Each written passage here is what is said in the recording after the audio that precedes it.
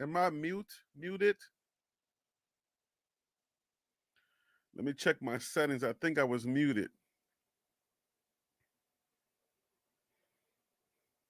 Microphone check. 1, 2.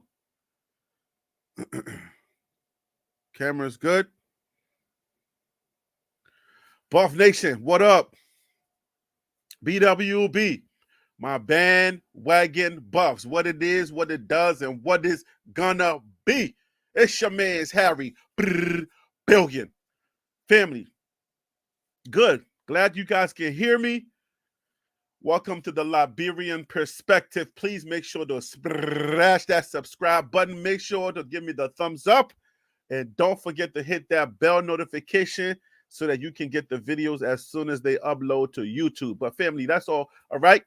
I got to go ahead and get into this live stream, so that's all the business I got. You know what time it is. Let's work, baby. All right, man. So listen, we got a lot to talk about. There's a lot going on with the Buffaloes, the Colorado Buffaloes, Deion Sanders, a.k.a. Coach Prime. But welcome to the house. I'm Harry B. Stevens Charles, what up? Let me get some shout outs before we get started. If you are watching live stream, that's great. If you are watching live and you are interacting with me, I welcome you and I say thank you for watching with me live. And if you're going to be watching on the live stream, this video is talking about, in this video, we're going to be talking about the hypocrisy that there is, that is going on basically around Coach Prime and the entire Buffaloes, Colorado Buffaloes. We're going to talk about it because Coach Prime said in the title of the video, he said, the fan only blows when you're hot. And that is correct. The fan has blown when they were hot. But now even the loyal fans are coming out with the craziness. I'm hearing a lot of hypocritical things that you may not be privy to because I run a YouTube channel. And on this channel, I'm actually active in the comments. I am speaking with people in the comments. And yeah, so there's a lot going on. And I do notice that it is 4 Eastern, and a lot of you may be at work, so you're not going to be able to interact as usual. I do understand that, but this is the time that I needed to go live because of other things that I have to do. So thank you for joining me. And for those who are watching on the restream, welcome. Let's go ahead and let's get into it. All right. So let me just say some shout outs. Like I said, Olivia May, you're in the house. Welcome. Stephen Charles, welcome. Miss Angels 0812, welcome to you as well. And for those of you who are kind of just watching without interacting, I say welcome to everyone. Now, let's talk. Let's have a truthful conversation. Now, with supporters as some of these people, AGM, what up with you? Thank you for joining this live.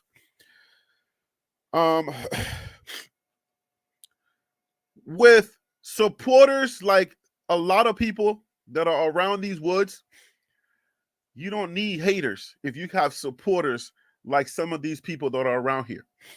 I want to start this conversation off with a conversation that I had with somebody who said that they were a subscriber of mine or a subscriber to TRP Sports Club. This said, basically, that I don't know what I'm talking about because they said I was a casual football fan. You know who you are. I was a casual football fan. I don't know what I'm talking about. And then I responded. I said, hey, I have a football channel and I do this every single day. And I've been doing it for close to a year now, next month. I've been watching football way before then, of course. But I understand that when people have jousting matches or when they talk, you know, they say those things just to kind of get under your skin. It's not necessarily what they believe. But this person said all of those things. And then I said, well, I have a football channel and I run it every single day and I talk football every day. So casual would not describe who I am. And I just want you to stick with me. I'm setting this up because this is what we need to talk about today. And then I said a couple of other things. And then they came back and they said, because you run a football channel doesn't mean that you know that you know anything about football. So I said, okay, that's cool. And then I responded, forgetting what I said totally. This person says, I am one of your subscribers, blah, blah, blah, blah. And I was like so confused. And they said, I'm one of your subscribers. I just don't agree with you. I disagree because I have a difference of opinion. I didn't mean to hurt your feelings, blah, blah, blah, blah. And I'm like, yo, first of all, you're not hurting my feelings. You have to understand that it's very hard to hurt my feelings because I took my feelings and I put it out there in front of for everybody to see. So feelings, I try to get out of it so that we can have a real conversation. Like I don't even stop the haters from coming in here so that we can have conversations. You know what I'm saying? Wild Dog, one of the members of this channel, one of the club members, because this is TLP Sports Club, one of the club members, he even told me like, bruh, don't let nobody come to your comments that are not subscribed. So I don't care about feelings, right? I just want people to have a real conversation, to be respectful. But how you telling me that I'm a joke, I don't know anything about football, and you're telling me that in that light or in that spirit that you are one of my supporters and that you were just saying that you were disagreeing with me. That is not how you disagree with someone. That's not how you express disagreement with somebody. There's a lot of different ways to express your disagreement in a conversation without telling somebody they're stupid, they don't know what they're talking about, and they are a joke. That's not how you express disagreement. And I'm not going to accept that other thing that we had last time where somebody's saying it's just an American way to do it. That's not an American way. I've been in America for long enough to know that if you're somebody who's educated and you know how to have public discourse, I can't call you stupid and say, well, I'm just disagreeing with you. All right. That's just not how you disagree with somebody, especially if you have education. If you say that you're educated and you're one of my supporters, I have a lot of those who disagree with me and they still support me. We've had conversations on the last live stream. There was a couple of people disagreeing with me, and I think Shantae was one of them. And I was like, yo, jovially saying, yo, come on, let's battle it out. Let's have that conversation. But people say, oh, I didn't mean to hurt your feelings. And I'm like, bruh, because I respond and I tell you that was not an appropriate way to respond doesn't mean that you're hurting my feelings. I'm just telling you there's a lot of different ways to disagree with me without saying I'm stupid. And I don't know anything I'm talking about. But anyways, I say all of that to say if you guys remember not even 9 months ago, 12 months ago now, right? We were all here talking about Coach Prime. There were times where I tried to say, I see some things that I want to talk about, but it's very hard for you to disagree with Coach Prime because Coach Prime loyalists will come for you. Coach Prime said he does not give his remote to the fans because of this specific thing right here that we're talking about. Who need enemies when you got some of the fans that Coach Prime has? Because now they are in a downward spiral. You got recruits that are decommitting. They have lost several games, and sometimes it's been bad. Sometimes it's been like by just 1 point or by one score. I mean, now you got people who are so-called Deion Sanders fans.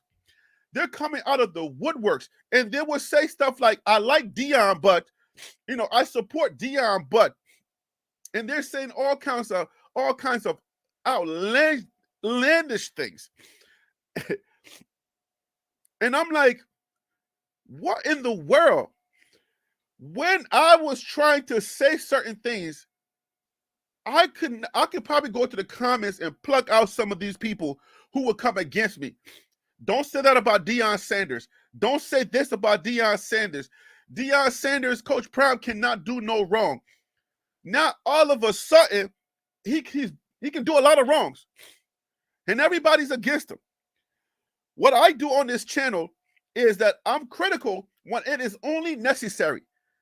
Not because I hate Deion Sanders, because we are fans and the fans are going to say certain things. There have been other people that have been critical of Coach Prime that are just totally off base. And some of them are just saying, I'm just saying this because. But now all of the fans, a lot of the fans, let me not say all of the fans, I'm sorry, I misspoke on that. A lot of fans are coming out and saying such crazy things. I had somebody said, get rid of the gold whistle. Get rid of the gold whistle. That's the problem. Okay? Don't be so boisterous. That's the problem. Don't be so disrespectful to the reporters. That's the problem. Shador putting up his watch. That's the problem. I mean, the problems are everywhere. It's as if we all, right? We all were thinking things that we didn't want to say in the beginning, but now it's okay because they're losing. It's as like you can't say facts or real or all of these things because these same people, I can go to my comments and tell you that these people were not here when we went 3-0. They were real quiet. They were so quiet. None of these people were saying anything like this when it was all good and well, when we were just winning. We came out, we beat TCU, we beat Nebraska, CSU. None of these people, they were all quiet, praising Coach Prime, praising Deion Sanders. And all of a sudden, the normal things that happen in football are a problem for them. And I'm sitting back and I'm looking at it. I said, you see, this is what happens. This is what happens. This is the reason why Coach Prime moves the way that Coach Prime moves. And I wanted to come on this live today, not make a regular video. I wanted to interact with you and tell you live, as I said, Grids, Griz, AGM, Saint Maurice. All right? I wanted to let you guys know live so you can see my face as I say these words. All right? All of a sudden, all of these people, a lot of these people are coming against Coach Prime now and saying what they're saying. It's amazing. It's really amazing to see some of these things and to read some of these things that are happening. You had your regular detractors, those who are just calling Coach Prime all kinds of names, and they've been consistent with it. And those people are there. Andrew Mosley, probably one of them. I don't know about Andrew Mosley, but you know, you got your people who were just out there, just saying whatever they want to say, calling him fetus, Coach Fetus, calling him all kinds of names. And they've been consistent. Whatever hurt them, hurt them. Whatever reason they have, whether it was JSU or their mama didn't raise them right, or they just like they got molested when they were a child, or something happened to them that just hurt them. And we understand that hurt people hurt other people. And it doesn't matter what you say to them, they're just going to be hurt people that try their best to hurt other people. All right? So that's what it is for them. So you're not going to do anything to convince those people to stop hurting other people or to stop saying what they're going to say. I had to learn not to argue with those people early on in the channel's life. But the rest of the disrespectful people who were just being sports fans and just having a difference of opinion, and they're just going to say what they're going to say, those people I can have a conversation with. I can say, hey, this is what I believe, and they can say, no, I don't believe that. And that was cool. We can respect each other. So we got that going in the sports world. But there's a lot of people that just can't. There's a lot of people that love Coach Prime, and now they're putting it on record and using the key phrase, the prerequisite. I like Coach Prime, but I love Coach Prime, but what? Because in the beginning you weren't saying those things. Because in the beginning, if anybody would have said those things, you would come for them. So now you're coming for yourself. It doesn't make sense to me. Because a lot of the people that I'm still reading are the same people that you couldn't say anything about Coach Prime. So now I'm confused. I'm like, what is it that you want? What do you want? Like, for real. There are real football things that are happening. Like people decommitting from the program. Whatever their reason, doesn't matter. Whether they lose, whether it's because we're losing games, that could be a reason. Whether it's because of Coach Prime, the way that he uses the line, the way that whatever he said about the line, that could be a reason. Whatever the reason, I have records that there are multitude of people that are decommitting from Georgia, Alabama, Virginia Tech, Virginia. I have the stuff right in front. I have it, and I can make a video chronicling everyone that gets recruits taken away. But I'm not doing it because it's not popular. Nobody really cares. Nobody cares that somebody decommitted from Georgia. You wouldn't care one bit. Nobody's checking for Georgia's decommits. Nobody's checking for Alabama's decommits, except true Alabama or Georgia fans are checking for those.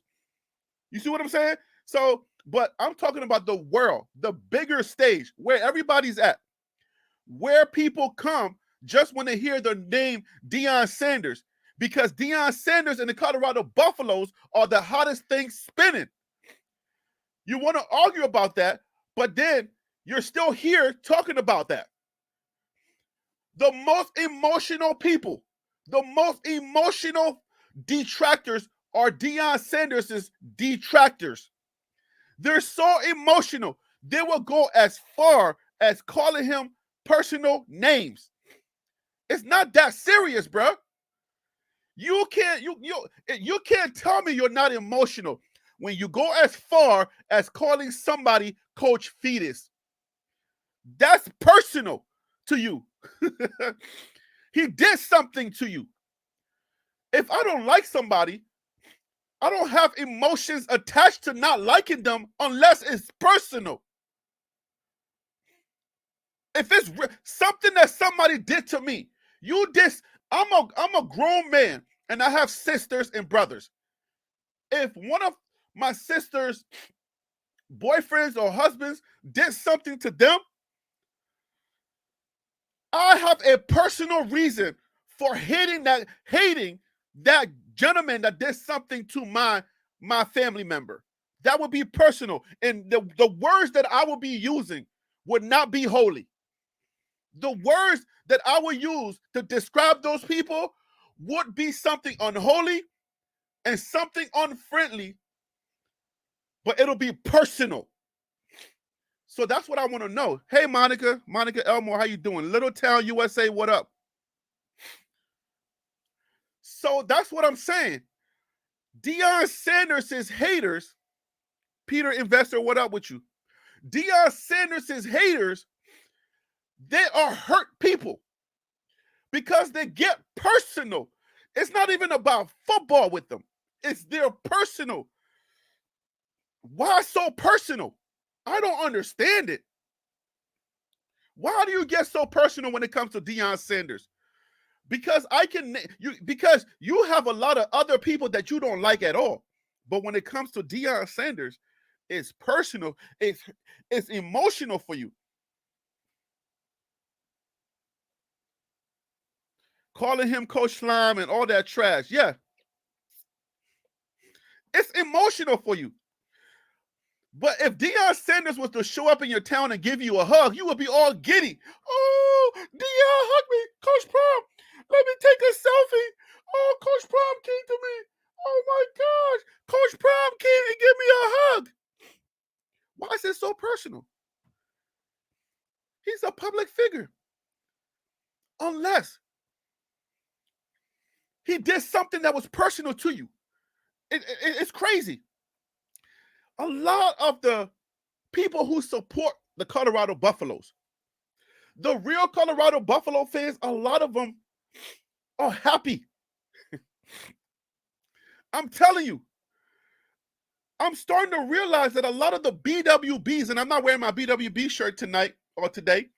I'm not wearing that today. I just wanted to have my collar because I wanted to feel so important, a little bit important because I have a collar on. You know what I'm saying? You know what I'm saying?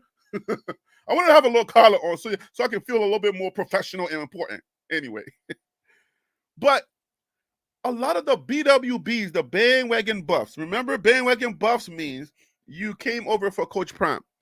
Those fans who are Coach Prime's loyalists, a lot of them are emotional. They're more emotional and they're taking this more personally than Colorado fans. Colorado has two dynamics going on. The people who actually were fans of Colorado before all of us got here, and the people who became fans after Deion Sanders arrived. Because what I'm learning is, while yes, the people who were here before have a really painful history with this team of taking L's, and some of them are frustrated with what's going on, and yes, some of them are emotional as well, but their emotions is not necessarily aiming or being pointed directly at Deion Sanders. Their emotion comes from the team not doing what it needs to do to win football games, which is the regular stuff that's okay. It's your team. You're supposed to have emotions when you get beat 56-14. That's regular stuff. But for you to say slime, for you to say Coach Fetus, for you to say he's terrible, I mean, like, well, he's terrible will be normal. But for some of the words that people are using, yo, I'm telling you, it's personal. It's as if their daughter asked Coach Prime's son to go out, and he said no, because your son is ugly. Your son is way too ugly for like, that kind of personal. I don't understand what it is. I can't describe it. I'm trying my best, but it's like, come on, my guy. What in the world are you going through right now in your personal life that it has to be this personal for you? It's not that serious on any given level. It is not that serious. It's a game. It's a football game. And guess what? It's not even the professionals. It's college. It's like college. Okay? It's college. They're fighting to go to the NFL. It's like college. It's not that serious. You're taking this way too serious. I run a YouTube channel covering the team. So this is my job. So you can't put me in the same category as regular fans. So you can't tell me, oh, well, it must be personal because you're talking about it. No, because that's my job. It's my job to talk about it. So when you go to work, or you are even at work right now trying to earn money to pay for that expensive house you got, or that expensive car you got, or that PS5 that you bought out of nowhere because you didn't even have the money, you put it on credit card, whatever you're working for, to feed your kids, your grandma, to pay for hospital bills, you're working, okay? This is what I do for work. So I talk about these things, but I know that a lot of the fans, the hurt ones, are taking it way too personal. Way too personal, bro. Calm down. It's not the end of the world. Season number 1, we wanted him to overachieve, yes. But my goodness, it's like the world is over because for some reason, 4 wins and catching the L from Washington State like the way they caught that L, the world is over. Now they can't even see anything that Coach Prime. Now, the way that they really felt, The way that they really, really felt, guys, is coming out. Now he got to get rid of that gold whistle. Now his son should not flash his hands. Don't celebrate. When you score a touchdown, put the ball down, turn around, walk 3 steps forward, and then run off the field. That's it. That's it. You score a touchdown, just put the ball down and just turn around, walk first, and then run off the field. That is satisfactory for me. I'm not saying me personally, for you, whoever you are. All of that celebration, get rid of the cameras. Everyone is questioning everything now because that's how they really felt. What does that mean? What does that say about all of us?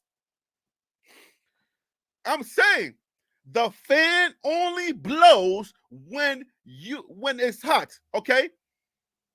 When you're hot. So I'm saying, like, so that's what it's all about. Coach Prime was very prophetic when he said that. Y'all didn't know it was prophetic when he said that, but he was very prophetic when he said that. Because the people that support you, the people that really say they support you, and they're down for you, they're only down for you because they are gleaning off of your success. That's it. I'm down for you because I'm gleaning off of your success. I can say, that's my guy. He's successful. Look at him. He's winning. Coach Prime, Deion Sanders. I remember Deion doing his 2 steps in the NFL. My guy is better than your guy. But the second that guy starts to take an L, look around in your personal life. Look around in your personal life. Those people who you support. The second they start to take an L, I don't know. Then what you start doing? You start questioning everything they were doing. Before, when they were winning, you couldn't find the motivation to say, hey, man, you should do this, you should do that, you should do that. Everything was great. And then the second it starts to turn around, oh, no way. All right, let me read some of these comments. Let me stop preaching for a second. Give me a second. At TLP, BP. By the way, before I read BP's comments, I have a new overlay. If you can see that, guys. Come on, guys. Can I get some fire emojis? Give me some claps or something, like hand claps for learning about this overlay. I even put the email in there. If you want to come on the show and you want to talk your talk, if you're brave enough to come on here, whether you want to have a debate or whether, thank you, SMV baller. Thank you so much. Thank you. I appreciate you. If you want to come on, I have the email on the screen, hottipsfortlpsports@gmail.com. Hosea, thank you so much. Grits, thank you so much. I appreciate y'all. Oh, man. It's a learning process, guys. Live streaming is not my thing, but I'm going to learn it. And guess what? Next game, I may even have a scoreboard up. I'm learning how to do that too. So I want to make this a really good experience for everybody. Okay, so if you want to email me, just send me the email, hottipsfortlpsports@gmail.com. Send me the email and say, bring me on live. Let's talk. Because as a fan of this team, I want us to have healthy conversations.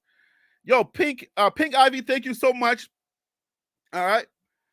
I want us to have healthy conversations. All right. So, Edwin Smith, what up? There's a lot of things going on, but that we need to talk about, because as a fan base, I don't know how many other fan bases are dealing with the stuff we're dealing with. But here we go. TRP Sports Club, this new trend that you Buffs commanders are using to blame fans will not work, bro. Trust me, it won't. Just because JR can get away with it does not mean it works. I don't know what you mean. To blame fans will not work. I'm not using anything to blame fans. I'm saying that there's a lot of people that may not like Jimbo Fisher, that may not like Dabo Sweeney. And by the way, Dabo means old woman in Baso, in my African language. Dabo means like you're an old woman. So I think I told you that before. But people may not like him. People may not like a lot of coaches in like Kirby Smart. A lot of coaches in college football or in football. It's okay. They say whatever they're going to say about him. But for some reason, the Coach Prime, the people that don't like him, he's not asking everybody to like him. The people that don't like him, they go too far with it. That's what I'm saying. They go way too far with it. It just seems unholy. It seems unnatural, BP. We don't just come on here and just blame fans. I don't know if you are a supporter of my channel or if you watch my channel. You will know that I'm pretty fair on this channel. All right? I have a heavy dose of, I would say, you know what I'm saying stuff about Coach Prime and saying, oh my God, I can't believe he didn't do this, he didn't do that. I have enough of a heavy dose of criticism, constructive, however, but criticism about Coach Prime, some of the team members, and stuff like that.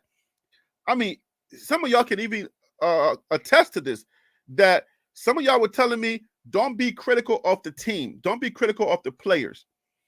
When I was assessing, being critical about the players, some of y'all can attest to some early videos and early lives that I've done, and I try to be critical of Cormani McLean. I try to be critical of certain players or even Coach Prime, and some people shut me down. So I'm not saying people can't say what they want to say. I'm saying that's cool. Say what you want to say, but it's unholy to make it this personal. Just this part of the conversation I'm talking about. This is not what this video is about. This video is not about the haters. This video is really about the supporters who are now being hypocritical, and also about the hypocrites, the ones who are Deion detractors, and then I call it the triple D's, the delusional Deion detractors, those who were very quiet, all right, didn't say a word when we started to win, because they were the same ones saying everything that they were saying preseason. And then when we started winning and Coach Prime was flexing his muscles and saying, do you believe now? Hitting the desk and be like, nah, do you believe? At that period, you didn't see none of them come out and be prophetic. All of these are false prophets. All of these people are false prophets because they're shut up when their prophecies were not coming through. TCU's going to smack y'all up and down. When that didn't happen, they got quiet. No prophecy. It didn't happen. So what happened to your prophecy when it was proven that it was incorrect? You false demon? Your false prophecy? What happened to that? Now they took they're on a skit. So of course you're going to come off and say everything you're saying is true now. Of course you're going to do that. It's easy to do that now. But where's that same energy when we were winning? Where was it? It wasn't there. It wasn't there. We got to be frank. We got to be truthful.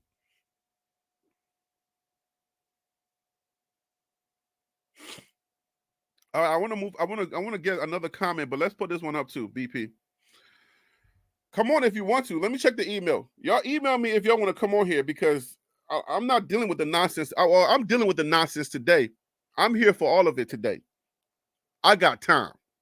I'm calling y'all all out because I know y'all full of crap. All of y'all are full of crap.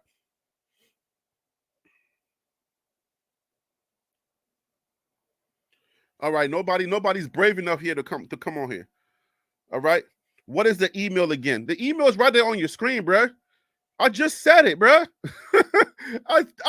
I said give me some high fives for putting the thing right up there on your screen, BP. It's on your screen, bruh. You see how people don't pay attention? You see what I'm saying? Coach Prime said, I do not give you my remote because you're only hot. When I'm hot, you're loving on me. All right? You said too busy typing. All right, I forgive you. Okay? All right, I can see you. I forgive you. Just look on your screen. My bad. All right. Coach Prime don't give nobody his remote. I mean, those words were so prophetic.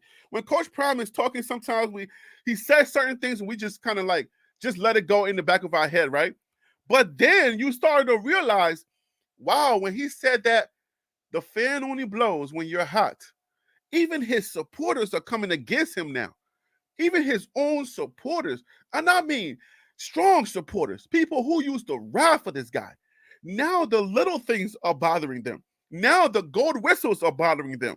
Now Shador's hands are bothering them. Travis Hunter plays too much. That's bothering them. I'm like, Travis Hunter's been playing forever. Travis Hunter wears freaking onesies for crying out loud. You want Travis Hunter to stop playing? What? What? I'm like, Shador should not be driving no Rolls Royce on campus because he's distracted. So what if he drove a bucket and it still lost? A bucket. What if he drove a bucket and it still lost? Not that his brother's Bucky. What if he drove a bucket and it still lost? What would you say then? It's frustrating, man. Y'all do me a favor and smash that like button, man. Let's get more people in this room. Okay? And it's just like, okay, this is what I do, guys. And I want you guys to please remember this live. Remember me saying these things, okay? Because I did this before. I did this exact thing before. Pre-season, I said these things before. I want you to remember your energy. Remember what you're saying now. Because you said this same thing. Everybody came against him. And then guess what happened when he started winning? Quiet. It was crickets. So now, when we come back next year and Coach Prime figures it out, Coach Prime is able to recruit the guys that he needs, the ones that really want to play for him. Because not everybody wants to play for Coach Prime. Not everybody can take his style of leadership. But it doesn't mean that his style of leadership is wrong. It doesn't mean that his style of leadership is bad. Because guess what? There are other coaches that are getting fired because of their style of leadership. All right? Rick George is settled with Coach Prime and his style of leadership. Rick George in the Colorado University, the University of Colorado, they're okay.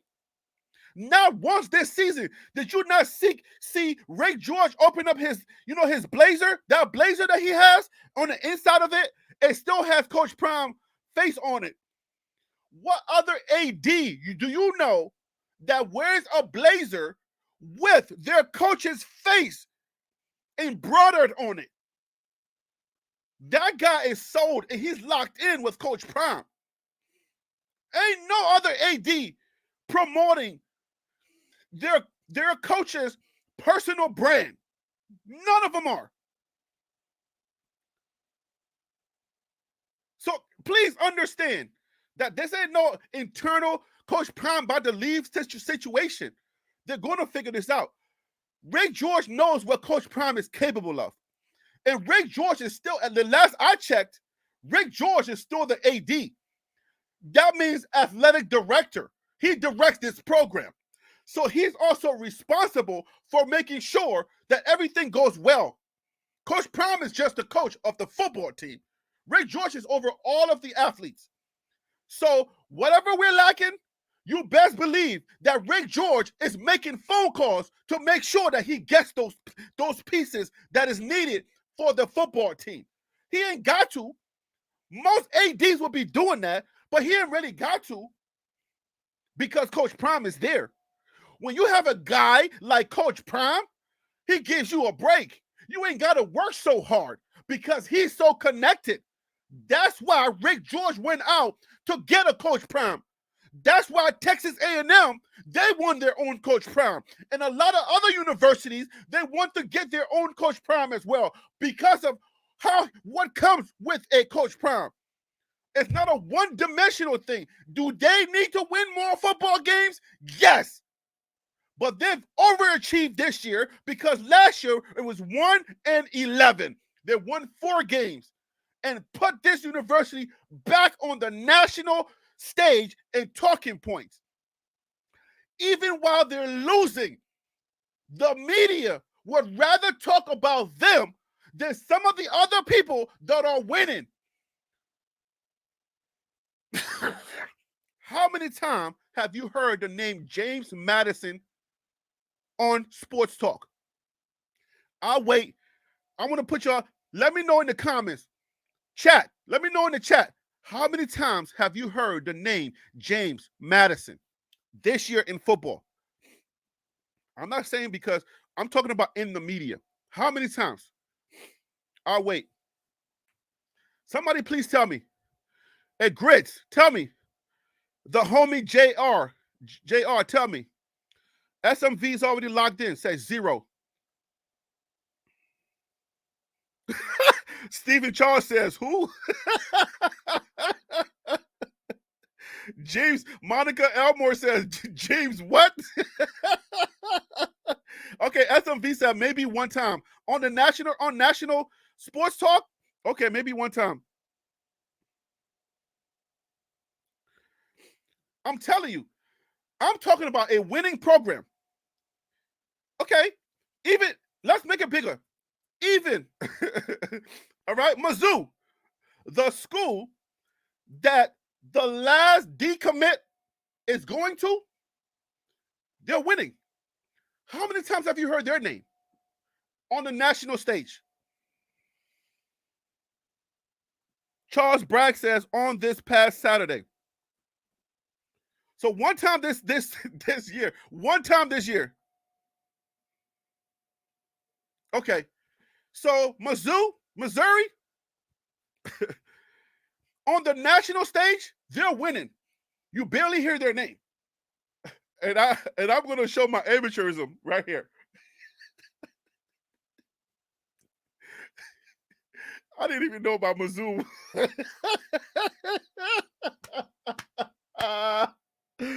I had no idea about Mizzou before I did that. Before I did that video for Taylor Chandler.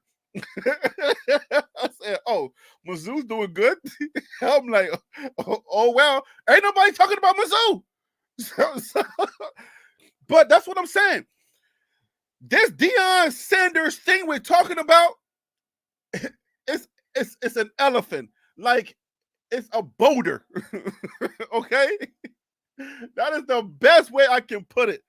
Deion Sanders is a boulder. All right? He's an earthquake. He is, you don't get it. You think this is a small thing we're dealing with. This is not no small thing we're dealing with. The simple fact of the reason why we're dealing with it lets you know the gravitas that we're dealing with. What you don't understand, you really think like, okay. Let me stop screaming. Let me take BP off for a second. Who else is saying something good I need to put up here? Do y'all really think? Let me whisper. Do y'all really think that Coach Prime ain't gonna get his man? Like, how many times does he have to prove it to y'all? Are you really okay? Forget this. Do y'all really sit around and for 1 second how we supposed to like?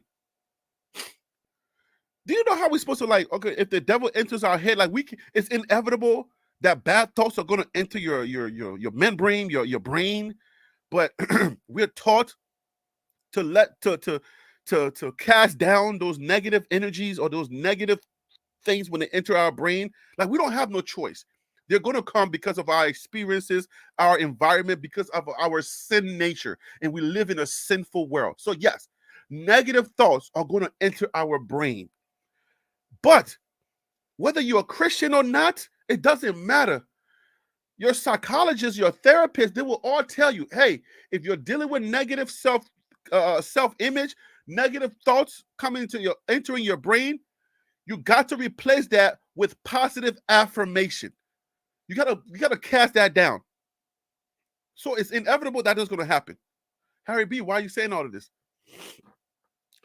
You actually allowed that negative thought about Deion Sanders to enter your brain, and you entertain it, and then you started what's called a mind trap. You started like having conversations about it in your head. Nobody's around, just you. Like, yeah, Deion Sanders is really bad with that gold whistle. Like, yeah, I don't know why Shador is having his hands up. That's crazy. Man, I've been telling them all season, boy, these boys gotta stop. These boys gotta stop being showboats. They're gonna start losing. You enter, and then at the conclusion of your little mind trap, your little conversation that you were having in your brain, you came up with they're never gonna win anything. Like, they're not gonna get that O-line. Like, this is over as before it started. Like, you came up with everything. You at the end of your mind trap, which is not your fault. The things entering in there is not your fault. But you entertain it, that's part of your fault. And then you let it fester, and then it became a mind trap, meaning the conversation started in your head, and you actually started to believe what you started to say. Are you kidding me right now? Listen, my public school education is not that bad. It wasn't that bad, okay? I have a little bit in there, so I learned a lot on the way to how old I am in America. Since I started my education at 12 years old, okay? When I came from Liberia, I knew nothing. But you're telling me that you're allowing your brain to entertain the fact that Deion Sanders is not going to win no more games. Like, that one is silly at best. But some people are like, oh, they're never going to get anybody else. Nobody's going to come here. Nobody wants to play for Deion Sanders. They're losing. Nothing's going to happen. Like, are you really serious that it boils down to that? How many times have you been here? Whether you know Deion Sanders, especially if you are a BWB, how long have you been here? At this place where Deion Sanders ain't gonna do, and then he did. And that's how he became a beast. We've been here before. You may not remember, but it was some time back in the day where Deion Sanders was gonna get scored on. If you truthfully say that you know Deion Sanders, we remember when he was playing, where either you said there's no way he hits that home run, or there's no way he's going to stop Emmitt Smith, or he's going to stop Jerry Rice. There's no way he's doing that. And then what happened? Clank, clank, clank, clank, all the time. You don't remember, but I do. You're old enough. You're just as old as I am, or even older. And you'll remember saying the same thing. No way he does that. He did it. You said it again, he did it again. You said it again, he did it again. And here you are saying it again, he's going to do it again. I don't know how to do this for you. I can't help you. You're having a mind trap. This is on you. It's not on Deion Sanders. But I want you to know his leadership style ain't got to be like Joe Blow's leadership style. We don't have to like it. But we're going to respect it. Because we said the same thing not too far ago at JSU. Some of y'all was saying the same thing. I got receipts if I could pull it up. Y'all was saying the same thing at JSU.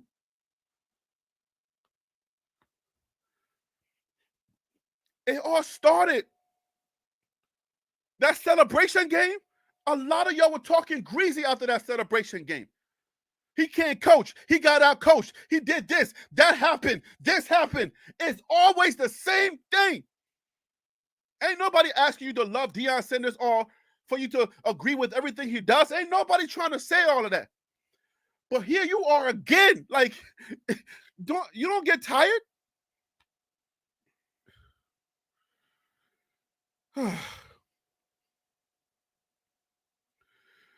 If you don't get tired of, like, really being on the wrong side all the time, then you, my friend, got to check the wins you have in your own personal life. Like, it's starting to get to that point. If you don't get tired always being on the wrong side of somebody who wins, always guessing it wrong, always getting it wrong, if you don't get tired of that, then you need to take some inventory in some of the decisions that you have made to land you where you currently are. Because you, my friend, are a terrible judge of character. I'm going to repeat that. If you are in a place that is not where you want to be, and you haven't even changed, you know how Coach Prime said, we ain't where we want to be, but we definitely ain't we sure ain't where we used to be. If you can't make that statement, you can't even agree to that with your own self. You're like, well, dang, I ain't where I want to be, but I'm still where I used to be.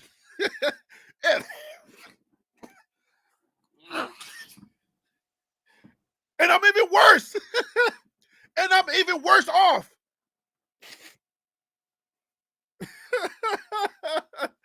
I am not where I want to be. But I can't even make the statement that Deion Sanders says. I ain't where I used to be. I ain't where I want to be, but I'm sure not where I used to be. If you cannot agree to that statement in your own personal life, and you always seem to be on the side of somebody who's on the opposite side of what is facts and what people are saying and doing and people that are winning, if you just find yourself just always just you just have to go against the grain, but not necessarily for the reason where because you are an alpha male or an alpha female, or you're just an alpha person, you are maverick, you are a winner, so you take your own. It's not that for you. It's always just because, just for some reason, your spirit cannot agree to anything. Check the results that you have in your own personal life, and you might start understanding, like, well, dang, he might be onto something. Well, dang, I hate everything. My life sucks. I just realized my life sucks.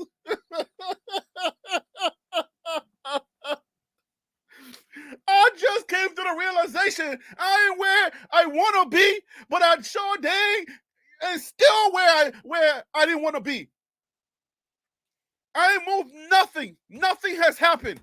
I'm in the same spot in my mama's basement. I ain't moved an inch, and I'm still arguing with people for no daggone reason. I'm taking it personal no matter what it is. You're still in the same spot. It's time for you to realize that your choices and your judge of character are off.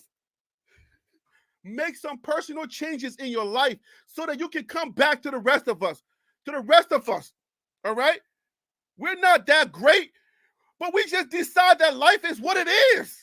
You're going to win some, you're going to lose some. You're going to win some, you're going to lose some. But we're not down in the dungeon. We're not so down in the dungeon that nothing matters. Like, we are not there with you. We're not there with you. We're not so far. Man, I need water. Excuse me, guys. I forgot to replenish my water. This is crazy.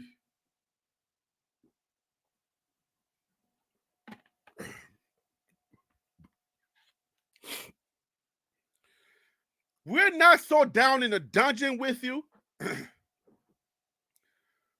that no matter what, everything is negative. Like, the world is negative.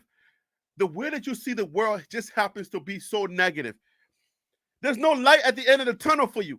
It's been like this forever for you. All right, let me see who wants to come on. I forgot to check the email. Oh, man. All right, BP, I ain't get no email from you. Let me go through some of the comments.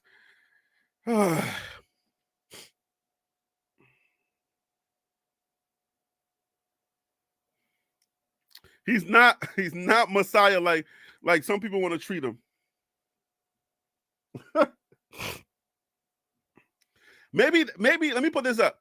Maybe this is the reason why some people are so hurt.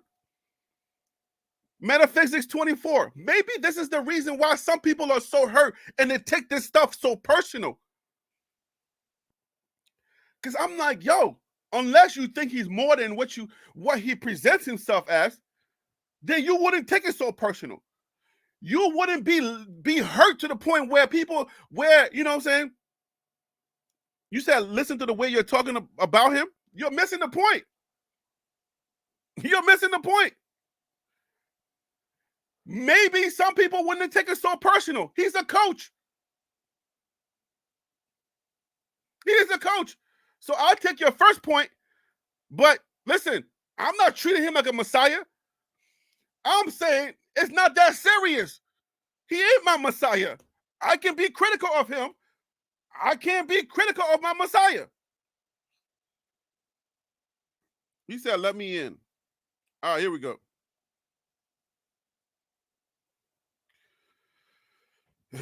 I am not critical of my Messiah. Critical of Deion Sanders, he's not my Messiah. Just so you know. Oh, man.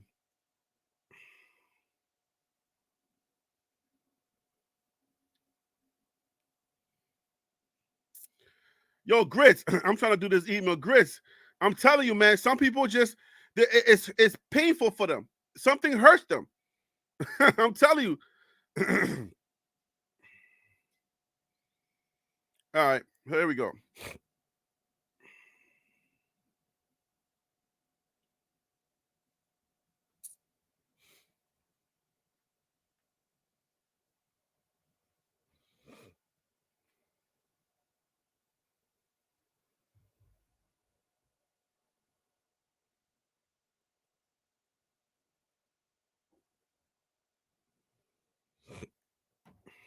All right.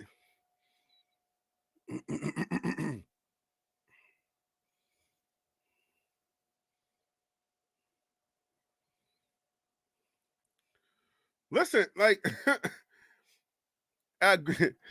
we get it at Metaphysics. You don't like Coach Prime. You spoke your piece. You just trolling or really care about CU.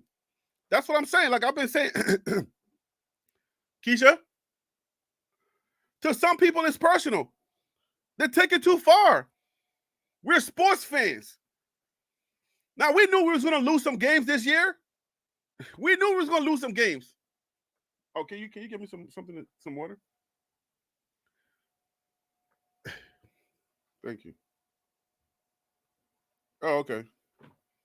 Did you get Elijah's text? He said the bus was real packed.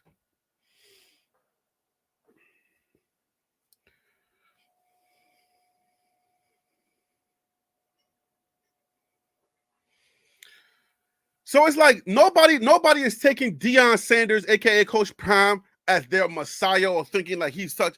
Nobody's saying that. We're just saying that he's a coach. All right. You don't want to agree with it, and you're taking it so personal, Metaphysics. You're taking it so personal. It's going too deep for you. Kirby Smart, Riley. There's so many coaches in college football that some of us don't care for.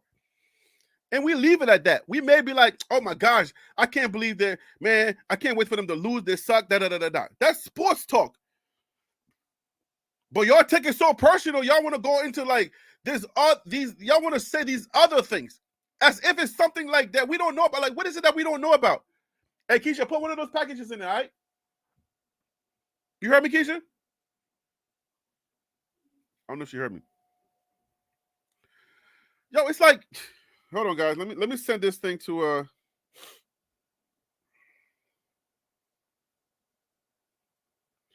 Yo, give me 1 second. Let me invite a guest on that wants to speak his piece. Hopefully, we keep it respectful, BP.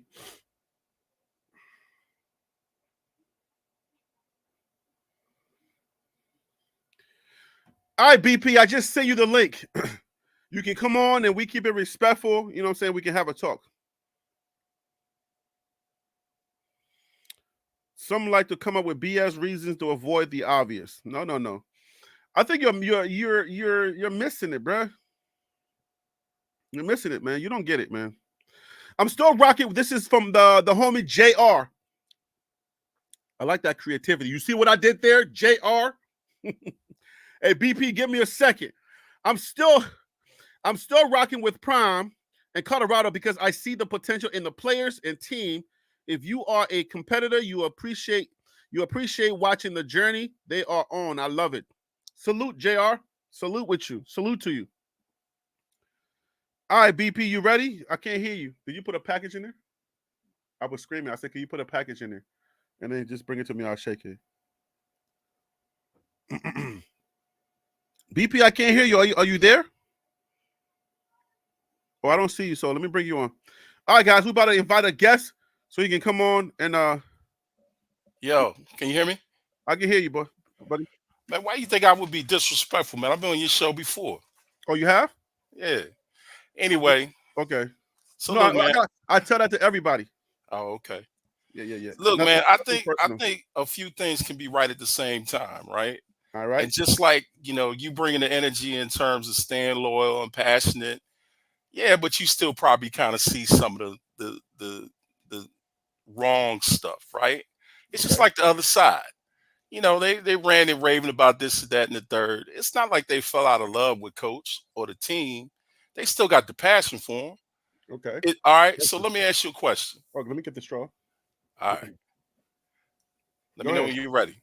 I'm ready, So boys. I I'm was trying to going. get some water. No worries. So I was going to ask you, do you have children? I think I just heard one of your children come in. Is that the right assumption? I got a 16 and an 8-year-old. My Two, man. two So boys. you got teens. So you know exactly what I'm talking about. Okay, All go right. ahead. So you were saying earlier, you can't really be, I love such and such, but right Uh-huh. now, if you got kids, then you probably showed up to the principal. Well, maybe you didn't, but some parents showed up to the One second. principal. 1 second. Somebody said hi. Big Dog G, what up with you? Thank you for joining. Go ahead. Go ahead, man. You maybe you had to show up to the principal's office, or maybe your kids did something where all the while you thought, okay, they're perfect, they're doing this, that, and the third. Then they did something that disappointed you. And I don't know if you're in the discipline or anything like that, but you end up having to give them I'm discipline. African, bro. All right, I'm just being sure. Are you kidding me? I don't want to make any mistakes. But all right, so look, you had to get in that butt, right?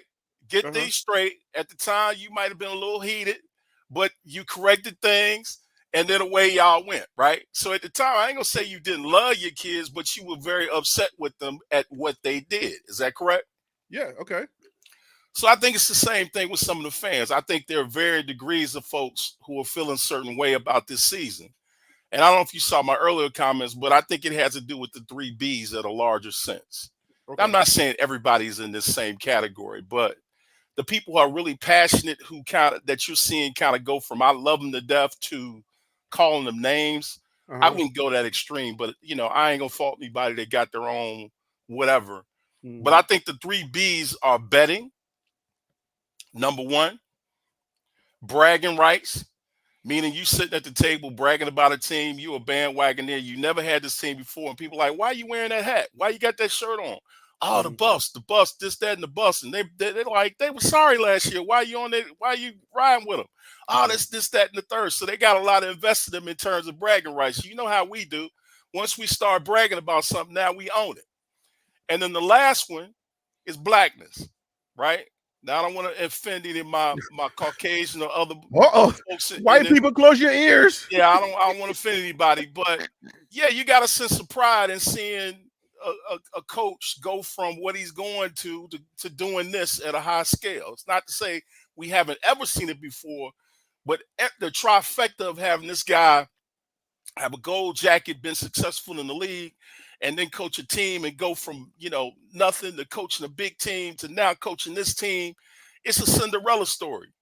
So everybody has high expectations now. You got those three B's involved, and people are suddenly like, wait, hold up, we got something. This is good. This is good. And then meanwhile, they're bragging and doing a lot of things. And like you said earlier, people were with it, but kind of question it like, well, I never seen a team do this before. I never seen a team with cameras and everything, gold chains and this, that, and the third. We get the culture, but at the same time, we understand that culture isn't always accepted as a part of the status quo and how you run a team. So for somebody to be able to do all that, win the first three games, we like, oh, okay, this works. Even though you had questions, you like, wait a minute, that don't look right. But okay, if coach said it, we can do it. We can do it, long as he winning.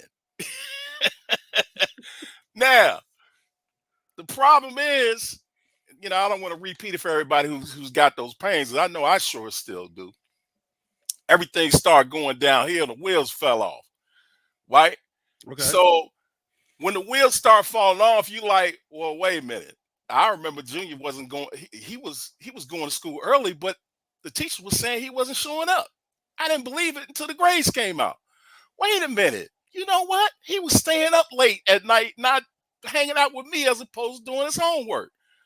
You know what? He was eating candy all week and not doing his homework. You know what I'm saying? So stuff Okay. start adding up, and you like, wait a minute, man, hold up.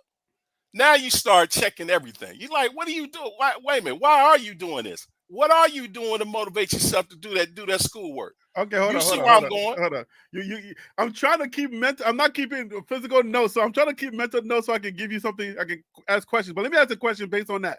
Sure. Are you saying that we have this? Because I think I talked about this in the last stream. Right. uh, we have there are irritants that we have. There are things that we are going to allow him a certain grace to do when he's winning, but then once the losings come, we're not gonna give you that same grace that we gave you when you were winning. As like, say for example, say, do you believe now? Do you believe? Like, are you saying that okay, we are reserved our things that we want to say to you as Nah, long as you're winning? it ain't But that simple. I it, think let me relate it back to the metaphor again. okay, If Johnny is not doing his homework but still getting A's and B's, right? you let that go. You let that go initially. You're like, man, he must be smart. He ain't got to do his homework. You're like, John, you sure you ain't got to do your homework? No, I ain't got to do my homework. Next test, he get a B. All of a sudden, you get a phone call toward the middle of the semester. Teacher says, look, I need you to come to the school. Johnny got a problem. My Johnny? A's and B's, Johnny? Yeah, Johnny got a problem. Seems Johnny been cheating on the test. He ain't been studying because he ain't had to study. But all the while, you've been thinking he's been doing whatever. Now, I'm not saying it's extreme where anybody's cheating or anything like that. But what I'm saying is the stuff you didn't pick up on when things were good, you're like, wait a minute. Now it's kind of adding up. This So wait, doesn't are bode you talking well. about picking? Wait, okay, I see what you're going. So hold up, but now okay. You changed it up a little bit because you're saying you're accrediting it to things that you didn't pick up on, not Correct. necessarily No, people no, no, saying. no, no. I'm saying you picked up on it, but you said, okay, But maybe you, my kid's special, right? Maybe my kid's smarter than the other kids. Maybe they don't have to study. Maybe they don't have to go the same route that these kids do if they're still being successful. but you're I'm not not in the thinking classroom to know that they're cheating or not. So, agree. So I'm thinking my training and what I'm doing as a parent has made my kid excel over these other kids. but that's not Eh, what's going on here, though. Well, this year. You see what Let's I'm talk saying? about this year. That's not what's going. Let's not talk about what may happen next year because I think there are some things that happen. Even Dion will say, or sorry, Coach Brian will say are abnormal. Like this is the first time he's had a losing season in terms of his record, Uh huh. right? So there's some abnormal things going on this year. I'm Okay. with you. I think he's got whatever he needs, if it's nothing but clout, to pull in the right people to turn next year around. That Okay. remains to be seen. But let's talk about this year. This year, he brought on some failing grades after getting A's and B's in the first of the semester. What Okay. happened? I'm still trying. Okay, I ain't gonna lie to you. I'm still trying to correlate or try to connect the dots from what you're saying. That it are the people that are now coming out and saying, "I love Dion, but I like Coach Prime." But are you saying Yeah, they either a, overlooked that thing or no, they gave him a a grace? lot of I ain't gonna call out no channel because I don't want to, mess yours up. But there's a channel that I kind of listen to where there are some football guys, some guys who played NFL, guys who played in college, guys that played whatever. I played as well. I'm not at that level, but we all have something in common. We were all seeing things that just didn't add up as a team, right? That you should be doing on a football team at any level, down to Pee Wee, that everybody was seeing, and we were saying, okay, it's Prime. We're gonna ride with Prime. Hey, right or wrong, we got him. Give Right? me I'm some saying, examples. Give me some examples. well, okay, this is the obvious one. When the second or third time the RPO didn't work, right? Okay. When they were winning, say like with CSU, right? We were like, man, that's not working. Wonder why he's doing that. Okay, they CSU, they'll be all right. But they almost lost that game. So then Okay. you start kind of scratching your head like, wait a minute, they keep repeating plays. wait a minute, hold up. The defense, the linebacker's getting blown off the line when you look at the film. So you're like, all right, well, maybe it's a glitch, right? So then you think, well, okay, maybe it's the films. Maybe the teams are studying and learning more about this team. Then you start seeing fundamental issues cropping up as you look close in other games. So the stuff starts building on each other where you like initially the first game, we all are excited, and maybe some of us are paying more attention than other things, right? Because we're excited about the first half of the season. Now, as the season goes on, it's not anybody laying blame, but it's like people who know. You like, wait a minute, that ain't supposed to be happening. But okay, it's prime. You follow me? And Okay. so it's not about hate, it's about disappointment because you're like, wait a minute, I knew that wasn't supposed to happen, but what happened there? Okay, so I give you the benefit of the doubt. You say, all right, this is first year. You had to rebuild a whole team for nothing and bring in some people and do whatever. The problem is, and again, I don't want to plug this other channel, but in listening to them guys, it's been a while since I played, but listening to them guys, they're like, wait a minute, hold up, man. There's some fundamental things that as a team, they should be getting better, not worse at the end of the year. Mm-hmm. So what that tells you is not only are the players having problems, but there are fundamental things in the coaching room, whatever it is. I'm sure those guys are all experienced, but that's the level of disappointment that you're hearing in some people's voice to say, yeah, I love Prime and everything, but how can a guy at this level allow his team to get worse at the end of the year versus better? They still might have a losing record, but how can you go and get defeated 56-14, 56-7 if you're really counting, right? Mm-hmm. At the end of the year when you're supposed to be getting better as a coach, right? So again, it's not about anybody hating the coach or hating the kids or hating the team, but it's like, I don't want to call them children, but it's like a family member that's disappointed you and you're like, wait a minute, hold up, man. You done went out here and said, do you believe, and all this other stuff, and we bought the Kool-Aid, even as people who should know better. Mm-hmm. But so I guess the question is like, okay, I get it, but are you on the are you with the mindset that is that an American thing? when you say American thing, what do you mean? What part of it? Like the thinking, because I had another stream where somebody was like, no, we're calling them trash. It's just the thing we do. And I in was the America. guy who said that. I was the Okay, guy you were talking to. so you I'm the guy who says so you you're can backing tell it. you So is know, that an but American thing? I'm trying to get no, a trend here. well, listen, I don't put all my thoughts on America, but here's the deal. Let me relate it to something maybe you I say relate it's kind to. of weird because it seems Well, like hold on. You've been here since you were 12, right? That's yeah, what you said. All yeah. right. Did you grow up in the East You Coast, guys West are Coast? weird, man. Y'all Americans, y'all different, bro. Well, hold on. Ride with me for a second. Okay, Now, I'm trying. were you kind of rough and tumble when did you fight or do a bunch of stuff when you were smaller or I when you had were to. younger? Okay, I had fine. to. So, did you have some homeboys that kind of ran their mouth a lot and got into a lot of fights, and you had to kind of bail them out? No, because that's who I hung around with, not people who would run their mouth. I'm too Okay, responsible. but you know you know the type of person I'm But I talking know about, what you're right? talking about though, because I mean, I lived in the hood, so I know what you're Right. talking So, I'm not saying Deion did that. Let's say this team this year, about. and Uh this staff and this personnel, this persona did what I'm talking about. They went out, they talked a whole lot of trash, they showed a whole lot of stuff, and we all, as their boys and girls, got behind them and said, okay, I don't necessarily understand what you're doing, but you sound like you know what you're doing.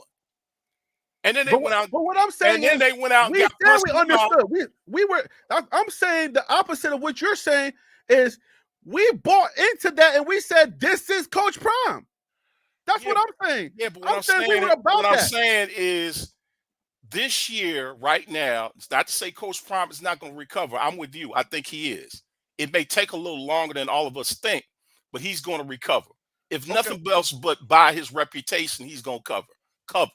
But this persona this year, this Coach Prime came in as a runt in a tough league, right? And he did the best he could, but doing the best you can and talking trash is two different things, right? Okay. I'd be a little bit more humble about it, knowing what I know now, right? And so Okay. that other team you talking about, maybe not your team, with that, I'm not saying Prime as a runt. But what I'm saying is this persona this year, he came in as a runt in a tough league. And he got punched in the mouth after the first 3 games. He danced around the first 3 games, danced around, surprised people, jabbed them a little bit, right hooked them. And then word got around the neighborhood. Oh, this dude got a weakness. He talk a lot of trash to get you off his game and throw his hands this way or that way. And really all you got to do is pay attention to him. And you can punch him right in the mouth. So then he runs back and tells y'all, look, I got the whole neighborhood beat. Y'all just ride with me. I said, when anything I need to say, y'all just following behind me. Okay, coach, whatever you say. So what I'm saying is the mindset is, bro, we roll with you. If nothing else, we the bandwagoneers, right? We got on the bandwagon, most of us, after the fact, because none of us Buffaloes fans before Deion showed up. None of us. Most of us weren't, right? Okay, but I gotta stop you because when you go too far, then I forget my questions. Okay, so my bad. Let's do it like we're doing it for TV. This is a show, remember? Yes, sir. Yes, sir. Let's do talking points and then we get in there. Yes, so sir. Okay, so let me challenge you a little bit. Okay. Because I got K. Hay says, what trash did they talk? It's some of the so-called fans creating their own narratives. So I agree with that to a certain extent because I don't think Coach Prime talked trash. Remember, Coach Prime doesn't talk trash like that. Coach Prime just kind of like believes in himself. Somebody who's believing in themselves and saying, I'm going to win, is not necessarily talking trash. Talking trash would say that, oh, this sucks. Bro, you can't handle me. I'm this and I'm that, and I'm going to do this to you because you don't have what I think you have. Coach Prime, like he always says, all right? Coach Prime always says, I never go at other people. I just talk about me and my abilities. That's not talk. That it may be a way of talking trash, but it's like you believe in yourself so much, you uplift yourself. That's what I've seen in the media. So you help me to understand what your narrative is, saying that, oh, he came in here saying he was all of this and all of that, and then he got smacked in the mouth, and now the hood know that he ain't all that, and now we all coming from him. So you tell me what. So let me say this, and I don't mean any disrespect to you or your mom. I'm just using this hypothetical. Oh Lord, if you're gonna say that, then you're gonna come for my mama. No, I ain't coming for your mom. Please believe. I ain't saying it disrespectful. I'm just giving you a scenario. Okay, go ahead. Let's say your mom and my mom. We sitting on the corner. I barely know you. Your mom is, I don't know, running up the street or something like that. My mom's running next to her, right? And your mom said my child is better than yours. No, and I turn around and say to you, I said, man, I wouldn't even, man, I love them 2 ladies to death, but I would not let my mom run out looking like that. Right? Say that again. It ain't disrespectful. No. Oh, hold on. Say that again. What did you just say? What if we were sitting on the street, right? Uh-huh. And I kind of knew your mom was your mom, but we just kind of knew each other in passing, right? And I know who your mother is, right? Uh-huh. And your mother's running down the street, my mom's running down the street, and I say, man, I wouldn't let my mom run down the street like that. Okay. All due respect. I'm not being disrespectful, but I'm being slick with my stuff, right?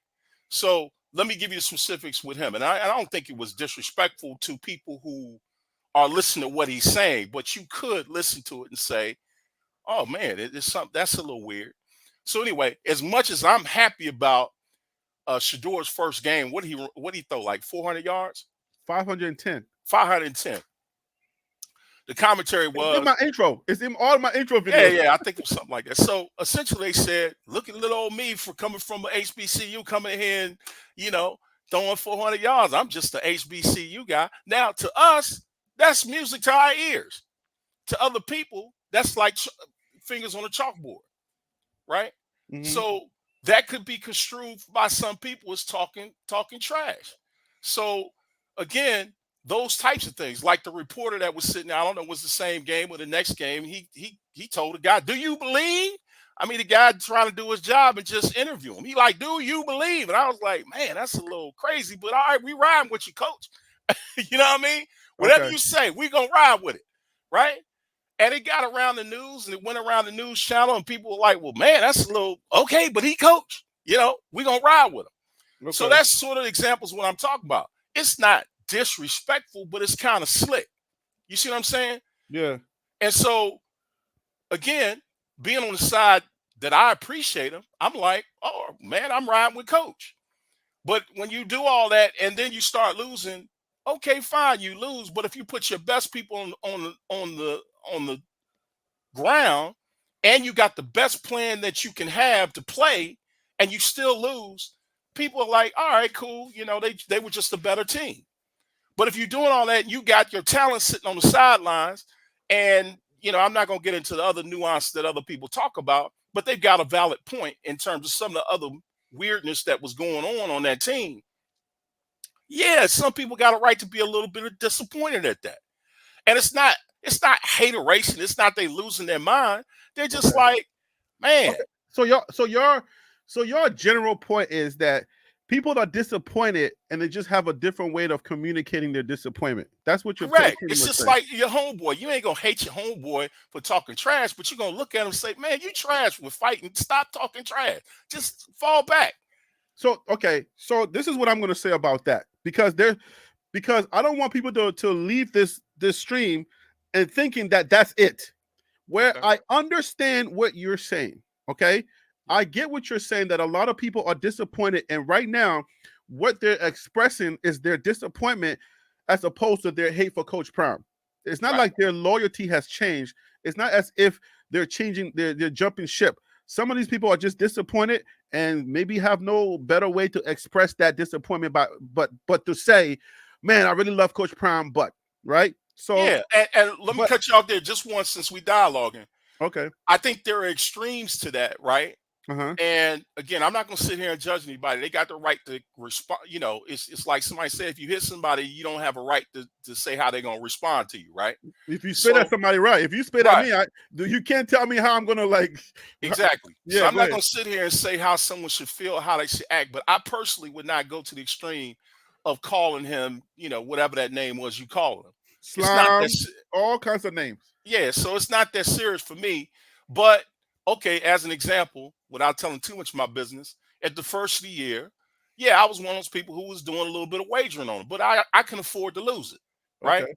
There are some people who might have put up a lot of coins on the games, and so they taking it personal right now, and Uh-huh. so they might have some few choice words for that team. Now, I'm not saying it's right. I'm not saying it's wrong.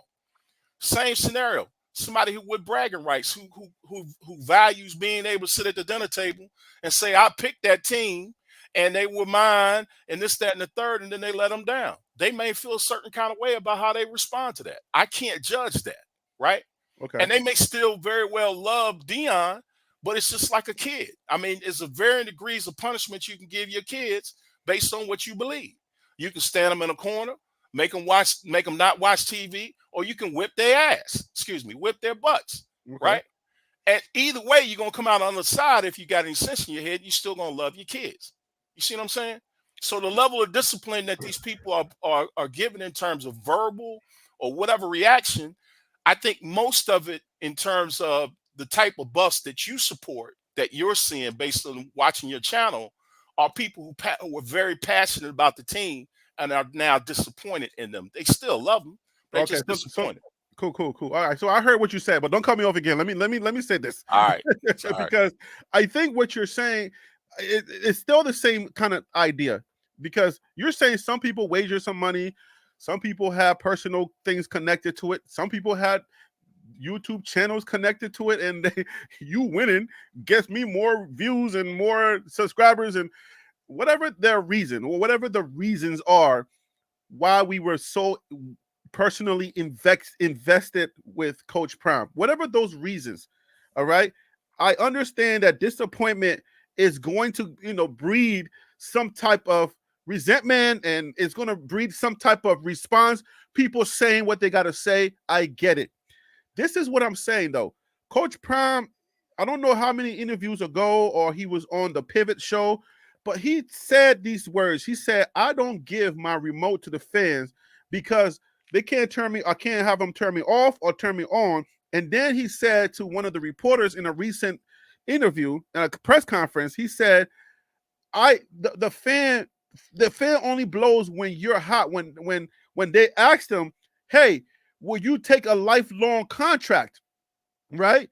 He says, listen, I can't tell you that because if I tell you that right now, tomorrow we lose I mean, next couple of months, a month after that, we lose 4 straight. And now people are talking greasy. Now we seeing people who used to be lifelong Buff fans, they're like, oh, I'm no longer a Buff fan. This is enough.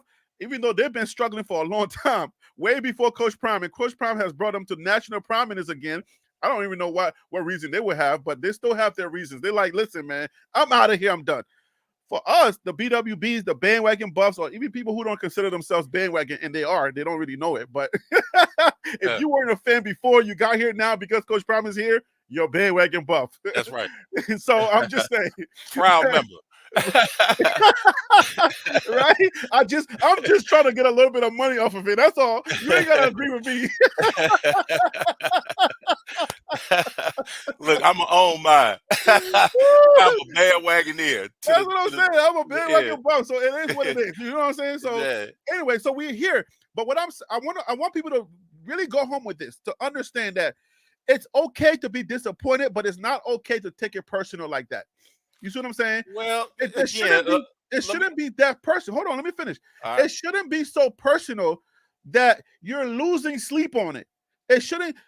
Coach Prime never asked you to bet $10,000. He never said, hey, I'm so good, I'm going to win. I'm so good, I'm going to win. I guarantee that you can go ahead and put your bet on me. Coach Prime just been saying that I'm good.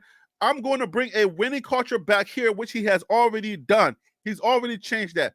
It hasn't translated so much on the field, but the impact has been global. It has brought a lot of money to the university, and a lot of things have changed around that university, and they're thinking more positive. The fan base is more upbeat. A lot of things have changed from over the years. So now they are a more winning program now, and now the national media are talking about them again, even as they're losing. So I'm saying you can be upset and disappointed, but we're taking it to a place where it doesn't belong. That is outside of football. That is now outside of the realms of just you being an upset fan. People are taking this way. I don't know if you have time to even delve into some of the comments, because it's my job. That's what I do. But some people are so personally invested and so hurt that they're going way off they're just going off the rockers right now. Yeah, man. And I think you'll admit to draw people back and say, "Hey, guys, relax." Yeah, I think you admit though you got trolls. It don't matter the season. You're gonna have trolls on your channel, right? No, but I'm talking about some of the regular fans. I'm not talking about the trolls, because I said that in the beginning of the show. I'm saying I know the trolls. I know who they are. They know me. We've been talking back and forth. Some of them that are not disrespectful, I let them say what they're gonna say. We all have a good time. And even some of them have come to like me. I don't know. Yeah. We're rocking now. But I'm not talking about them. I know what they're going to do. I'm talking about the ones that were like in the beginning, even reprimanding me and telling me, hey, Harry B, don't say that about Coach Prime, blah, blah, blah, blah. Yeah. And now I'm like, dang, but what happened to you? Where did you go? Why are you even going to the side of the truck? Why are you detractor now? Relax. It's just, we're going through a tough time. If your expectations weren't beyond what you thought it was supposed to be, it was regular, you'll be fine right now. But you calibrated so high, almost undefeated season, that even when they started to lose, even when they lost one game, you started to now go back into your thing. Yeah. So I got another guest coming on, but go ahead. You have your last words. All right, cool. So look, I think Deion will tell you, I keep calling Deion. Coach Prime will tell you that he is the master of TV. Right? Okay. He will tell you that in a heartbeat. So I get the sayings, the fan don't blow unless it's hot, blah, blah, blah. Deion will not, I keep calling it. Coach Prime will not admit it, but we all know he's listening here and there. He up at 4 in the morning. I think I commented one time, somebody out the blue commented at 4 in the morning. I said, there's no way somebody up 4 in the morning commenting on this. And sure as I said it, I saw him on another show. He said, I can't believe people up this early in the morning talking about this, that, and the third. So I say all that to say that, yeah, okay, I hear the thing about the remote, but I think to a certain extent he is listening to the fan base and understanding and picking what he needs and not need. He wouldn't be human if he doesn't. So Well, he All the says that yeah, all the bluster about he doesn't let the fans turn his remote on. I think is absolute crap. But I get it. It's part of the sales pitch, right? So the bottom line is, and to this comment here that you got, I don't want anybody who falls off as soon as things start looking bad. What you do want is a friend that tells you the truth, Mhm. right? You don't want a friend in what you walk around looking bad when they could help you by giving you constructive criticism. And I will agree with you. There's a big difference between constructive criticism and somebody who's off the rails because of how they're feeling. Now, again, I'm not going to sit here and say they're right or wrong. Whatever situation they're in, $1, $2, or ego, or their blackness, or whatever it is, could be a lot of reasons mixed into one is the reason why they feel as intense as they do. But this point that this person just made right here is the reason why I called in. I don't think the trend, and I'm not just saying you, sir. I don't actually think you're doing it, but Junior Mhm. did this the other day. They said he went on live, and the guy said he was talking about the fans like it's y'all's fault.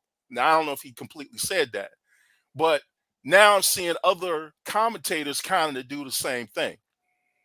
And I think it's not a good idea, whether it's fans doing it to fans or commentators or whatever. It's just not good business all the way around to start blaming the fans. The extremists, I get it. Nudge them a little bit, help them understand, but trying to determine what somebody should feel or not feel because you feel a certain way, I don't think is the right thing as long as it's constructive criticism. And everything else, hey, I would just be silent and let them do what they got to do. You may find out later that they had something. Who knows? But unless they are just completely crazy and saying something way off the rails, respect all of the Buffs family because we all here to help each other. That's all I got to say. All right, man. Thanks for coming on. I appreciate your take. And as always, man, I appreciate you. And I will see you on the next one. Yes, sir. Thank you. All right. Okay, so yeah, I mean, Monica Elmore is the one that said that. I don't want to rock with nobody who falls off as soon as the things start to look bad. That be the people that will start a fight, get involved, and run when it starts. Yeah, I mean, Clint, I'll be with you in a second. So yeah, you know what? You gotta listen, man. That's why I said the title of this stream is like, the fan only blows when you're hot. So it goes. I understand what my what BP was saying, what my guest was saying.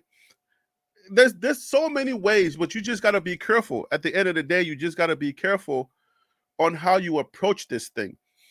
Because you can't be one second, you can't be like, hey, you're so great, you're so great. But then when things start to go sour, then you're like, oh my God, you're so terrible, you're so terrible. And that's I'm trying to make sure that I let what BP had to say stick, but I'm also trying to make sure that that's not to let people know that's not the only thing that's going on. It's not just people saying, oh, coach, I'm just, I'm just upset, because the guy, when I started the show, when I started the show, I said there was a supporter that told me that I don't know anything about football. I'm a casual fan, and he was like, because you run a football show, you don't know anything about football.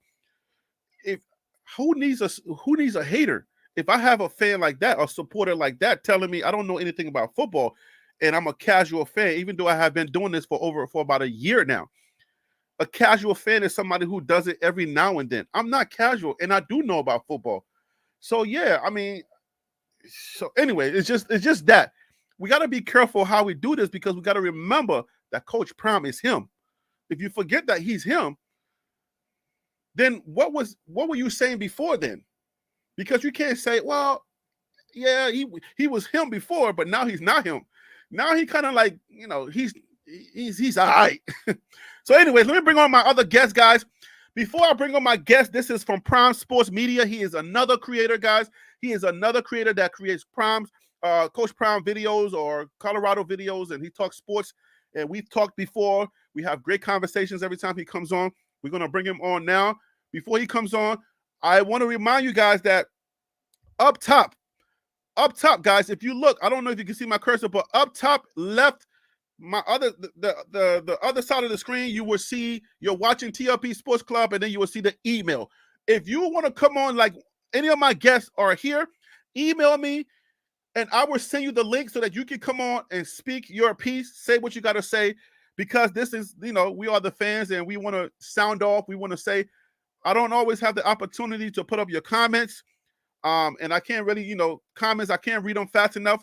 But if you want to come on, if you're really about that life, you want to either debate me on something that I'm saying, or you just want to say something. Like my guest is about to say from Prime Sports Media. Let's invite him now, and he already know what time it is. Hey, All right, what's up? what's up with you? I'm doing well, TLP. Let me just say something that I think everybody can appreciate, my brother. All right. I think this is the problem. And this is an issue that we as Black people have. We're very emotional people. We're very invested people, especially when it's someone that looks like us, right? Coach Prime looks like us. You don't have many Black coaches like him in the FBS. Coach Prime sort of says things that we can relate to. He's very relatable, which is why the kids like him. And so what happens is we see him as one of us, and we sort of get emotionally attached to the individual, the coach. And through Coach Prime, we've gotten attached to the team and everything that comes with Coach Prime. And a lot of us took everything he said to heart about winning and winning now. And when they won the first 3 games of the season, everyone got excited because we were also being gaslighted by the media that hyped everything up. And what happened is we forgot to come right back down to earth and use logic instead of emotions. So what I do on my show and what I hear you doing is putting logic into it. How did we think that there was not going to be some ups and downs with this team, considering that he put together a team within a short time to compete against teams that have been playing together for 2 and 3 years? I've repeated this many times before. So I think the word, you've said it before too, the process.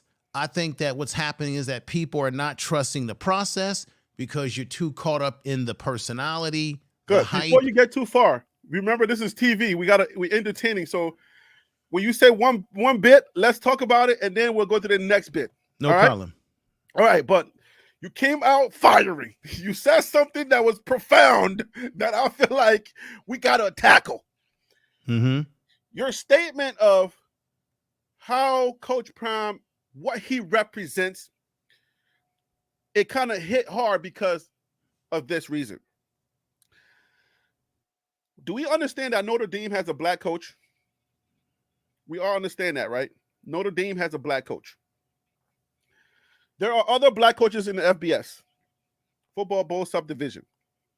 But you said that Coach Prime represents something that kind of connects with a lot of us.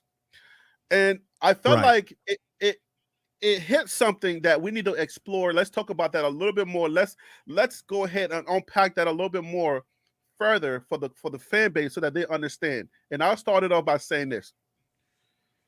Coach Prime, you know how people say, like, that's my Igga? Yes. Okay. Coach Prime represents that Igga for us. All right? For a lot of us.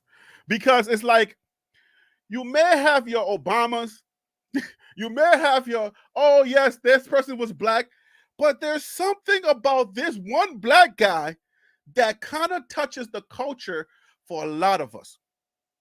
You went away. I don't know what happened. All right. So when you get ready, just come back and I'll bring you back on. So I think what Clint started with, Prime Sports Media started with, I want to talk about that because I think it's interesting to even think about. Because it's not like Coach Prime is the first Black coach that CU has had. No, I did a video on the different coaches. You got Mel Tucker, you got Carl Durrell. There was mad Black, like 4 Black coaches, and then Coach Prime. So it ain't about having Black people. It's not about that. Something about Prime just connects us with just the culture. Something about him makes it real for like the black community, the community as a whole, because there were nobody like when Mel Tucker was here, the black community would then come out and be like, oh my gosh, we got him, we got one, you know. No, ain't nobody doing the same thing for Notre Dame's coach. It's something about him, his persona, his style, his swagger, his movement, the way that he talks. You know, maybe it's just the way that, you know, some people, and God forbid I ever say this, some people like Donald Trump. He may not be the smartest guy to them. He may not have all these accolades when it comes to like politics and everything and world leader, but something, the way that he does and he moves and he talks in a simpler term, he may not have big words always to say, but he just speaks to us. Something, the way that he speaks to them. And that's their guy. Because there's been a couple of people in the comments and they've been saying that Deion Sanders is our Donald Trump. Maybe they're right. Because Donald Trump talks to a group of people. For some reason, he's their guy. No matter what. It's just the way that he talks. Whatever he says is just the truth, or to them, that's their guy. So I'm not a fan of him. I've already said that on multiple videos, and people have disconnected, unsubscribed. They don't want to hear me. I should have never brought up Donald Trump, blah, blah, blah, blah. But I'm only using that analogy to say maybe Deion Sanders, a.k.a. Coach Prime, does that for our community. Because it's not like people haven't had white guys before. It's not like people haven't, like the politics haven't had white people and white men to say certain things about them. But ain't everybody just go behind them and just felt like, oh my gosh, he's the one. So that's what I'm saying. Like, as my guest comes back on, maybe it's that thing for us. And hopefully you guys understand what I'm saying and that it's real for us because of that. So let me bring my guest back on and see if maybe he can, you know, further expound on that idea, because he's the one that brought it up. Hey, you there, man? Yeah, can you hear me? I can hear you, yes. Sorry about that. I'm having some problems with my other computer. Okay. I think you were true when you said that there's other black coaches in the country, and I've heard people say that. But the problem is that we relate to Coach Prime more than we do those coaches, because he sort of speaks our language, says things that we can relate to. That's the reason why people are more gravitated towards Coach Prime. And a lot of us, let's be honest, a lot of us grew up watching him play from college into the pros and everything that he's done. So we have a more emotional, invested connection to him than we do the other black coaches. It doesn't mean that they can't coach, but there's a different connection culturally that we have to him. What do you think? So, yeah, I think that's the idea. I think that he hits different. You see what I'm saying? Like Love said, Prime is not selling out even in front of a room full of white people. But I mean, I don't know if I go that far, but I'm just saying, like, it hits different. This is not, Coach Prime is not the first. He's not the first black coach on this level. There are other coaches that are winning. Notre Dame is winning right now. So that's why I'm like, you know, it's like Coach Prime is him. He's unapologetically black in front of a bunch of white people, and he don't care. Because I think when it boils down to, and I will go down this road, Love. Thank you for saying that. You just give me a ticket to go down this road. I'm going to blame you if I get canceled. But Coach Prime, right? Clint, Coach Prime, he don't mind saying we need some soul food restaurants in Boulder. I mean, people don't really say that because it's uncomfortable. Because the thing about it is, we know that, and like I told you, I don't know if you remember me saying I go to a white church now, right? The dynamics that are around where people feel uncomfortable is because it's like the movie Friday. Oh, I know what you did last Friday. I know what you did last summer. it's always that uncomfortable feeling in a room where, like, when when like white people and black people are in the room, people are uncomfortable because they're thinking like, what are you thinking? I don't know what you're thinking because I know I know that you know what we did to y'all. So I don't know if you're on that kind of time or you're just a person I can relate to. I can just talk to you. That was my ancestors. Are you gonna blame me for that? I just want to be me around you. I'm white and I just want to be regular around you. You're a black guy. I don't know if you're thinking that. And then I'm a black guy. I don't know if you're thinking that I'm thinking what you're thinking. So it's like we're hesitant to say certain things and to do certain things when it comes to white people, when we're around white people.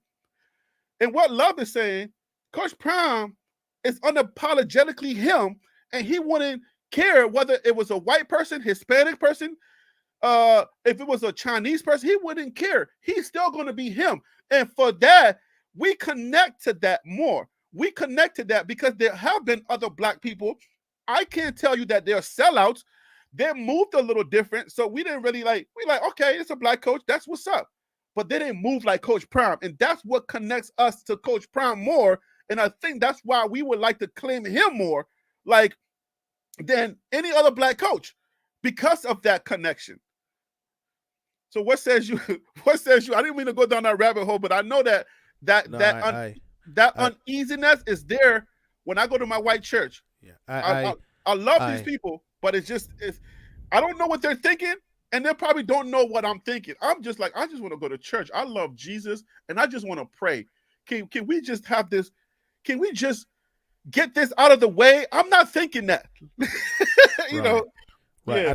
I think Coach Prime has been, whether it be his gold chains, the way he is, the shades, none of this stuff is fake about him. He's been like that since the time he came into the NFL, when he was in college, what have you, at Florida State. So what you're seeing is a man who has stayed the same and hasn't changed.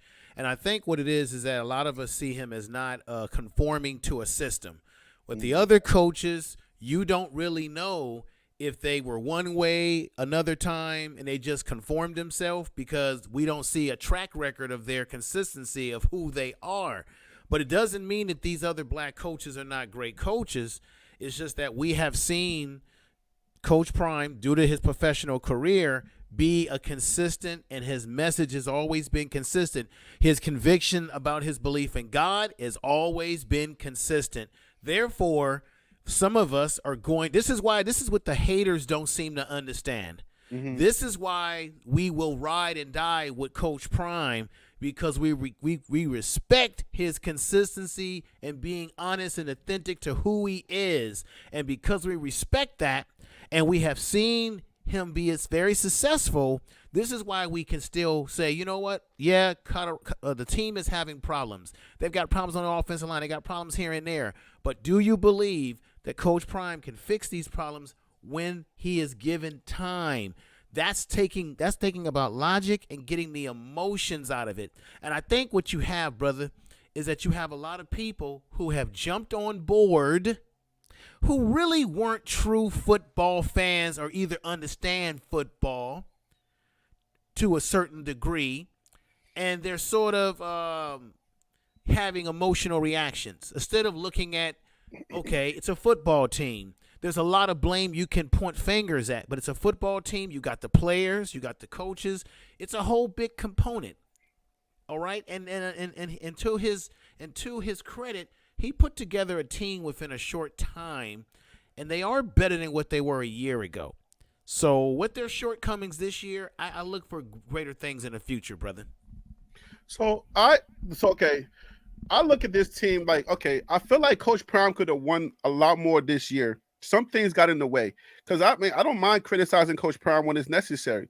I think he did a lot of good things this year, and it could have happened. A lot could have happened this year. But there's an element to this that people are not really thinking about. There's an element to this that I don't want to get spiritual, but I have to go down this line for the sake of this point that I'm about to make. You got to keep in mind, God keeps receipts also. God keeps receipts. Because you got to understand what happened with Pharaoh and Moses the African. Moses went to Pharaoh. I can't count how many times he went to Pharaoh. Each time that he went to Pharaoh, God purposefully hardened Pharaoh's heart because he needed Pharaoh to understand that when it happens, I want you to have no doubt in your membrane, in the fiber of your DNA, that it's me that did it. Okay? So he kept doing it, and it was just, there was nothing left of Pharaoh. But then when he dropped the bomb on Pharaoh, that was it. Pharaoh then came to believe himself. He was like, okay, even with all of the rods and all of the fake magicians came in with everything, I'm done. Your God is the God. Okay? So we got to keep in mind that God has to take Deion Sanders through a process, even for him to understand that what God is trying to do through him, Deion Sanders has to understand that it's God that is doing it. I know it's going to be hard for certain people to understand this and to really grasp this idea, but God has to take Deion Sanders, even him, through a tumultuous time so that he will understand and get out of his own way to understand that God has his back and it's going to happen. And when it drops, guess who's going to get the glory? God gets the glory. Deion Sanders is going to be elevated. It's going to happen. I'm telling you. That's why I sit back and I say, listen, y'all don't understand that Deion Sanders is going to get it back. Deion Sanders wins, but God is also the one that gets the glory. And God is trying to make sure that Deion Sanders understands that, hey, the people that are following you, this is not just about you. You're going to be all right, Deion. I got you, bro. Chill. But the people that either they're detracting from you or the people that really don't understand this journey that I have on you, you have to please understand, Deion, that I'm in control. Let me do it my way, and we both get to win. If I just put you out there and you wilding like, oh, do you believe now? Do you do this? If I just let this happen, if I let Stanford happen and you hang a 100 on Stanford and you go ahead and beat USC, if I let that happen, people will probably come off as giving you the glory and thinking that you are the one that did all of this. But Deion Sanders, my guy, my son, relax. I got you. I'm going to take you through this journey because I need the people that are following you to really believe the mind trap they're having, to really start believing in their own stuff. And then I'm going to unleash something that they're not going to believe. Even in their own disbelief, they will believe when you say, I told you my God was this, that it would mean something. Because they did not believe you. I don't know where this came from. It came from out of nowhere. I didn't plan for this. But because you went through that tumultuous time and they had a disbelief in you, now they will understand. When you start putting this thing together, you will understand that it's your God that did that and not you. So God had to humble Deion Sanders, get him out the way so that he can understand that they're both going to win. Right, but as we know that Deion is a very spiritual man, so what you're saying, I think, obviously would resonate with him. I just think, look, I wanted to say this. I understand that there's people who have legitimate critiques of this football team. There's people who have concerns because they want to see them win. And then there's people who disguise themselves as saying, no, they like Deion, but they really are haters, people who want to see him lose. You got the Jason Woodlocks of the world. These are people who want to see him lose. They want to see him look bad. They've been waiting for it so that they can have something to say and have it be justified. So, but you know how it is. There's no whipping that can be against God. And I think as long as Coach Prime believes, we believe, and remember, see, this is what people never want to deal with. They never want to deal with the fact that there's other coaches who have taken over programs like CU, and it took them 3 to 4 to 5 years to get the program on its feet. What would make us not want to give Coach Prime that same opportunity and credit to get the program off its feet? So even though I personally, have had some concerns about some of the things I've seen this year in terms of the offensive line and certain decisions, that's football stuff, and we have to be reasonable in our criticisms, but don't. And I always say on my show, when people come in my chat room, I don't want to hear personal shots at Coach Prime. Keep it football related. Keep it logical. Don't get into this personal stuff, because I think that's what people who don't like him are doing. And then I think people who do like him, the emotions take over, where it's like, oh man, well, let's look at what we got going on here, okay? This team will get better. He's lost a few recruits that are not coming, and I'm not happy about that. But guess what, everybody? That's part of college football. Guys will decommit. So I know because it's Coach Prime, everyone's going to make a big deal over that. But a lot of young players decommit from programs. It's going to happen all this year. There are going to be some young men that are going to go to CU that are going to decommit from other programs too. So, but not to take up all the time, brother, but TLP, I want to thank you for letting me come up and bring up this topic that you took off with, brother. I appreciate that. Thank and you. I want to appreciate I always respect your audience, and I respect what you do over here, brother. And I'm going to drop off the panel now and let you continue your show. But thank you for letting me come on. Thanks for coming on. Thanks for your points, okay? All right, no problem, brother.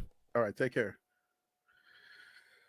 All right, so he made some great points. Clinton always makes those great points, and he always got something to add to the conversation every time he comes on. And I just want to remind you guys, you can also come on. I want to also thank my other guest, BP, that came on, and he dropped some bombs on us as well. You guys can come on here. Let's talk about this team. I want you to sound off. You don't always have to, because typing is crazy. So if you don't have to show your face. You can do what other people are doing. Just let's hear your voice. But sound off. But yeah, you guys are crazy in the comments. You're killing me. Sonya's up right now. Sonya tried to say, one thing I know, whatever God starts, he will also finish. As a matter of fact, the start of a God thing is evidence that it already finished. It already finished. Right before Sonya, oh gosh, I had somebody else up. It was somebody said, "Oh Lord, they don't let the Lord in it." The Lord has always been. Just be yourself, says. Dang, they don't put it on the Lord. That's so funny. You killing me, boy. Oh man, y'all are the funniest crowds ever, yo. Yo, Prime Sports Clint, you welcome, man. Yo, I'm not. Yo, anything we say now, because we losing, anything we say is gonna be a problem. All right. But I just wanted to let you guys know I'm not putting this on God. It's just something that hit my spirit, and you guys know how I do on this channel. I'm gonna say it because I feel like, you know what I'm saying, the way that it was going, where you just had a young man, Cavassier Smoke said, man, we could have gone undefeated, but y'all playing that selfish ball. It never goes well. There are spiritual things happening that I don't think people really understand. Just to kind of expound, I'm not going to go too far down this line, so y'all don't have to drop off. For those people who don't care about this godly talk, but it's been there. God has been in this. In case you don't know, Coach Prime is a Christian, and he prays like the dude prays. Okay, let me put Sonya back up while I say this point. So I want people to understand what part God's plays into this. Deion Sanders he's a man of Christ. He's a faith. He's saved. That's what he tells us. Okay, I'm not personally telling you that that's what he is because I spent time with him. I'm just saying that's what he's told us, and I believe him. Okay, he prays and he does what he has to do. But I want you to know that at the end of the day, God's going to get the glory from Deion Sanders. If I believe what Deion Sanders says, that God put him in the oven, and then from that oven, God put him out and to represent him. Whenever God puts you on a platform, he's not putting you on a platform for you. God's not putting you on a platform to give you glory. God is putting you on a platform to bring glory to himself and to free somebody. To free somebody. Y'all didn't know you was about to go to church, but God puts you on a platform to free somebody. So he wants to free some people. If Deion Sanders comes off here and just wins, maybe you will not be free. I don't know. But maybe just like Pharaoh, God had to harden the heart of Pharaoh in order for Pharaoh to really understand when the bomb dropped that it was God that did it. Maybe some fans need to understand that the God that Deion Sanders is worshiping and praying to and saying, hey, man, they needed to understand that it was not him doing all of this, that it was the God that he was praying, it was doing all of this. So there's going to come a time when you've gone so deep down this rabbit hole of Deion Sanders can never win, that bomb is going to, I keep saying bomb, and I hope YouTube doesn't cancel me. He's going to drop the gauntlet, and then he's hardening your heart so much, you don't even see it happening. It's spiritual, and if your mind is not on that same wave, you're never going to get it anyway. But I'm just going to say it regardless for some of those who are in here, like Sonya, who seem to understand what I'm talking about. So a lot of the fans may not understand that you need to be hardened or humbled to understand that it's not Deion doing it.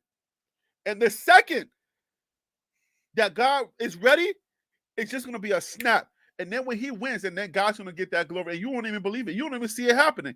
And then you're going to be like, it's going to change some of y'all, and y'all don't even know that you got changed because of that. You won't even know it. Deion is going through a process. God is putting Deion through a process to help you, and you don't even know that. So, yeah, spiritual things sound silly to the people that don't understand it. So I'm going to not talk about that no more. But those who needed to hear that have heard it. Just believe that. All right, yard man. All right. Be yourself. All right. So let's move off of that. Harry B. Yardman says, Harry B. Wasn't Coach Prime brought in for his recruiting also? Hey, what's going on? Did you watch that jacket? Okay. That's what's up. Harry B. Yardman. Man, this guy be giving me a hard time. Pause. Yardman. Harry B. Wasn't Coach Prime brought in for his recruiting also? What is he currently doing from a recruiting aspect to enhance CU football? CU currently has only 9 recruits signed and is ranked 54th. Okay, let's speak on that. Let's speak on recruiting. Do you really believe that all of the recruits that Coach Prime has coming are all going to be on paper?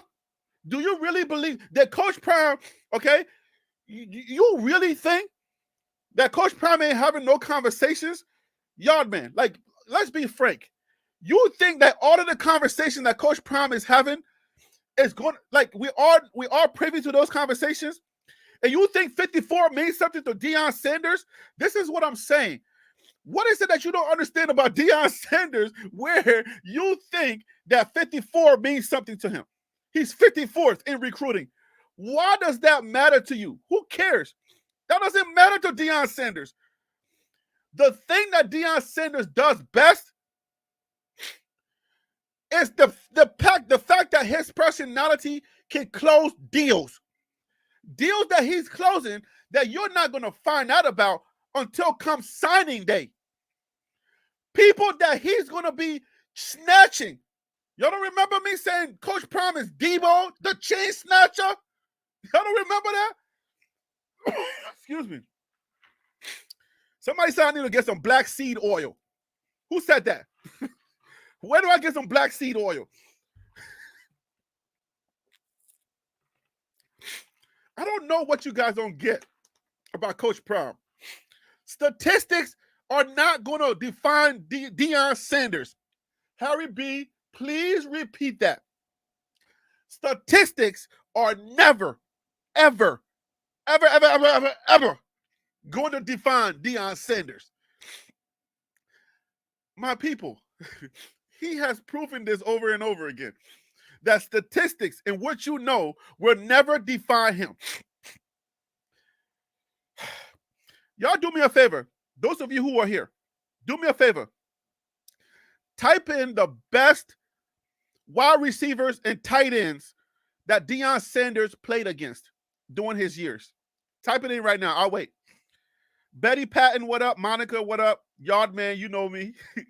Peter Investor, what up with you? Big Daddy 6, what up with you? I need y'all right now to type in, give me at least 3 or 4 wide receivers or tight ends that Deion Sanders had to cover when he was playing football. Please type that in right now.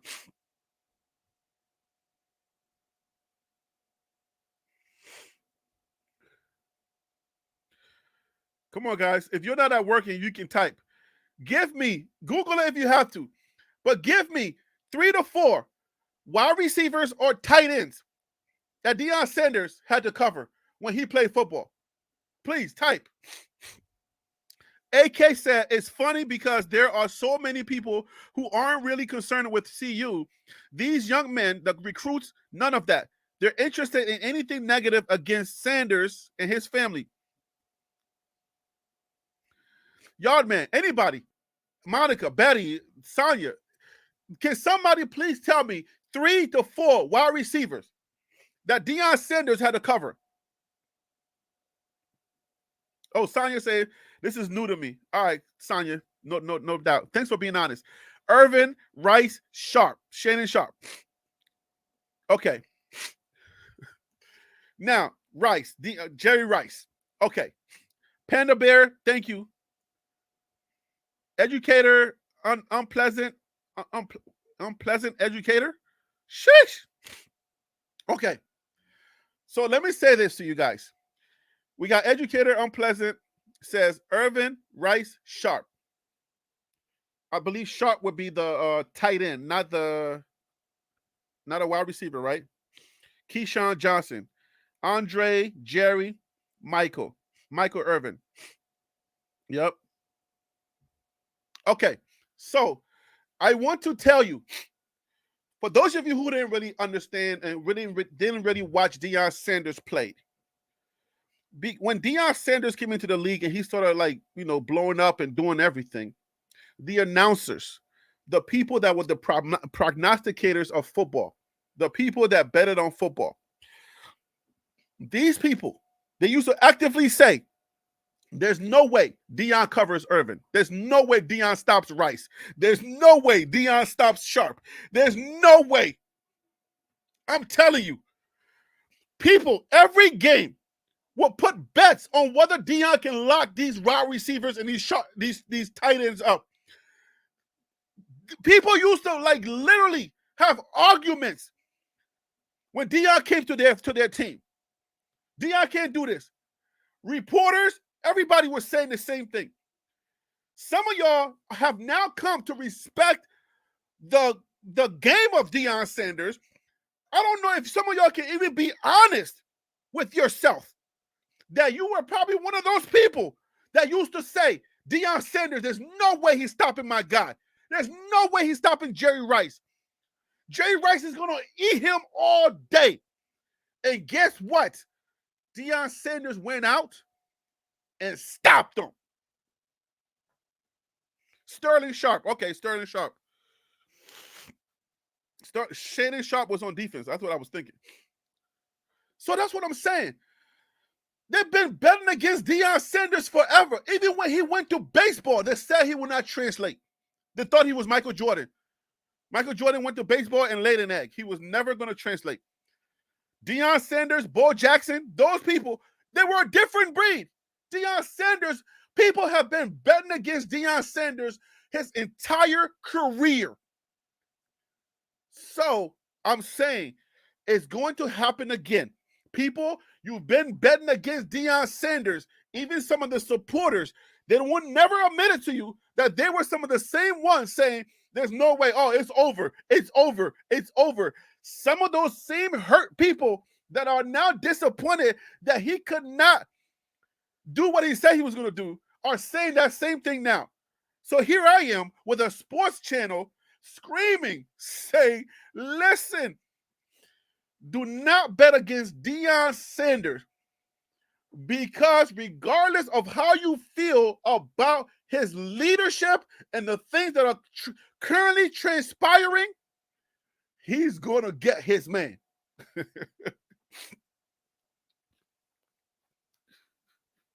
Okay? Deion, all right? Deion is going to get his man. And I came on here tonight to put confidence in the base, to let you know, don't worry. We're going to be all right. Trust me. Don't worry. We're going to be okay. Okay? It looks bad right now. It looks totally bad right now. But I'm trying to tell you, this is what Deion Sanders himself said before. The fan only blows when you hot. Everybody is eating everything you're doing, is celebrating how bombastic you are, is giving high fives in the barbershop to say, you see what Deion did there? Everybody is doing that when you're hot. But the second you take a few L's, they will turn that around and start saying, well, look what he just did. Remember when he said that? Remember when he was knocking the table and said, do you believe now? Do you believe now? Guess what? The reporters, they keep receipts too. Guess what they're going to be saying? Do you believe now? Do you believe now? And I'm telling you, when Deion Sanders said, get yours now, because it's going to be real hard for you to get me when I start rolling, because he's not one. Deion Sanders is not going to play fair. Deion Sanders ain't going to play fair. Okay? I'm telling you. Deion Sanders got a different level of petty. I don't know that y'all understand the level of petty Deion Sanders got. I don't know if y'all do. Because, hey, like he said, he keeps receipts. And he's been doubted many times before, which is something that he harnesses. That energy, he knows how to harness that energy when the world is against you. And he knows how to turn that around to make you a supporter. Like, he will do it. Whether you like it or not, it's going to happen. Just watch. Let me check the email. Anybody is bold enough to come on? Oh, my gosh. All right. Check at the top of the screen. It should be somewhere right up here. Check right up here where you'll see the hot tips for tlpsports@gmail.com. And you'll see, you can email me if you want to come on and talk your piece. All right? I've been screaming. I've had 2 guests already. I just want you, I know you guys are in the comments. You're having your fun in the comments. Yvonne Yates says, my money is on Prime and the Buffs. It looks like a great first year for a brand new team. Common sense. It does. Like, a lot of these things are coming from disappointment. I think that's the thread. It's just people disappointed. All right.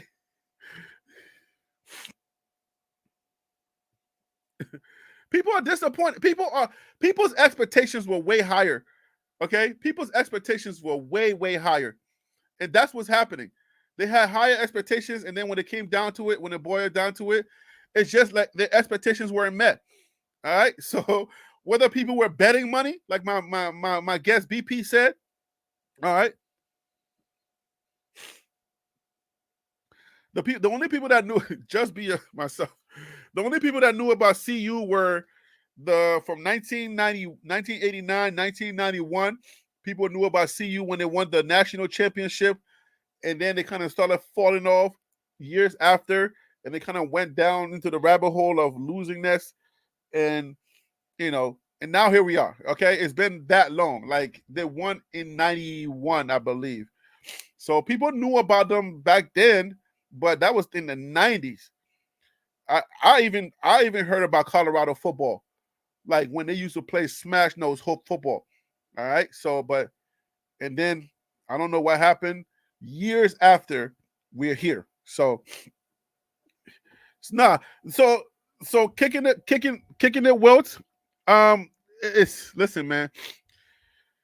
You ain't got no time when you're Deion. It ain't gonna happen. You don't have no time when you're Deion when so much is riding on this for a lot of people. You don't have time, and you're not gonna believe.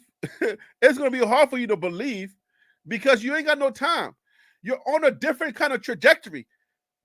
All right, a lot is riding on this for a lot of people. Lots of people are looking for vindication when it comes to this. So whatever their thing is, you have zero time, bro. Win now. But that's not God's way. God doesn't work this way. You think it's Coach Prime?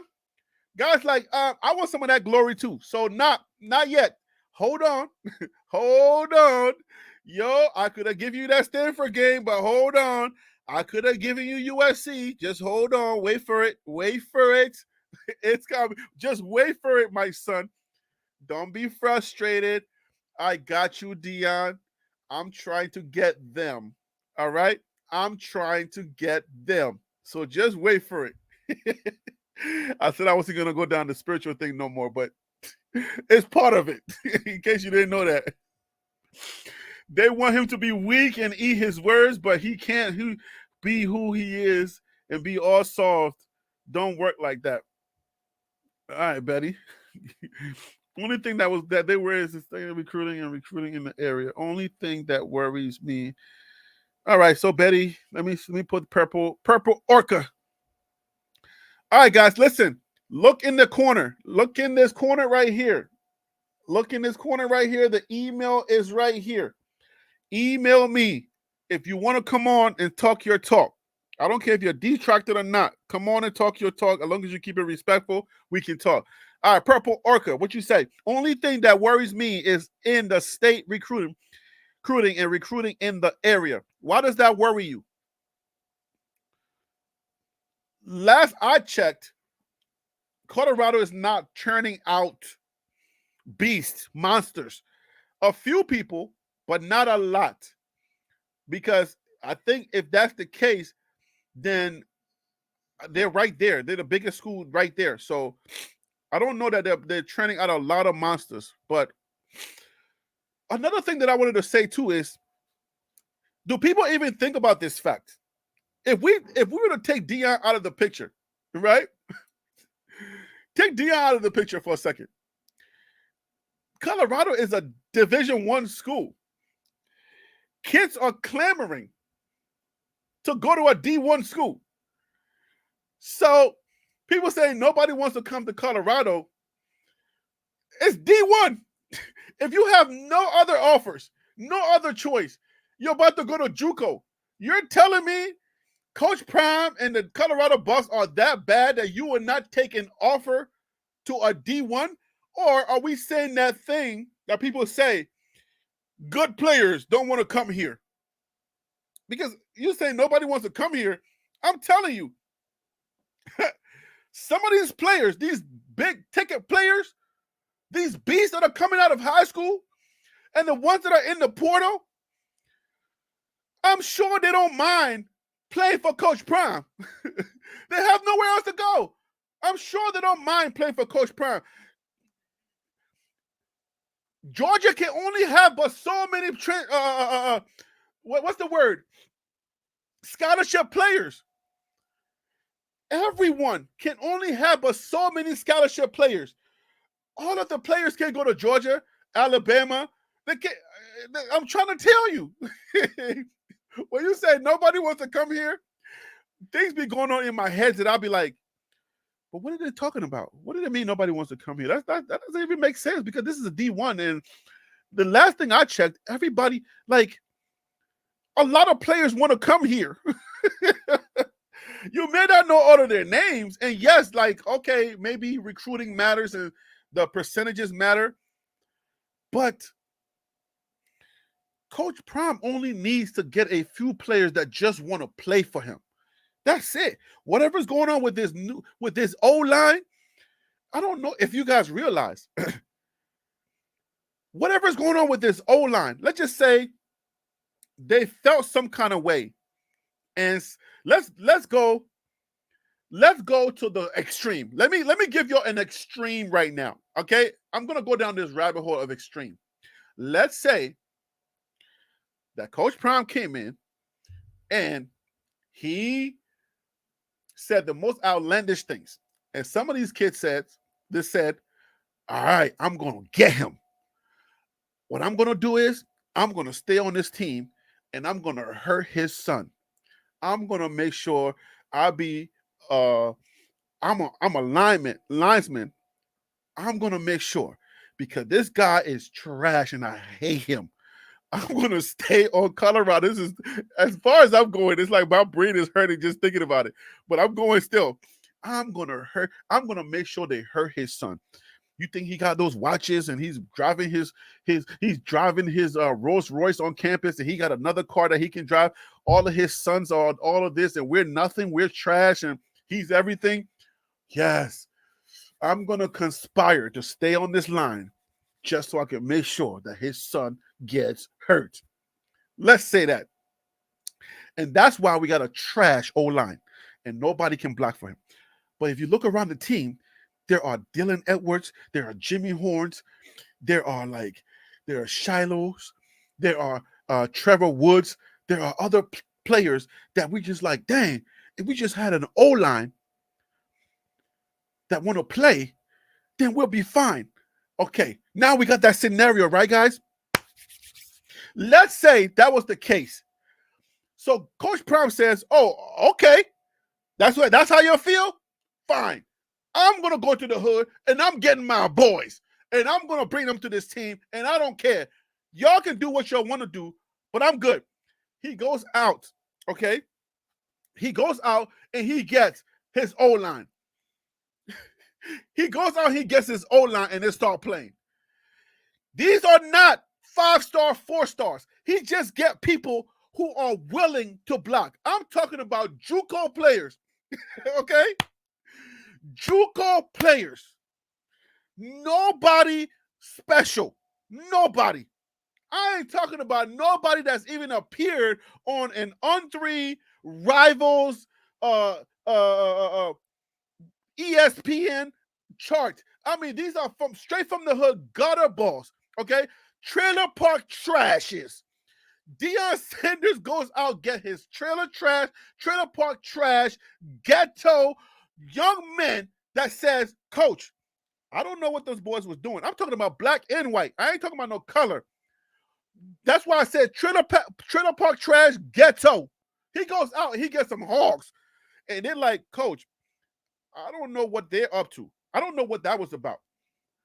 But number 78, all he had to do was just step over a little faster and put a hand on somebody. We would have been good on that play. I can do that, Coach. And Coach goes out and talks to a few of these people. And he's like, all right, let's go. He's like, Coach, I don't believe what they're doing. I don't see what they're doing. But this is not that hard, Coach. Like, Coach, you don't need to have 5 stars that are ranked to just have somebody block for Shador. And Coach Prime goes out and he gets those people. You never heard of them. Whether they come from the portal or they come from the hood. And he gives them scholarship. And then start blocking for Shador. What says you?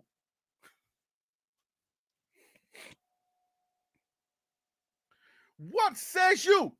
What would you say then? Because they're not showing up on no recruit tracking. They're not. These are like JUCO players. These are trailer trash.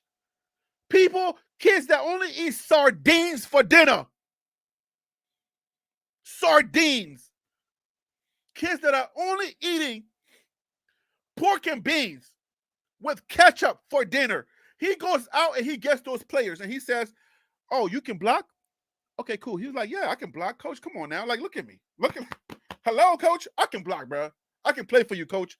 Please just choose me. You don't think Coach Prime has the ability to do that?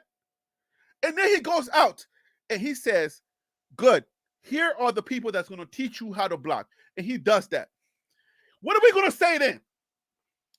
The narrative will change again. The narrative will change again. I'm crazy. We all going to be crazy for talking this stuff. Like, y'all don't understand it. Coach, let them win. You love corned beef? I didn't say corned beef. Corned beef. You like bologna? Vienna sausages, okay? They only eat Vienna sausages. But that's what I'm saying. You guys want to say Coach Prime is 54th in recruiting. This is how many 5 stars that Georgia has. This is how many 4 stars these people have. So I'm going to put this up. Give me a second. I'm going to answer you in a second. So that's what I'm saying. So I gave you the scenario and said, okay, I agree with you. What happens if that was the truth? And these kids did not want to play. They know something we don't know. There was a conspiracy in the locker room to not agree to play for Shador or block for Shador. And Coach Prime is like, I know what's happening. So y'all don't want to play for me because y'all think my son is better than y'all or he has to drive a better car. All right. All right, fine. I'm going to replace all of y'all. Maybe that's why he said what he said. We don't know why he said what he said. But maybe something's going on in that locker room that we're not privy to that caused him to say what he said. He goes out and get his hogs. Nobody, they don't even show up on any SAT scores. They don't even show up anywhere. But y'all are going to and go, you're reading the statistics. Oh, Georgia's winning in this. This person is winning in recruiting. They got this 5-star, they got that 4-star. What Coach Prime needs has nothing to do with 4 or 5 stars. Harry B, repeat that. What Coach Prime needs has nothing to do with 4 or 5 stars. Let me let that sit with you for 1 second. Let me let that sit with you for 1 second. If you for 1 second believe that Coach Prime needs 4 and 5-star linemen, he don't need that. So let me let that sit with you. Harry B, you're doing a show. You can't let dead air too long. Okay, I'm done. But watch out. Listen to this. If you heard what I said, he just needs people who can block. You think 4 and 5 stars are the only ones that can block? No. 4 and 5 stars are not the only ones that can block. He needs a line. He needs some hogs who can play football, who can block, and have no reason to hate him. Has no reason to say, oh, you're playing favoritism. That have no ulterior motives. No, zero ulterior motives. That just believes and buys into his system. So Coach Prime just needs a defensive line and an offensive line that buys into his style of coaching. Just like every coach needs. They just need you to buy into their style of coaching, your program. Even Kwamani McLean is starting to understand that mentality. He's like, all right, coach, I get it. I can't be no spoiler brat over here. I ain't no superstar. Everybody's the same. I got to watch tape, and I got to prepare my butt off. All right, I get it. Let's ride. It's the first year. Some of these kids still don't get it. Some of these young men still don't understand the style of coaching that he's bringing. So we're reaching for straws. We're pulling from everywhere. Maybe this is the problem. Maybe that's the problem. Maybe the gold whistle is the problem. It screams, coach, he doesn't know how to coach. We're pulling from everywhere. We don't know the true problems that are happening in that locker room. Because all of these guys are not Coach Prime's guys. You have to understand this. All of these young men are not Coach Prime's young men. Some of these young, yes, he had to go belt in the trenches. When he brought them in, it was a short time for them to get acclimated, for them to understand what was going on. Who is this guy? Who is this? What is this bombastic? What are you doing? Who are you? I don't know you. We only been here for a few months. The season is a very short season. Everybody left. Some of y'all stayed. These are not just his guys. So what he has to do now is take the notes that he's taking from this season and says, this person don't believe, that guy doesn't believe, you're gone, you don't believe, I need your scholarship, you got too many issues, you're gone. Okay, now the people that I got on the phone, you're coming, don't worry, I got you. Mama, do you understand how many hogs are calling Coach Prime? Do you understand how many parents, how many men are calling this university and saying, boss, I got you. My son is a monster. I got you, coach. Say less. He's 350 stacked. He coming. If you don't believe that, you're naive. If you don't believe that's happening behind the scenes, you're naive. If you don't think Coach Prime is going to go to the freaking trailers and in the trenches of the white neighborhood where they don't eat nothing but like roaches and everything, if you don't think Coach Prime is going to go there and find him some white hogs, you're naive. If you don't think he's going to the hood where they eat peanut butter and jelly without the bread, you're naive. I'm telling you, man. What he needs is not going to be found in the lights. Let me say that better. Let me say that again. What he needs is not going to be found in the lights. What he needs is in the trenches. He don't need good football players. He needs young men with the mentality. That's all he needs. He don't need beast football players. He needs young men that will connect with the mentality that he's teaching and preaching. And he's going to handle the football part. He has the people there to handle the football part. The strategy is changing. The strategy is different because he already has football players on the team. He already has the Travis Hunters. He got the skill position players. I'm trying to tell you, blocking has less to do with football than really being a Travis Hunter. You just got to block. Oh, man. Yo, I keep talking till I turn blue, and I'm trying to tell you, what Coach Prime needs has nothing to do with the lights. It's in the trenches. How do you get people that play in the trenches? You got to go to the trenches. You got to go to the hood to get them. You got to go to the trailer park to get them. You can find them. He already told you, I know what the problem is, and I'm going to go get him. Oh. That's why my last video, I said, now I get it. Now I understand. I'm locked in now. I get it. Coach Prime is going to go get him. Coach Prime is going to go get him. If you don't believe me, stay locked in here at TLP Sports Club and let me prove to you again what I'm telling you. Because half of the things, I would say 90-some% of the things that I've said on here have stuck. Okay? I said 8 and 4. That didn't stick. All right? So that's in that other percentage. All right? But half of the things that I've said on this channel have been proven right. And I'm going to prove it again to you. I'm going to prove it again to you. when you all of a sudden, out of nowhere, you're going to be seeing Coach Prime, the writers telling you, Coach Prime has the and then Coach Prime has the best lineman in the country. They have not taken a snap yet, but they're being projected to be the best line in the country. Coach Prime has gone out and gotten the best defensive lines in the country. They have not taken a snap yet, but he has the best defensive line in the country.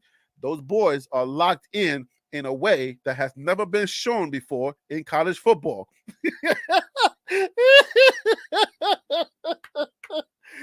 Woo-wee! I'm telling you.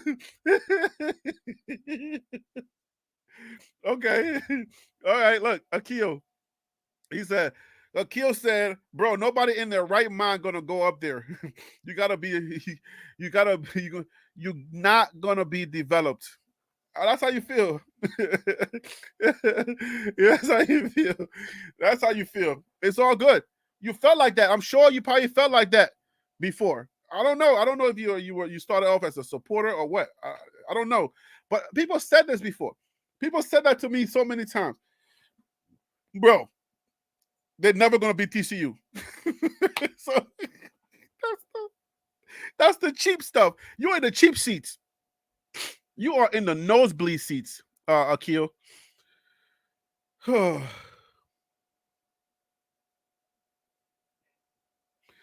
But listen, man, I'm telling you. All right, Sean, here's one of my Georgia fans. Bro, I like Sean Kemp. Bro, I like your enthusiasm and wish see you well, but all the trench dogs are already on lock elsewhere. We are a month from early signing day, so he's gonna have to hit the portal for trench players.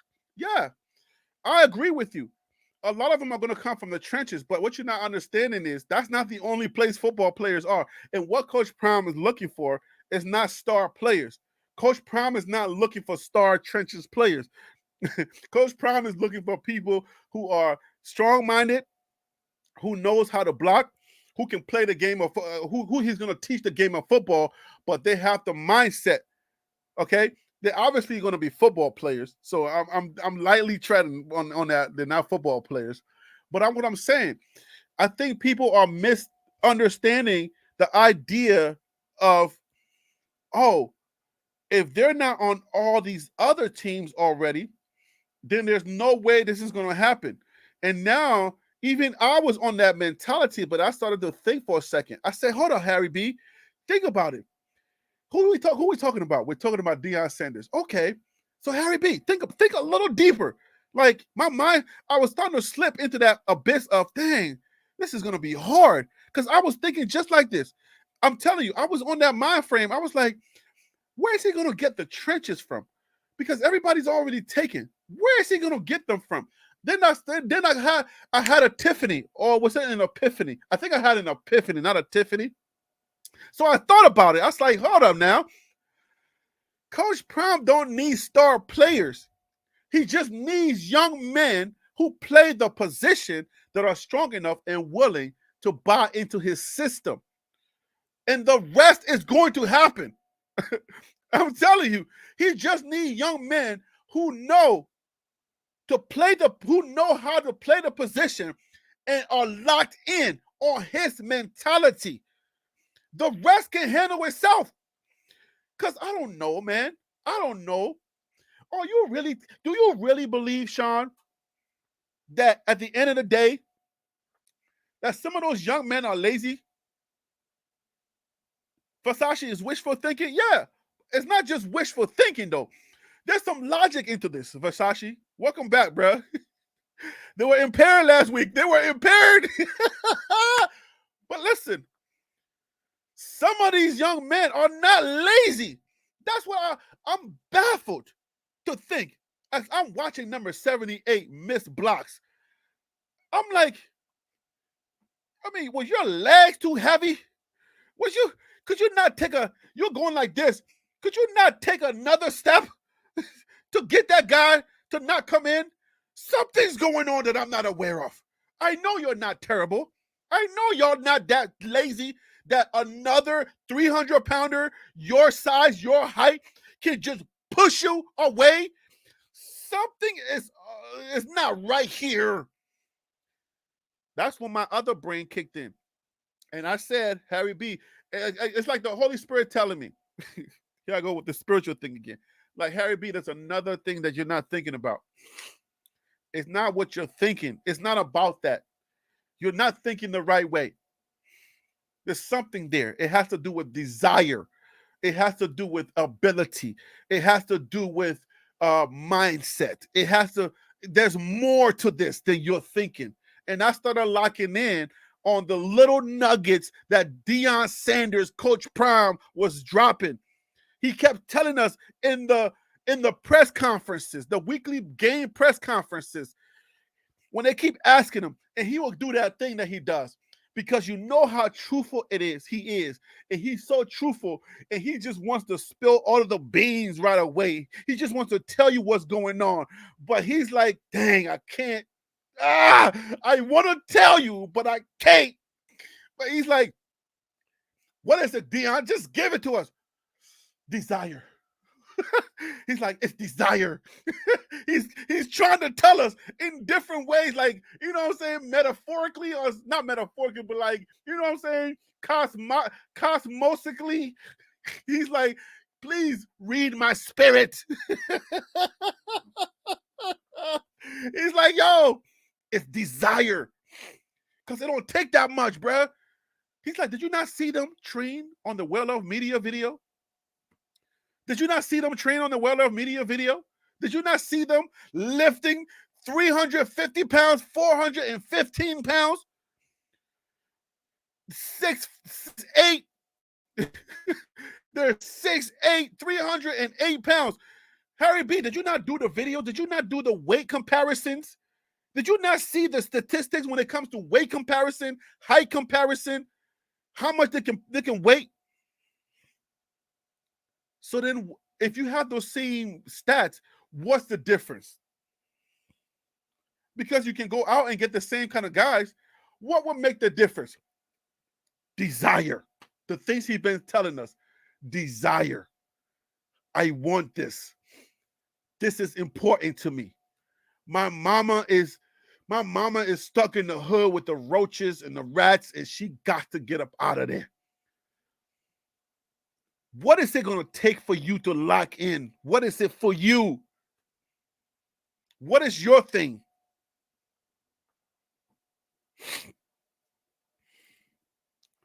Uh-oh, Versace is dropping another one.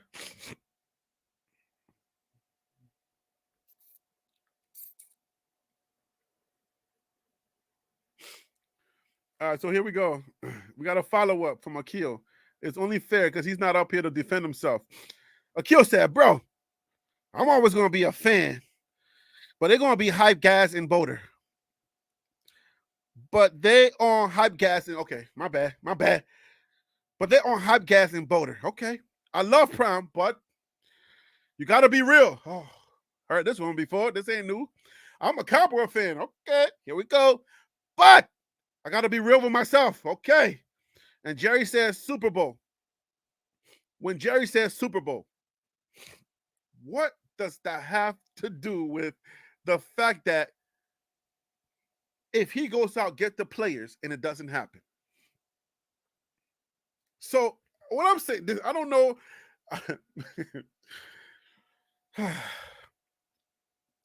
They're on hype gas in Boulder.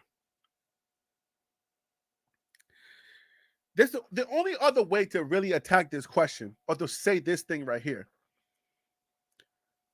is for you to really understand the dynamic of what's going on in Boulder. It's not hype when you sell out season tickets. All right. The hype may be cause the season tickets to be sold, but what you have to understand, the money that's coming in is real. All right. The first game that won was real. You didn't say that before when they were winning. If they continue to win, they're not on hype gas. What are the pieces that we're missing? Somewhere in the middle, somewhere we lost communication because it felt like that line was a little different in the when we first started. It felt like Shador had some time to throw. So something happened. We don't know yet. It may come out in that Prime documentary. We don't know what's going on. And I know that you guys think that what you're saying is correct, which you're not wrong. Because what I'm saying is correct. None of us are wrong. We have nothing else, so we draw our own conclusions. So I can't say, bro, you're wrong. I know I'm right. And no, we all have our narrative that we're drawing. I'm just moderating all of the narratives, if you may. I'm just narrating all of the narratives. And I'm saying, I'm trying to put them into, what's the word? I'm trying to put all of the narratives into contextual bubbles or contextual frameworks so that you can understand. If this, then that. If that, then this. Coach Prime doesn't need skill position players. We took them out of there. Where we're having the biggest issue is the line. You don't necessarily need a bunch of 4 or 5 stars on the line. You just need men that are willing to block and to do their job correctly with that mentality. So then is that an easy fix, Harry B? It could be. I'm saying the hype is in Boulder and it's selling tickets. That's real. You're just saying they're just on some hype gas and you got to be real because, I mean, whatever you're saying, like, you just got to keep it real. You just got to keep it real. You got to be on. It's not like I'm not in the reality. I'm not in the real world like you are. You're in the real world and I'm in the real world. But I'm trying to tell you that when it comes to football, it's not rocket science where we need to fix. Shador holds the ball forever. Okay, let's get him somebody that's passionate enough that's going to block for him. Tyler Brown is not there. Tyler Brown, we know that he's locked in. I don't know the passion of the other young men. I don't know. But I know Tyler Brown would have been he would have had some problems where people keep hitting Shador that much. So go out and get some more Tyler Browns. Let's see what happens. If you don't think that Tyler Brown would have took it personal, you're crazy. How many other Tyler Browns are out there that are going to come to this university and take it personal and want to win? And then Coach Prime is going to help them to get to the NFL because of their heart. You don't need 4 or 5 stars. You just need men that play the position that are willing to do their job, period. That's it. Are you willing to block for Shador? And are you willing to take it personal? If anybody breaks this line, will you lose sleep on that?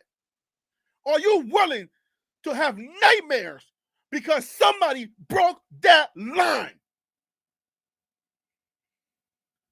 And you ain't got to be no 5 or 4 star to do that. Are you just willing to take it personal that somebody broke your line? And you're going to come to my office and apologize to me and say, sir, I'm sorry that somebody touched your son. Forget your son. I'm sorry that somebody touched my quarterback. Please forgive me. Somebody touched my quarterback. And I'm sorry that it happened.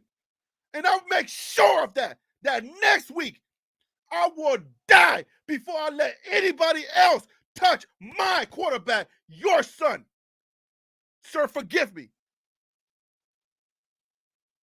Do your job. That's it. Do your job. That's it. You just got to do your job as a trenches player.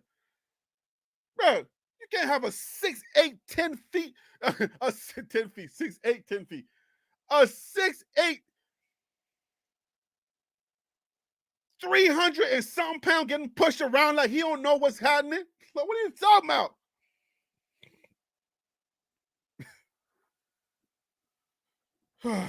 Man, I'm telling you. Yo, I'm telling you. Look, just be myself. I'm being myself right now. I'm trying to tell y'all, there's no other way to say this, but sometimes to just scream it. They're gonna find it, man. I'm telling you. Y'all, please do me a favor and mark this that you were here when I was saying this, and then come back when it starts happening. You'll see. You'll see. You will see. Like you'll see. I had certain criterias that I wanted the team to meet. There was a lot of mistakes that happened. But I feel like we have one of the best teams. Like I'm telling you. And something transpired somewhere that took us off the rocker. Just like Coach Prime says, he just that's not us, and he's still trying to figure it out. He doesn't understand what's going on. I feel like, let me make sure that nobody try to come on.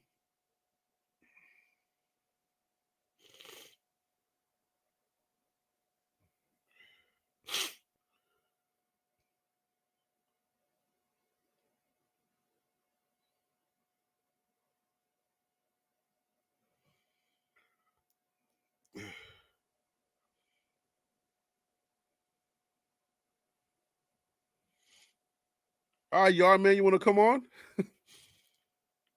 Let's go.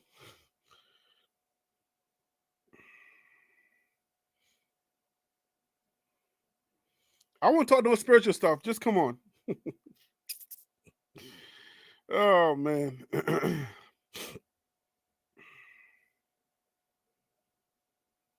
I'm going to be doing more lives, guys. I'm going to be doing more lives and talking to y'all like straight up. I found it easier this way. This way I can make it personal.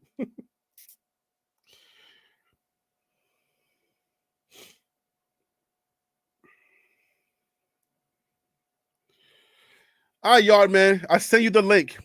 Come on, let's talk some football. But listen, the fans are here. People understand. Those who rock with this channel, those who rocks with the Buffs.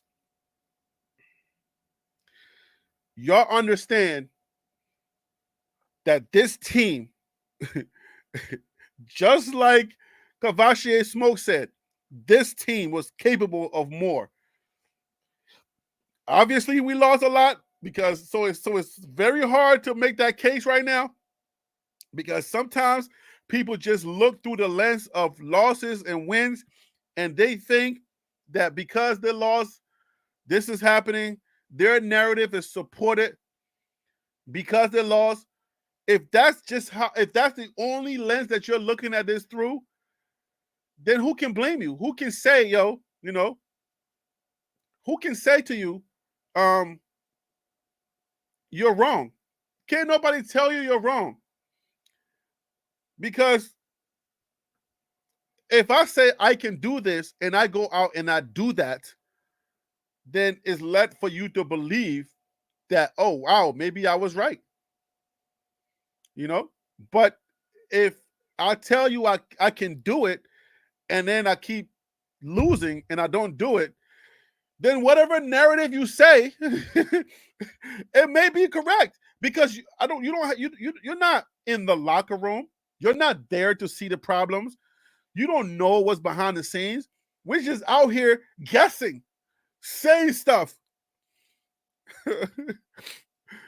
Some of the stuff that I say here are not all based on what we see. It's hard for me to talk sometimes because I see in a different realm that you're not privy to, that a lot of y'all are not willing to go to because you're not connected to that realm. And I just can't. It's hard, especially when my Bible keeps telling me, bruh, you will scream and talk until you're blue, because somebody who's not spiritual would never understand spiritual things. And that's one of the reasons why Jesus spoke in parables, so that everybody did not understand. So I can't be on here talking spiritual things all day to some people who don't understand that. You would never get it. It would never matter to you. But I can break some things down that's happening in the spirit about this team. Maybe I should start a channel where my Christian folks can go. We can be like, yo, we need to pray for that man. We like, let's just start a prayer right now. Like, we know what's happening.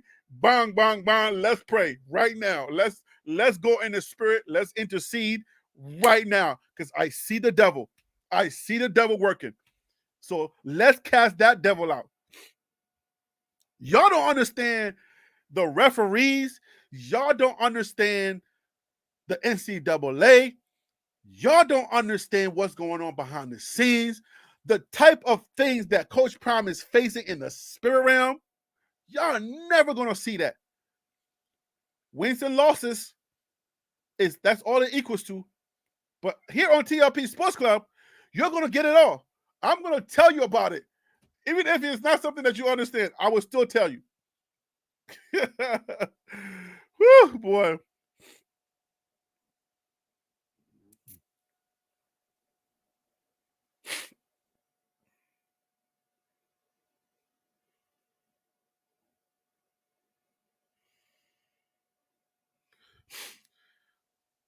Y'all having it out in the comments. All right, Yard Man, are you coming on or what? Because it's time for me to shut this down because my spirit man is starting to talk. So y'all know I need to start a whole nother channel so that we can talk about the spiritual stuff. Shador is a ball hog, even when he's passing his about him. He says he's legendary for getting sacked 118 times. Yo, you trolling. You trolling, yo. That's troll. You trolling, man. Stop trolling. Yard man. I don't know if you're just a yard man because you do yard work or you're a yard man. All right, guys, I have another guest here. We're going to talk some football, so let me not be rude and let my guest sit in the waiting room forever. We have another guest on. You remember him. You see him in the comments. He says what he got to say. He keeps it respectful, so we got to let him on. Here's my guest, Yardman, guys. Welcome to the show, Yardman. What up, man? Yo, bless Harry, bless my man. No, yard man don't mean a yard man, bro. Yard man mean a Jamaican from straight up, bro. Well, I'm from Brooklyn, so that's why I'm a Brooklyn guy, so that's why I said Yardman. So I figured like Yardman, okay? So I know what you mean. So go ahead. What up with Yeah. you? Hey man, first of all, man, love your show, brother. Love your show, man. You know, you're the definition of hype, emotions, everything put together, man. And I respect you for that, bro. I only roll with a couple, man. The rest are, I can't say it here, brother. Thank you, man. I appreciate you. Thank you so much. All right, so some of your takes. What do you got to say to these people? Where do you want to pick up at? Well, we're not gonna look at it from a personality perspective. Your voice went away a little bit. Yeah, we're not gonna look at it from a personality perspective. We need to, think about this as Hey, Yardman. yo. Whatever you did, it changed your voice. It was coming in Yeah, really good. Harry, you there? There we go. That's better. Yeah, I had a call coming in. Yeah, I'm saying we shouldn't look at Coach Prime from a personality perspective. We Okay. need to view Coach Prime as what he came in for CU. He came in as a football coach and to help with recruiting and to build the CU program. And most of my comments is not based off Coach Prime personality. It's based off Coach Prime's coaching that I've seen so far. His weaknesses to make adjustments. He was a great football player, but most times a great football player doesn't translate into being a great coach. And so far, Coach Prime has struggled. And then when we talk about it, then that's when people say, "Oh, you hating on Coach Prime, folks, so on and so forth." I don't care if you're black or white. I'm looking at you from a coaching aspect to what have you done so far to say, hey, you have made CU program football better. You still there? Yeah, I'm still there. Okay. So I guess I understand what you're saying, but just to be fair, from the standpoint of Coach Prime, this is, I guess I would say, he brought this on to himself. This is not. I don't think it's anybody's fault to think that he's connecting. They're connecting the personality with the coaching as well, because I think that's what comes along with being a BWB. The personality is sold as a package with him, because it's the personality that gets a lot of people here, because nobody really cares about a football coach. Like, truth be told, nobody cares about a football coach. You're just supposed to do your job. Nobody cares. All right. It's the personality that have us talking about him that draws people to him.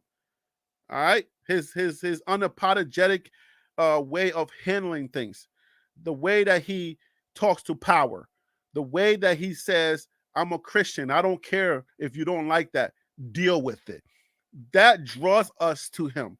So that personality comes with the coach. We can care less about the coach. We want more of the personality. If it wasn't for the personality, I probably wouldn't be here talking about him. If that makes sense from what you said. Yeah, I see where you're getting, Harry. So, are we here because of Coach Prime personality, or Yes. are we here because we want to see good coaching? It's different. If we're just here for personality, then nobody should really care less about the coaching or what happens. But the ones who are going to suffer for that is actual CU football fans who are actually looking for a football coach who's going to build their program and get them wins. So, well, yeah, you make a good point, but I'm saying I think people have to accept both. They have to accept the personality, because without the personality, you don't get all that money. Because guess what? Texas A&M had a coach and they fired him. He was a good coach. You see what I'm saying? So Texas A&M had a really good coach. They were 6-4. They have beaten Mississippi State, but there was 52 to like 6 or something like that. After that, after he beat Mississippi State, they fired him that next day. They said your services are no longer needed. And then I made a video and I gave you the prototype on what their AD, their athletic director said he wanted. And everything he listed sounded just like Deion Sanders, or what Deion Sanders was. So whether you believe or not that these universities or these places want coaches, it's not, in this new age of football and the way that Deion Sanders have changed the landscape, they're not always looking for a coach. Because what he said, what the Texas A&M Bork, his name is Bork, BJORK, Bork. What he said in his list of things that the requirements for a coach was, he said he listed like 10 things, and then he got to the place and said, well, and he knows about some football too. So that was like, what? And he knows some football too? They want to be talked about. Some of these teams want a coach, but they also want that personality that's going to draw the people and put butts in the seats. You cannot separate the personality from Deion. The personality is what he created, which is called Prime. He created that personality because at the time that he was playing the cornerback position, there was nothing. They weren't getting paid enough. And he knew that he wanted to have more money. So he had to create Prime in order for him to get the money that he was looking for. So now he's married to two. He's like, oh, when I show up, Prime is coming with me. So you get Prime and you get Coach. Coach is still learning. I don't talk too much about Coach.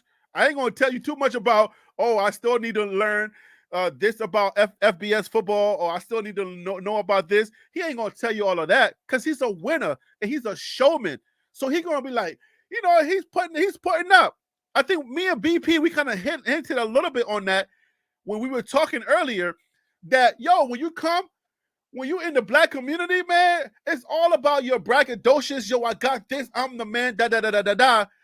But people, we don't take it to the point, we don't take it detrimentally. Coach Prime is performing as Prime, but he's also learning as coach. And we don't have no grace for the in between. That's what a lot of us are missing. That we need to apply grace to the coach part of it. Okay? So it's hard because how can you be this braggadocious? How can you be this swaggerlicious? Pause. How can you, you know what I'm saying? How can you give us all of this? Man, I'm the man, I can win, da da da da da. But then you're making silly mistakes like that, not calling timeout and stopping the clock. You're making silly mistakes like not running the ball 100% after you was up by 29 with Stanford and you came out and started throwing the ball like you wanted to you wanted to give him more time. So the coach is still learning, and we have to allow some grace to happen with the coach. He's not going to tell you that he's learning. I think that's what people are waiting for him to say. Like, hey man, I'm going to make some mistakes because I'm new to this. He's not going to say that part. Because how can you say that when you so swagger? You know what I'm saying? When you have such swagger. I'm gonna give you something to talk. I'm sorry. I didn't mean to. I can go in forever on that. No, you good, Harry. You know, I hear what you're saying. You're saying, well, you know, Coach Prime, you know, he has a personality also. I mean, Yeah. winning cures everything, Harry. You can have so much personality, but if you stop winning games, those seats will dry up. You can only tell people and sell this party song for so long and say, hey, this is that, and phones ringing off, you know, recruits are coming, the wins are coming. But if the wins don't come, then the fans will stop going. The wins drive the program. You know, you mentioned Jimbo Fisher getting fired. Jimbo Fisher got fired because Texas A&M, they're not looking for a media coach. They might write down all these things and we think, you know, Coach Prime fit this prototype. Texas A&M is looking for national championships, Harry. That's where they're measured, by national championships. That's what they're looking for. Texas A&M got all the money in the world, so they don't need no attention but a national championships. That's the attention they need. If Coach Prime can provide these wins for CU football, I guarantee after a while, a lot of heads gonna roll. So Coach Prime need to differentiate. Hey, am I coming in to the CU program to be a media person to bring all the hype, or am I here as a football coach and a recruiting coach? What I was hired for. That's what he needs to start differentiating, Harry, because he really needs to get it together. Because from a coaching aspect, this year, I mean, I've never seen a football team look so unprepared. Nobody seems to be in the right position. Period. It's just been boneheaded mistakes like every game. And you're 9, 10 games in, and your team still don't have an identity. And you've also lost a part of the locker room. Now, if we go back and reflect, a lot of coaches who have got fired, one, when you lose the locker room and your teams look dysfunctional, most times those coaches are walking papers. So I'm saying is, from a coaching standpoint, Coach Prime needs to put a little humility to the side, leave some of that coaching arrogance, and just coach. That's what I want to see Coach Prime do. I wanted to see buckle down and start coaching these guys. None of these boys were developed this year. So And what I want to know, Harry, I'm going to ask you this before you answer. Who is Shador coach? Because I want to know who is his coach. And don't say Tom Brady because it ain't Tom Brady. So who's Shador coach? well, I don't know the guy's name, but that's the guy that's always with him. He has a company that coaches quarterbacks, and I think the quarterback that just beat him, he also coached him as well. So the legendary guy is Shador's coach. The guy that's always with him, that's walking with him back and forth, that's his coach. So he's got a private coach. Well, I don't know if he's private, but I think he's with Coach Prime's team, so he's brought on to coach. But he also has a company that, if somebody else in the comments can let me know, but yeah, he has a company that coaches quarterbacks, and he's pretty successful. I think he may have some NFL guys too. Well, if he's being pretty successful, that means the job he's doing right now, it ain't good. Because up to this, I still see a lot of weakness in Shador's game, especially getting up to the line. He still can't read the line of scrimmage properly. He still don't know to roll somebody in if there's 5 guys on the line, or if there's 6 on the line and you only have 4 or 5 blockers to roll somebody in. It's just a lot of miscommunication, a lot of misguided stuff going on with CU football right now, Harry.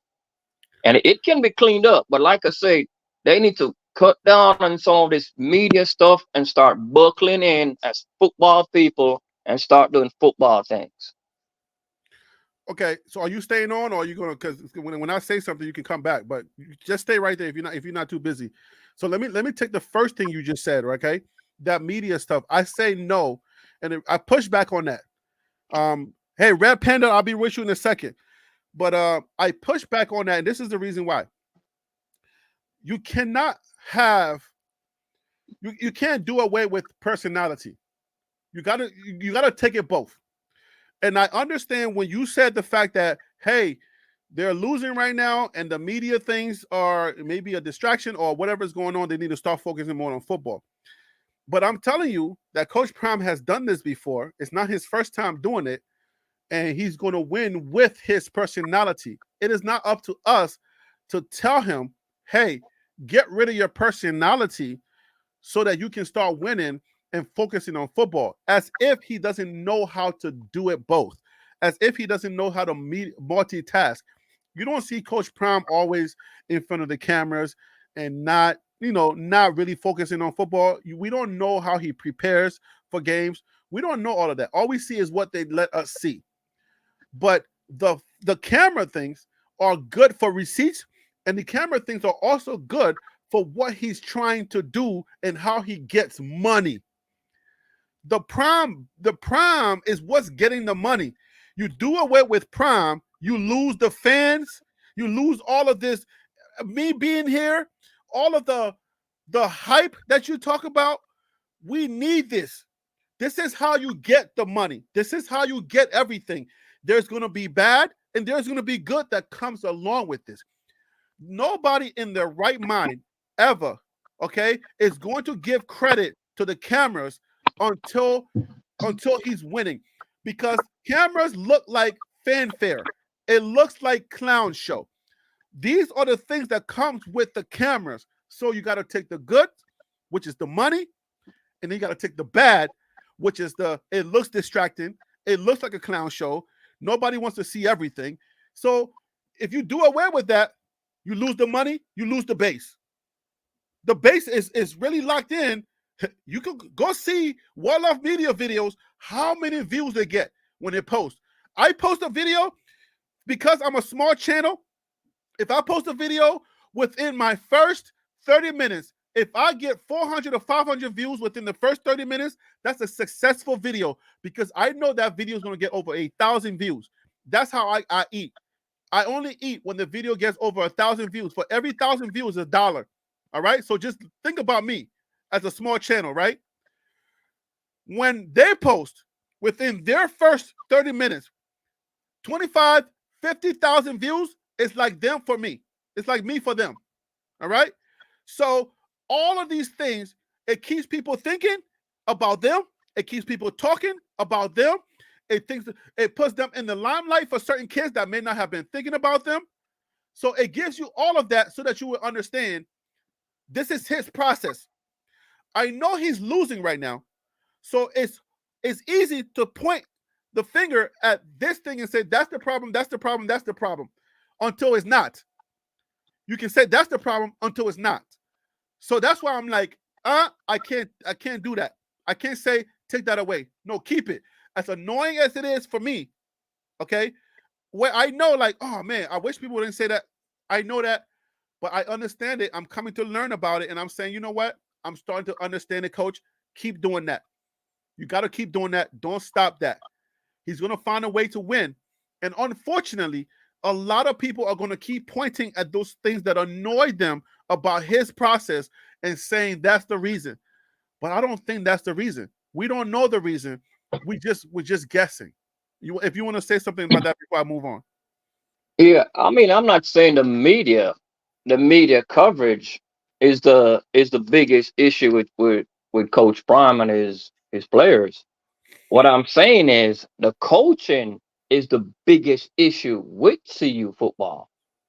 Where Coach Prime is right now and how he speaks, and he gives off this, he gives us the great big talk. That's confidence. I'm not saying Coach Prime should walk around and you know look defeated or anything like that. What I'm saying is what I want to see is I want to see Coach Prime be a better version of a coach. Right now, to me, and I'm not going to change my point of view, Coach Prime just looks like a dude who just walk around with a whistle in his hand. Okay. He's yet to demonstrate. He's yet to demonstrate in games that he can actually be engaged in the football, what's actually happening on the field, and make those adjustments. Okay. Now, a lot of people get Prime, the player, mixed up with the knowledge of being a player, but the knowledge of being a player is different when you are on that sideline as a coach and you have to analyze what's going on in the game and make those adjustments. Okay. Also, the preparation of your team on a weekly basis. We all know football is one hit away. So you should always have the next man up ready to go, and not when the next man up comes in, he looks like a lost puppy along with everybody else who's on the football field.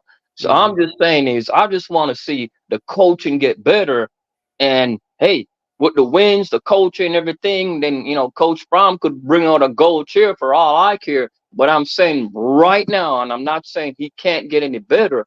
Right now, as a coach, he's not there yet, and it shows in the team and the development of the team so far, or the non-development of the team. That's some great point, and I'm gonna leave it there for you and bring on my next get. Red Panda, you make some great points. I'm gonna talk about it. I'm gonna hit on that, but I don't want to be too rude to my other guests coming on. Thank you so much for those great points. Okay.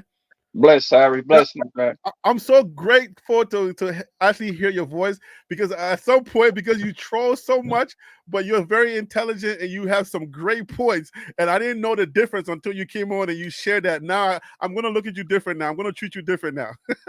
Thank you. I'm just saying, Harry. The media, yeah, it's generating money, but we have to look at the Alabamas, the Georgia. They don't have the media coverage, but Mhm. guess what? They're in. They're in the national championship.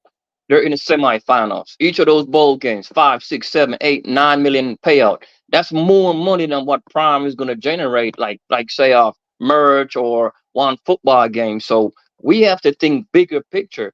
What is winning comes with everything. Okay. It broadens a lot more of the landscape, and now CU football fans can even go crazier, and Prime football fans can even go crazier to see them in the national championship. But if you're not building right now, how are you going to get there? Because last thing, Harry, you mentioned the portal players. The portal players is good, but Prime does not have a system in place to plug in those portal players and say, hey, turn them loose. He has to bring in a system in place first, get that established. Then you can start plugging in and bringing in those portal players, and your program do not skip a beat. So, not until he gets a system in place and have that up and running, everything else is just going to be a struggle. All right, man. Thank you for your views. I appreciate you. Appreciate you, TLP. All God right. bless, man. God bless. Take care. Yes, sir. All right, my next guest is coming on. You guys are rocking with me tonight, man. Y'all are out there. So some of y'all trolling. Why y'all just trolling? Some of y'all got some great things to say, and that's crazy, man. So thank you so much, man. Yardman. Now I have a different view of Yardman. So let's hear from Red Panda and what they have to say, and hopefully, you know what I'm saying, we can have some of these conversations. I may have a regular night live show, and hopefully this is pretty good. Let me know in the comments in the chat, guys, that you guys are engaged in the conversations. You guys like the guests that I'm bringing on. They got some good points, they got bad points. Let me know, guys. Let me know what's going on so I can know that this is helping the fan base. Please let me know. Red Panda, what up with you? Harry B, What's going on, brother? What's going on? all is well. How are you? I'm good, man. I'm listening what Yardman was saying, taking in some of the stuff. Okay. Definitely have a little pushback with some of the stuff he was saying. Okay. Um, his critique on Coach Prime, I think, is a bit harsh. Okay. Um, Are you from the islands yourself? Because you sound a little islandish. yeah, I'm from the islands too, man. I'm from Trinidad too. So Bless up, man. Bless up. yeah, Okay. one of the things we forget is like Coach Prime been coaching for a minute. He did the high school segment. He did JSU. We act like JSU wasn't valuable. But it's So not, when right? Isn't that what everybody says? Nobody cares, yep, right? that is what Yardman just did. He discredited the accomplishment at JSU. Well, wait. He didn't say anything about JSU. Let's No, just what I'm saying because he's is not he here to said defend Coach himself. I just want to make Prime. sure we keep it real. No, what I'm saying he talked about Coach Prime and coaching, and he said he's on the sideline looking like he didn't know what he's doing. But that's currently though. Whatever he did at Right. JSU has nothing to do with what he's currently doing. If he looks lost right now, and somebody's saying he looks lost, it's not to say he looked great at JSU. That's not the same equivalency. Yeah, but what I'm saying is, what are you basing it on? We're talking about What his he's saying, coaching. what he's saying in live, what he's saying over the game that he's saying. That's all he's saying. I'm Yeah, just but defending him because he's not here. let me finish the point though, Harry, before you stop me. My I guy. think we saying similar things, but what I'm saying is you moving from one style of play into a Pac-12. It's a total different system of play, right? Uh-huh. In though it's a bigger program. So in that bigger program, there's different position coach, play callers, and things like that in a bigger scale. And what we are not recognizing is that his system exists, but in that system, we are looking for a smooth system within 3 months. That's unrealistic. So you have a situation where we are being extremely critical of him, but in the process of that, you have a system where Prime isn't calling the plays. We are aware of that. He has input in the plays, but we are aware that he's not actually calling the plays. So him looking lost on the sideline isn't a testament. He doesn't know what's going on. You have a offensive coordinator, you have a play caller up in the booth. I think sometimes we had to take a step back. Now, is the team as a whole adjusting to the challenges? They could do a whole lot better. But if we look at what they are, the program was broke. So the coordinator, the AD said they didn't have the money. So overall, you starting with a broke program. Okay. They didn't have NIL buy-in until Coach Prime got there. So the alumni system, all of that just energized when Coach Prime got there. So not only just Coach Prime is a new coach, you have new players, you have a portal system that it was getting you by. Those players are coming from different coaches and different systems. When people criticize him saying the statement, he's bringing his Louis luggage, right? Uh-huh. Any of the players he brought are replaceable. Could you name people on the bench or stuff like that could replace Travis, who could replace Shador, who could? We got to be honest. From the players that he brought, when they are not in the game, when Travis got hurt, when Shador gets hurt, they cannot rise to the occasion. So on the bench does not have the quality of talent. And we want to be nice to the O-line and we want to be nice to the talent that's there, but they don't have that hunger element to turn them over the top. So for example, if you get beat and you just stay there and you give up, it's only Shador and Travis and few players who we already call dogs are hunting the play till it's finished. Coach could coach whatever he wants to coach. You cannot coach heart. You cannot coach hunger. So as a new coming in coach, we often forget Prime did several surgeries within the last 2 years. So a lot of the recruiting segments, he's not actually there. And there is a 10-person recruiting team. I don't think people are aware of that. There's separate departments Before that you go into do. that, because I know you put out a lot of gems and we haven't really. This is a show, so we gotta address the gems. You feel me? I gotta Facts, get into facts. some questions so that we can have a dialogue here. Okay, so All it right. doesn't sound like a Sunday morning service.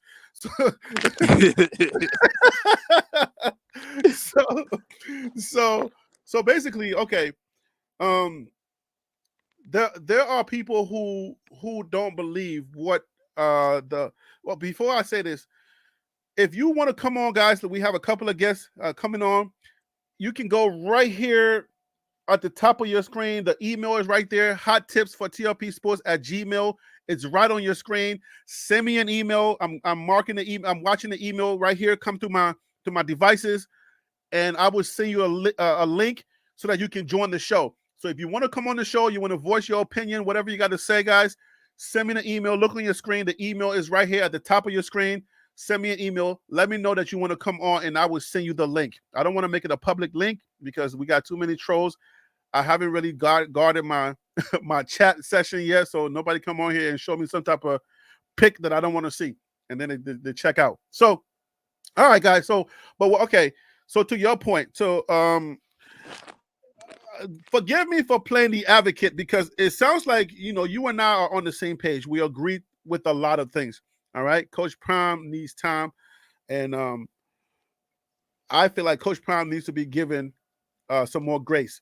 Where a lot of people don't really understand is that he's not going to come out and tell you, "Hey, man, I'm still trying to," you know what I'm saying? There's some things that I'm still looking out for. I'm still trying to, adjust to certain things.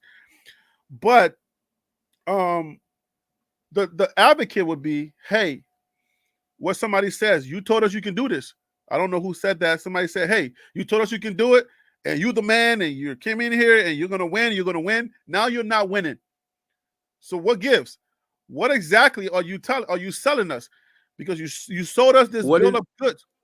I'll set it up. You can take it away. You sold us this Mhm. bill of goods, and here we are, and we're 4 games. We won 4 games, and that's it. So what are you selling? Are you a salesman or are you a coach? Because according to Yardman said, "Hey, I'm seeing too many mistakes on the field. All right. I'm seeing you make too many amateur mistakes for you to be as far in the game as a coach, from coaching all the way from Pee Wee to Jackson State to now. I'm seeing you make too many mistakes, as if you are a new player who has no idea what's going on or how the rules work on this level. But you said you could do this on this level," piggybacking from somebody else who said that. So what gives, coach? Will you dial it back and let us know, be humble, and say, "Hey, man, I'm still trying to figure some things out"? Or are you going to stay on this media high, on this thing, this Mr. I got this. I'm going to figure this out, because next year too, we can buy into the, "Hey, let's give him a little bit of grace." But next year, like right now, this is cool. I'm going to give you that little grace. I'm still going to talk greasy, but you have no idea, if you start losing again next year, how my vengeance is going to be thrown on you. So what says you to those people who are like in these little mindset that, "Hey, he's making too many mistakes to be on this level, and I don't understand why he's doing certain things when he's making all of these mistakes. He needs to hunker down and start coaching more, focus more on the coaching than all of the extracurricular activities that he has around the team." Go ahead. Are you aware how much time do they have in a week? Is that a rhetorical? No, because I wanted you to say it because I think a lot of people in the chat I was are a playing little the bit devil's older. advocate. I hope you know that wasn't me. I was just saying No, no, those no, no, people. no. I wanted you to say it so that people in the chat have an understanding that there are people who are following who may be a little bit older, who haven't really realized that the game has changed. So the time allocated for them to learn plays, to watch film, and all of that is 20 hours per week. I want to repeat that. The time that the NCAA allocates for them to practice, watch film, learn new plays, and adjust is 20 hours per week, right? Okay. So given that time block, we are thinking this is high school. A lot of the recruiting process is done based on tape. You can't tell, you could tell talent and potential on tape, right? But you Okay. can't tell the learning curve until they get there. You can't tell the hunger of the player until they get there. So when you think about in a defensive scheme, a lot of times it's the right play call, the wrong personnel that's in there.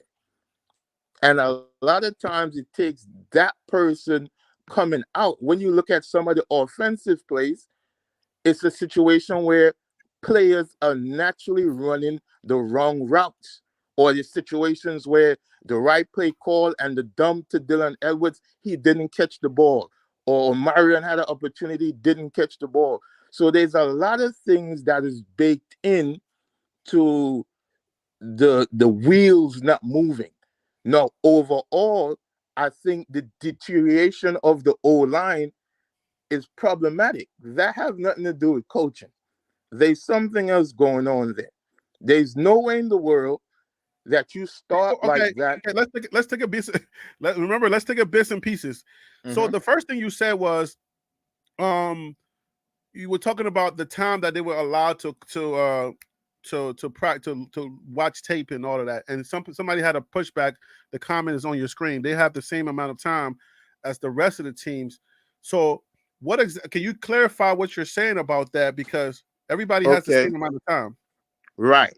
But this is a rebuild team made within 3 months with a roster of turnover of almost 90%. Okay. So we have to deal with the reality of what he was given. A lot of people want to say he ran players off. If you all are starting to follow CU late, you all have to understand the O line was still there up to spring game. I'm going to repeat that.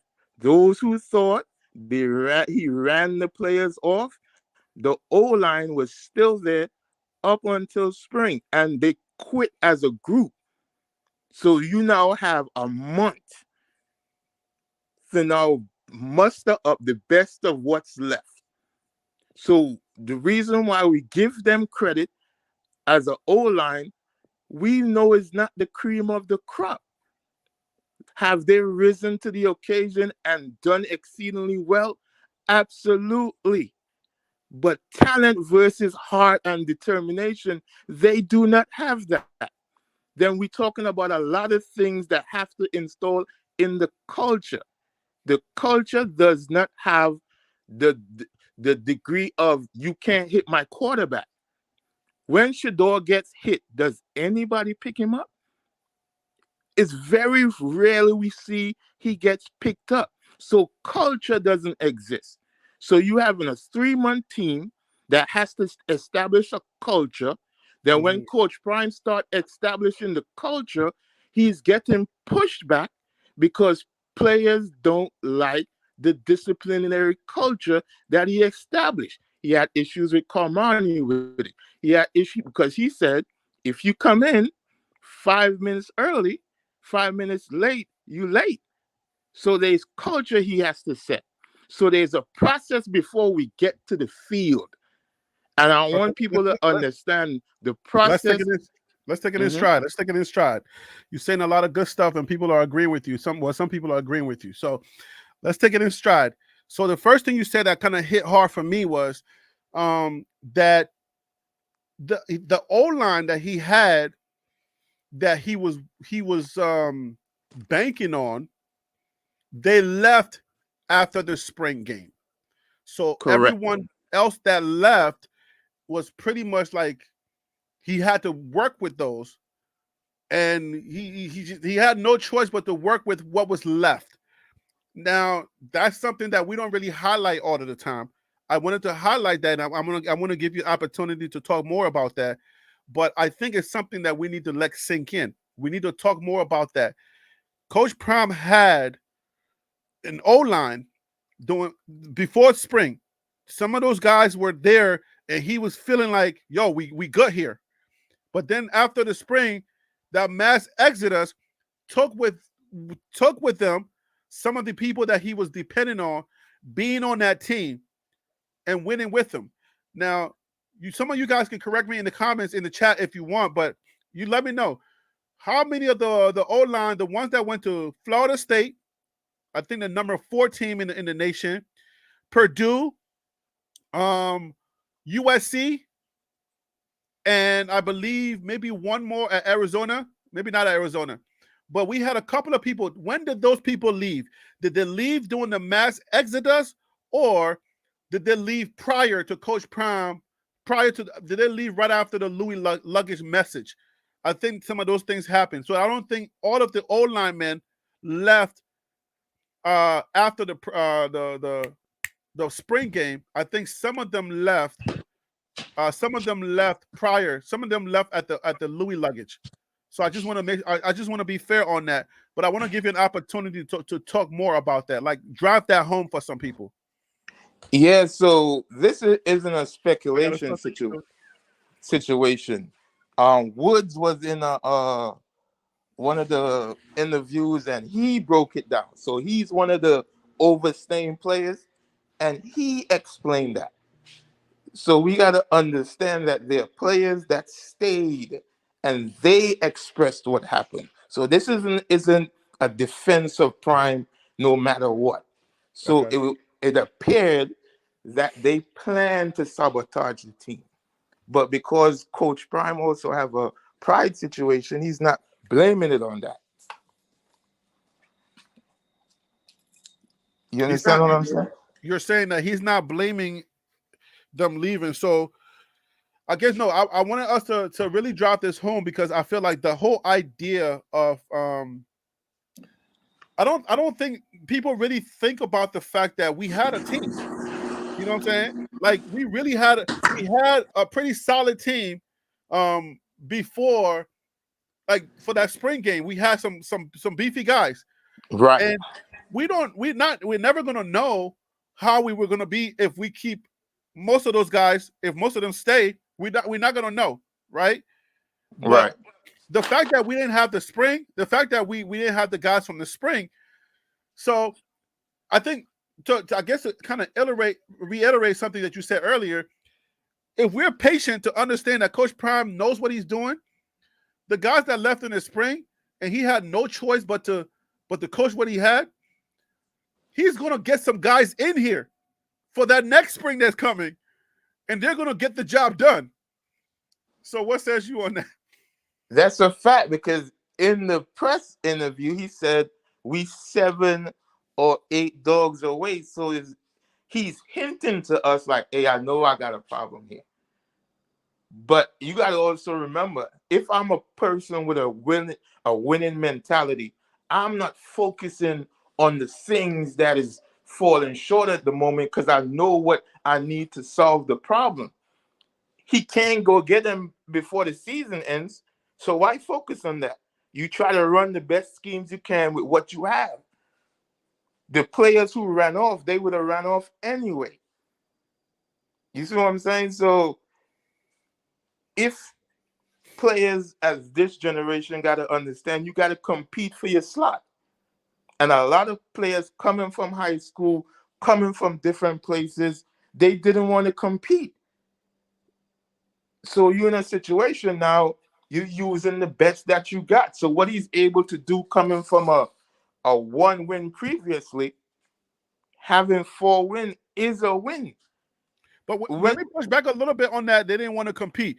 You sure that's what it was when you said they didn't want to compete? I don't know. I can't agree with that. That they didn't want to compete. That's not the case. I think at the end of the day, I think they just were tired of something. I don't know what it was. There was just either some of those kids would, I would say, some of those kids were really tired of the coaching changes. bro, they had like 4 or 5 coaching changes in 4 years. Yeah. and they only been there for so long. I mean, like, you can't have that many coaches and people like, oh, here comes this new guy talking about Louis luggage. Who is this dude? Like, bro, you play when my dad was in high school. Like, what are you talking about? Like, you know what I'm saying? Like, some of these coaches were just tired. Some of these kids were just tired. But So let me push back a bit on that, right? Okay. Football has gone past the talent stage. Football is relationship. Football is business. The ability to create revenue. The ability to be seen, right? Okay. Because if I'm an NFL coach, or even if I'm an NFL team president, I want to be able to fill seats, right? It has nothing necessarily to do about talent. Do the players I bring going to help us win or full seats? The Cowboys full seats regardless if they're winning or not. The Knicks full seats regardless if they're winning or not. And I think a lot of people have to realize that thing that we like and don't like about Prime gets you seen.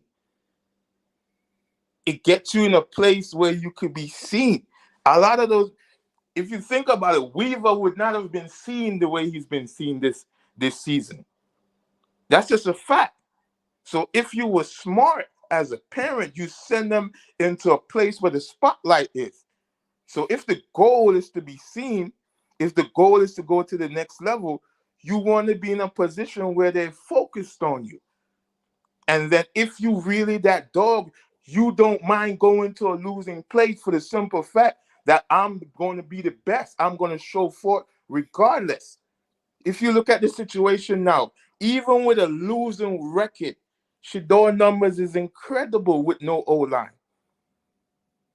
Even without a winning record right now, Travis Hunter looked like a superstar, superhuman. That ability or that look is available for every player on that team. So Prime brought the eyes, and then Prime also bought the money. I think what the disconnect is, this is me thinking outside of the box. Some players thought Prime gave them personal NILs. He cannot compete with Alabama right now. He cannot compete with an A&M on places that got money, that got the money for days, oil money, everything.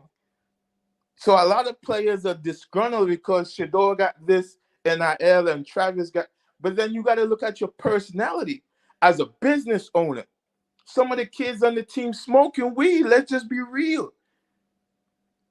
Business owners are not putting their brand with players that they can't get a return on the character side. That's why the players who got NILDs, they're not in the media, they playing the game.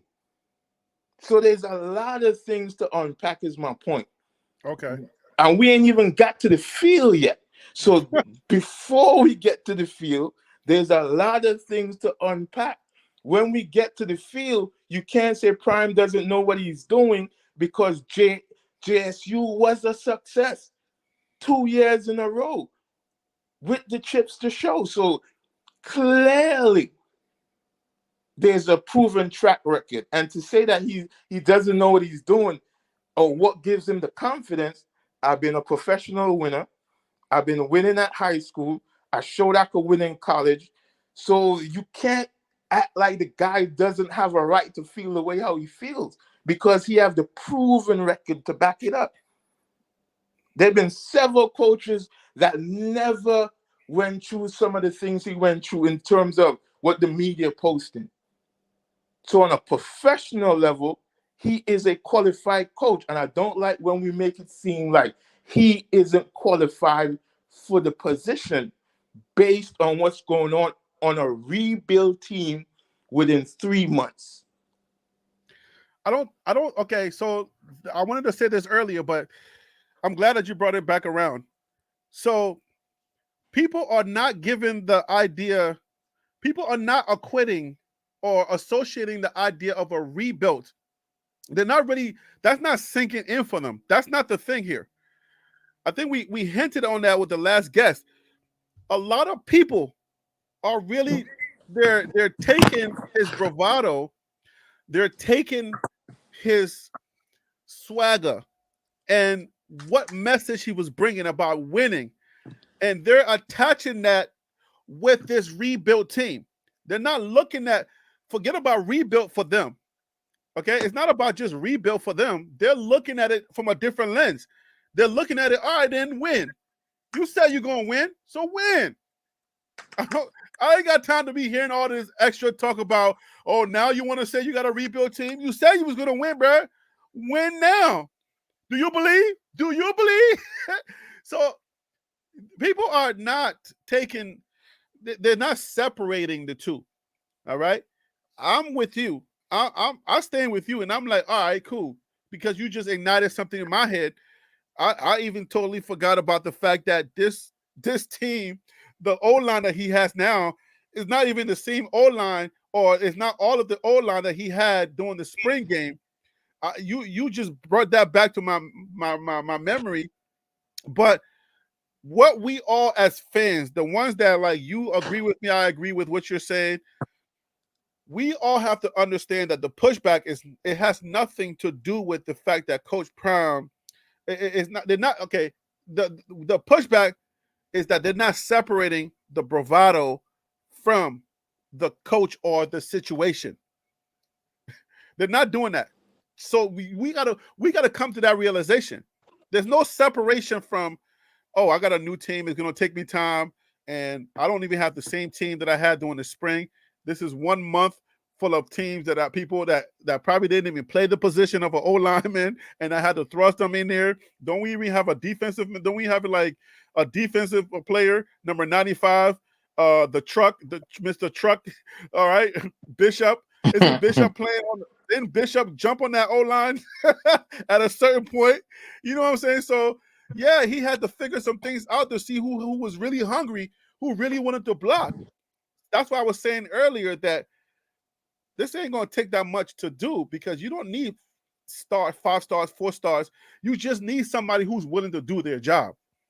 Right. So, But when you think about it, have to separate. We gotta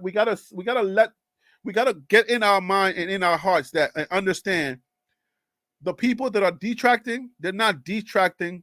They're not separating bravado from new team. Go ahead.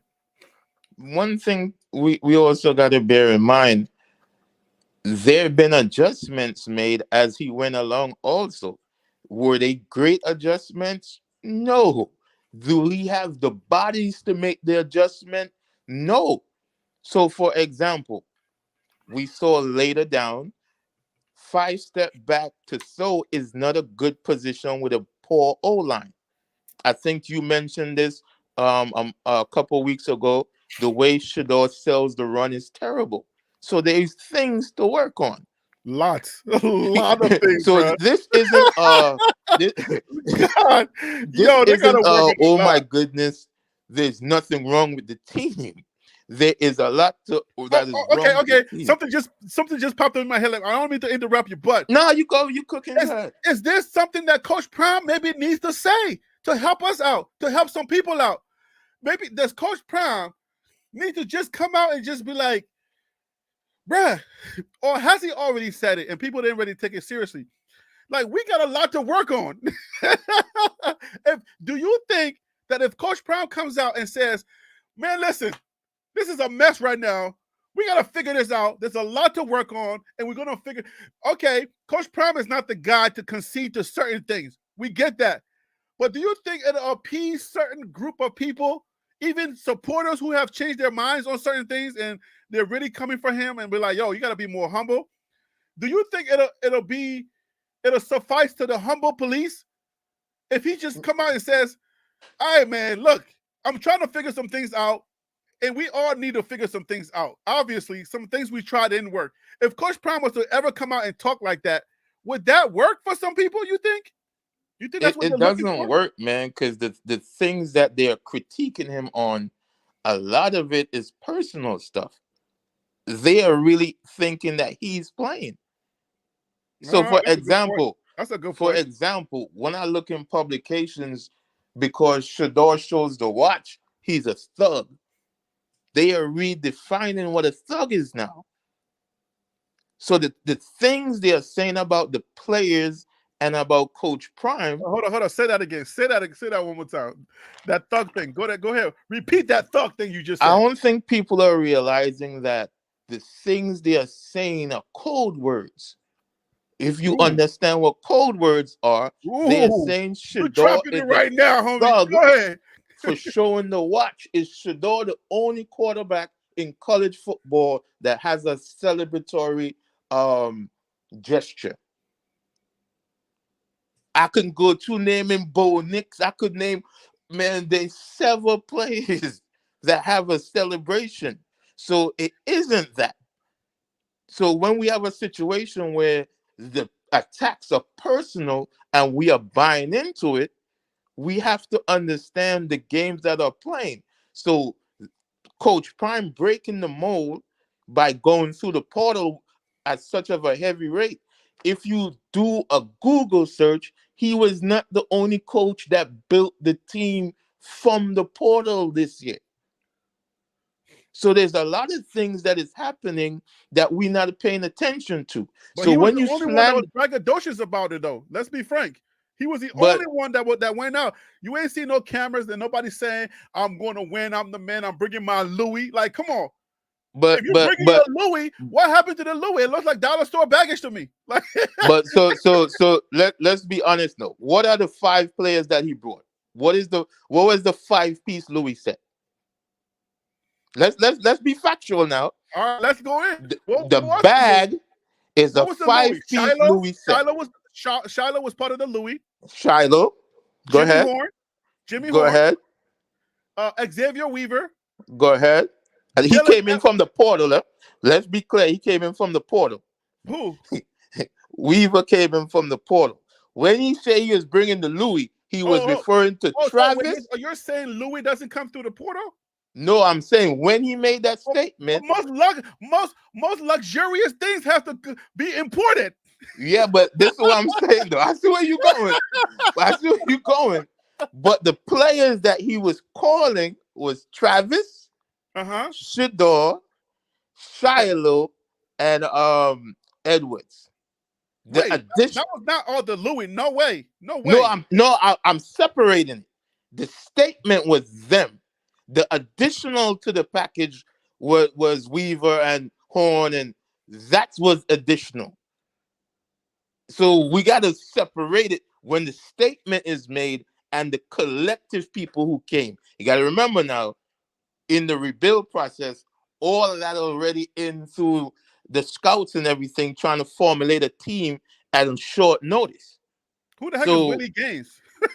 Who is what's Willie that? Gaines? Now, have we seen Willie Gaines play this year? No, Somebody but said Willie Gaines was supposed to be part of the Louis luggage. Who is Willie Gaines? I have not seen Willie. he was a player that also came in, and I bet he was. Who's that? What number is he? He's a little disgruntled. He didn't get to play, and he was in the media talking and stuff like that. Oh, he was in the media? Yeah, he definitely jumped online. Smoke made comments, and he actually made a video. Oh, he been and y'all didn't tell me this? Nah, he definitely made a video. Wait, he made a video about something? Yeah, he's talking about favoritism, and basically we could have went undefeated if he played and stuff like that. Wait, but that was Smoke. No, that was Smoke. He was talking about he got to feed his daughter and stuff like that. I was mixing Willie them Gaines up. said he got to feed his daughter? Yeah. Oh, wait. So he said, pass me the rock. I got to feed my daughter. Like, I can't feed my daughter on these sidelines. Yeah, but to him, I would say in every program, there's streams. You got first stream, second stream, third stream. And if you don't earn your place on the field, Coach Prime is so prideful. You think he wants to take a L? So if you ain't doing the work to get on the field, that's on you. Then he talked about he got a 3.7 and all of that. But what the other players are saying behind the scenes, a lot of them are smoking weed. Let's just say what it is. A lot of them are saying some of them boys are smoking weed. Coach Prime ain't going for it. Was Willie Gaines smoking weed? Hey, I'm not putting none on it, but there was a separate video where people was liking, kind of like some of them smoking weed and stuff. I'm just saying. And that name included Juju and them too. That's why they wasn't seeing the field. So Right?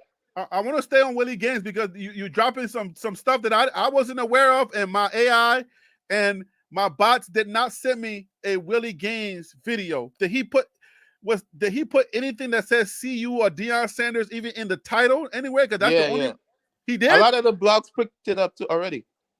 Oh, I'm late. Yeah, Oh, you I'm late. salty right now, bro. You late. I'm surprised you didn't do one of that. You dropped the ball today.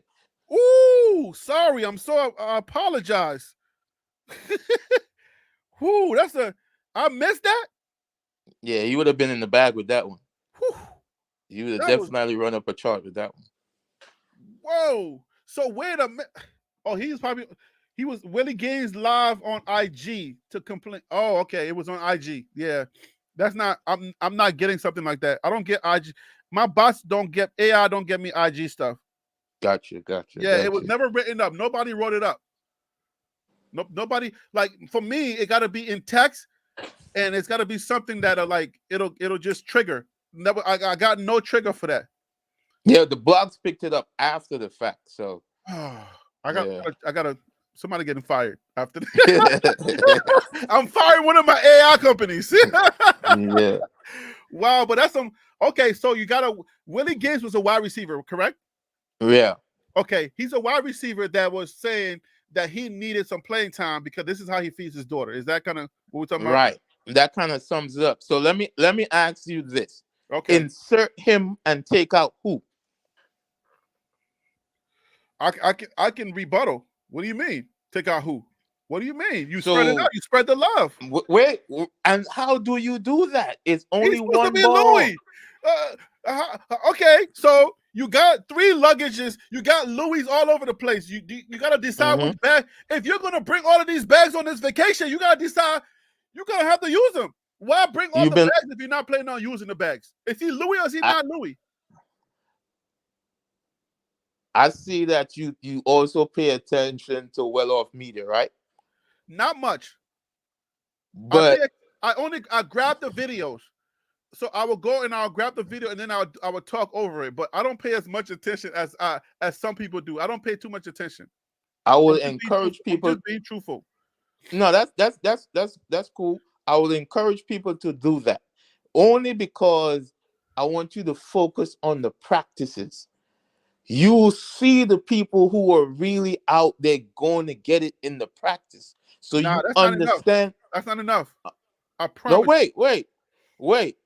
If you are dropping the ball in the practices, I could understand why Shador is not comfortable with you.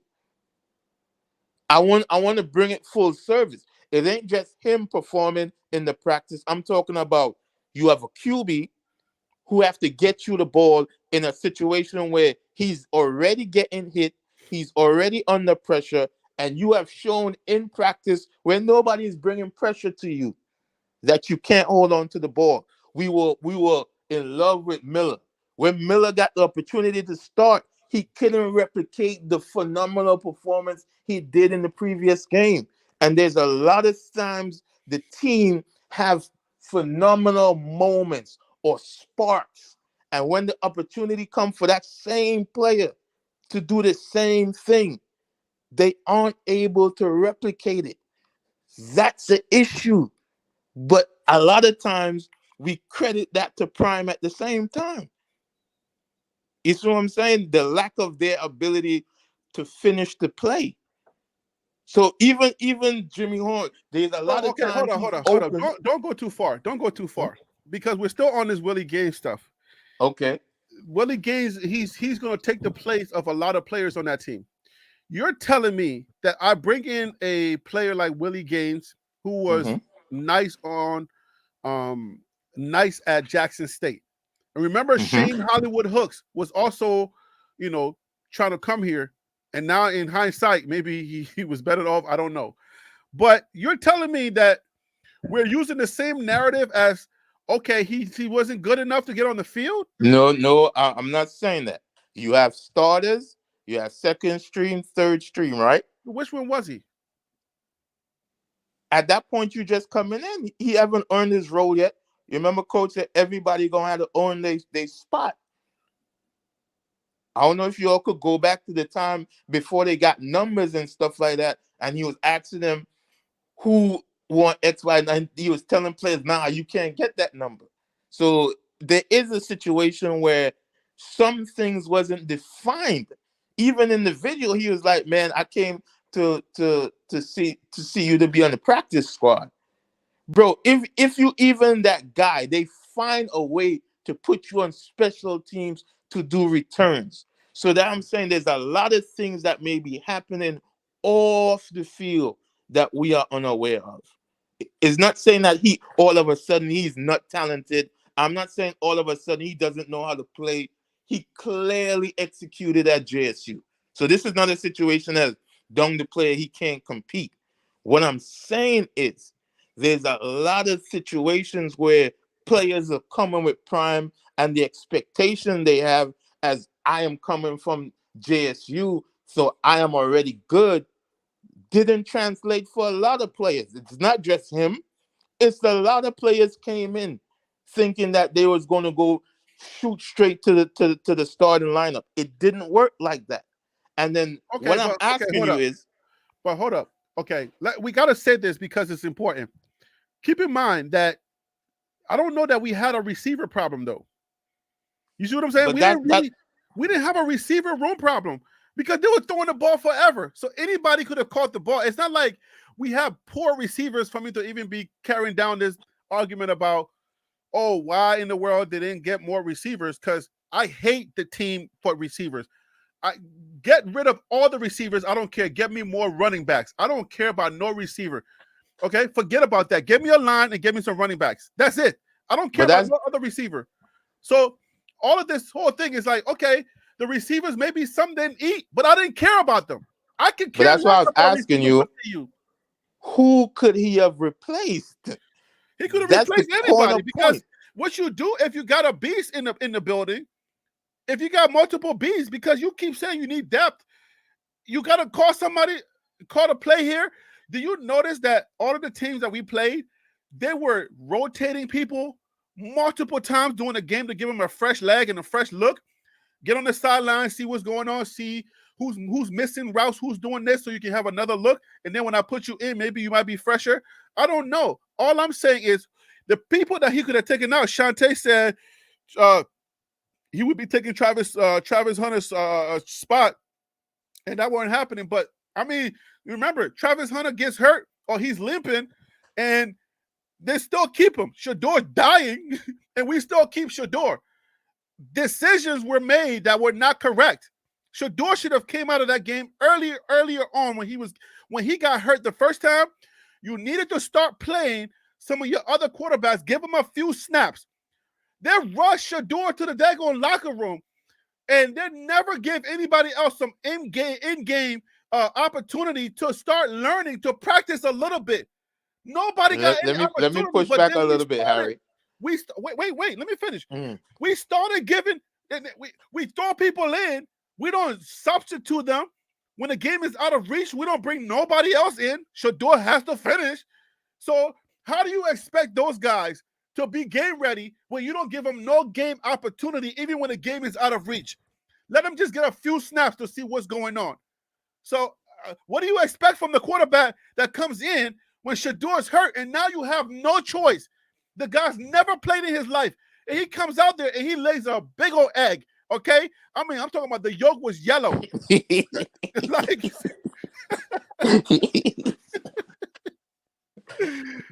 man, it was bad. It was bad. It was bad. That's what I'm saying. But how do you circumvent that? How do you stop that from happening? When a game is out of reach and Shador can do nothing to save us, put that other quarterback in, give him some reps. When a game is out of reach, okay? When they're beating us by 56 or Oregon is killing us, take him out. So the reason why I said let me push back, we only had 2 games where we got trashed. That was the last game and Oregon. So at what point were you going to risk it when we had an opportunity to fight for it. So we never had an opportunity where they could have went in. Let's just be factual. We only got beat on 2 games. The other game we beat ourselves. So it wasn't a situation where we got trashed so much that, oh, let's give the second string quarterback a chance. That's not what occurred though. Well, I okay. understand. I When you- understand what you're when saying. when USC is beating you that bad, when Oregon is beating you that bad, none of those That things. wait. I said I gave you credit for Oregon and I gave you credit for the last game we played. Every other game we were a touchdown in reach, bro. But the game, the Or a Stanford field goal. got out of reach. Touchdown or field goal. So let's be accurate on that. Now, what you are saying is totally correct. They don't get, for example, it was bad coach and play calling to call options in a quarterback who never played. That was crazy. You see what I'm saying? Shador never got those options. Have you ever seen Shador do a little toss? That's what I'm saying. So how do you give a second string quarterback who never played to do those technical type of plays? It's crazy. So I'm not saying that the coaching don't need improvement, but to insert players, we can't. You will have to tell me, Harry, who would you have taken out with the current roster? Who you would have taken out to make room? The only thing I think both of us could agree on I don't think it is we mattered. could Though. have used different running backs. We could have moved Dylan out and used because you can't have Dylan with the size trying to go up the middle. That didn't make no sense. So the play calling had to go back to Sean Lewis. So then I got to ask you this question: You're actively recruiting. You're telling people I ain't too hard to find. You're telling parents, Mm-hmm. I want your child to come to me. Send me your dogs, and they're coming, right? Mm-hmm. You're telling me that once my starters are hot and everything's going on, your child would never, even if your child is as good as the starters in, your child, I would never find a way to play your child. Which football team have a next Bo Jackson sitting on the side? Which football team have another Shador sitting in second stream? Let's be honest. So Willie Gaines was not as good as Jimmy Horn or Xavier Weaver. When Jimmy Horn started dropping passes, I remember people saying Jimmy Horn is trash. I remember people saying Jimmy Horn got butterfingers. He couldn't catch nothing. He couldn't catch a cold until Coach Prime warmed him up with that hug. I remember people saying that. I'll even say that my critique with Horn is he doesn't run the routes properly. Because if you watch, okay, so why not replace him? Well, then you have to. Those are things we could only speculate on. Because that's what we do. Everything here is speculation. Right. So I am saying that the coaching or Coach Prime was saying Kamani wasn't the only one not doing tapes, not watching and learning the plays and stuff like that. So if the coach doesn't trust you when the team in dire need, that says more on you than the coach. With Coach Prime bravado and wanting to win, you think he will prefer to take the L? No, okay. I don't see him as that type of person. This is what I'm saying. At the end of the day, you're responsible for those young men. Okay? At the end of the day, you cannot get tunnel vision and forget, because I know I used to ride the bench. I know that coaches get so focused on what's going on in game to even think about his luggage. All right? So I know that it's tough to think about, oh, dang, I got another guy right here that can play, and let me put him in just because you're so tunnel visual, your tunnel vision is on, right? That you just gotta just keep coaching and try to get points on the board. I get that part of it, but at the end of the day, that's your job, and that's what you're promising people. That's what you're telling people. Come play for me, and you will play. You're selling that. So if you can't find a way to, if you bring a bunch of Louis, this is what I'm saying. maybe it's a little bit devil's The advocate. Louis is on the If field. you bring a bunch of Louis and you don't know how to use your luggage, then that's on you as a coach. You're filling the Louis that you said you were bringing. Yeah, Because but the you can't Louis tell me players that are on the everybody's not field, though. watching tape. The Louis players are on the field. Gaines is the only one that ain't playing. The But he's not premium Louis. luggage. He ain't Louis. The premium luggage players are on the field. That's just a fact. He ain't Louis. Gaines is not Louis. Not to the level that they need to be. So, for example, all right, let's go from the first 3 games. Okay. I insert these players and they execute. They have shown themselves reliable. You know how coaching goes. They don't switch up if people are showing consistently. So I could understand if we had 2 bad starts, we lost the first 2 games, then you look to switch it up.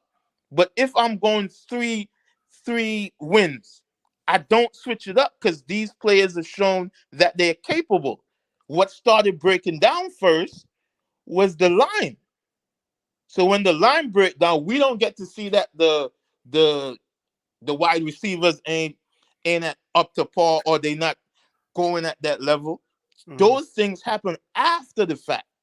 So there's different parts of the field that were breaking down before we could even see that. Because receivers wasn't the problem. Was Shador getting the ball out? And before that, the defense was more of a problem before the offense.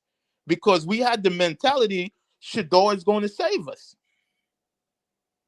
So when the Shador can't save us mentality start applying, start stumbling because the offense can't get going, then we start realizing that, oh no, our play caller have issues. So as the season rolls on and teams have more tape on you, coaches calling other coaches to make sure you win, to quote unquote humble you. Let's be real now. This is the only time that is recorded that other coach collaborate to beat another coach. This ain't Alabama. This ain't Georgia. This is a CU team coming from a 1 win last year. So the disdain for Prime is so deep that they are collaborating to beat him. That doesn't take away that there's bad play callings. That doesn't take away that there's a bad personnel issues. So, for example, when we think about Woods, he's better with a passing play. He's not good with a running play. But then a lot of times we have to understand the reason why I brought up the 20 hours a week. When these problems arise, you have 20 hours to coach them on the problem, right? But the I mean, problem with that, people keep saying but the other wait, team's got 20 hours too. but wait, but this is what makes it unique for Coach Prime's situation, right? Mhm. You have a situation with new players, new coaches without no culture, right? Mhm. So he's starting at 0. He wasn't inserted into Alabama. He wasn't inserted into LSU, who have a foundation. He's coming in ground 0. So I don't discover major problems until game 4. So let's take it in sequence.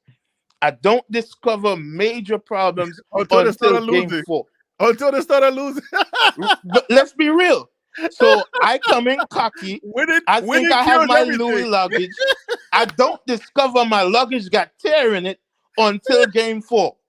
What? I don't realize my Louis luggage came from the Chinese store. It came from Canal Street.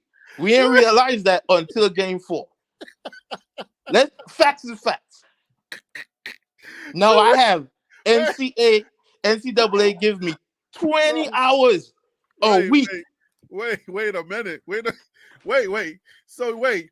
You mean you went on vacation and you didn't count all of your luggage until you realized that this recently happened to me. I bought a brand new luggage, came off the plane. When I picked it up, the handle came off. Brand new luggage. Brand new luggage.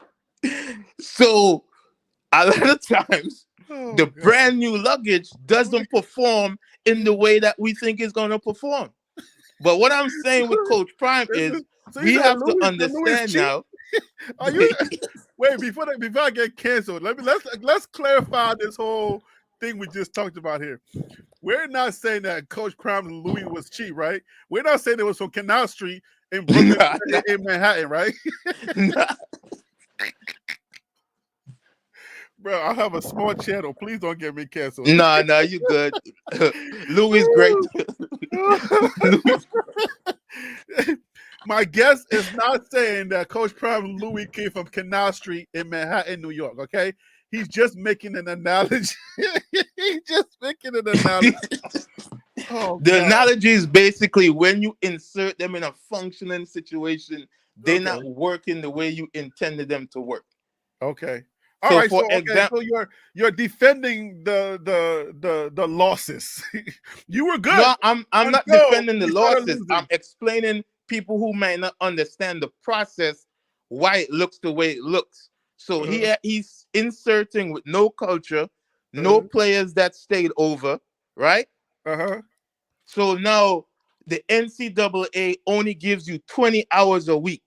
That 20 hours a week is for me to go over film, to practice, and to coach the things that we fell short of.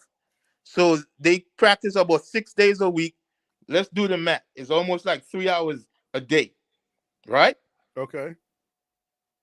You keep bringing Players, up time. You're gonna be upsetting a lot of people. no, Okay. no, no. I'm Okay. giving you 'Cause the everybody got the same time, bruh. no, but let me finish the point. When I finish the point, people are gonna get it.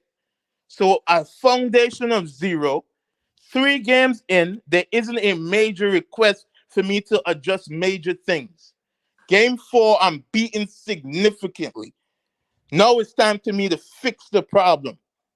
I'm fixing the problem with no foundation to adjust. So the time I need for you to learn the plays for the game that is coming. This is how time management go.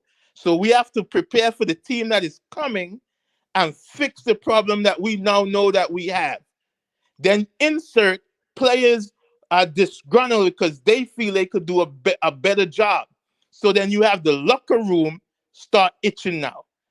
So you have Hold on 1 second. a 1 second. storm. 1 second. Just being myself. I emailed you the link. You just got to click on the link and then come on.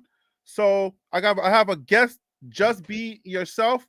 I did email you the link. If you're still here, I don't know if you got that email or not, but I did email you that link. And for those of you who want to come on, the email is at the top of your screen. Oh, I need some more to drink too. So for those of you who want to come on, I'm sorry, I needed to stop you real quick. For those of you who want to join the show, please, the email is at the top. All right. And I also put it in the comments. Hot tips for tlpsports@gmail.com. Hot tips for tlpsports@gmail.com. For those who want to come on here and talk your talk, like Red Panda is doing. Go ahead, brother.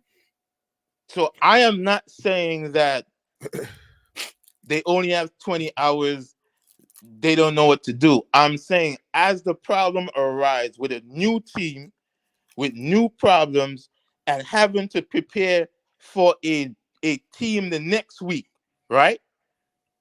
When you start now ground zero, your adjustments is more than a team who have a foundation already.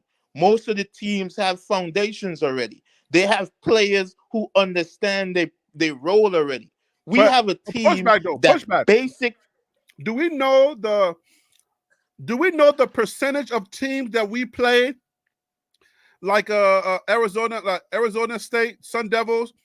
Do we know the percentage of teams that we actually played? Because I don't want to sound delusional here, right? Do we know the Mhm. percentage of teams that we played that were actually in a deficiency like we were?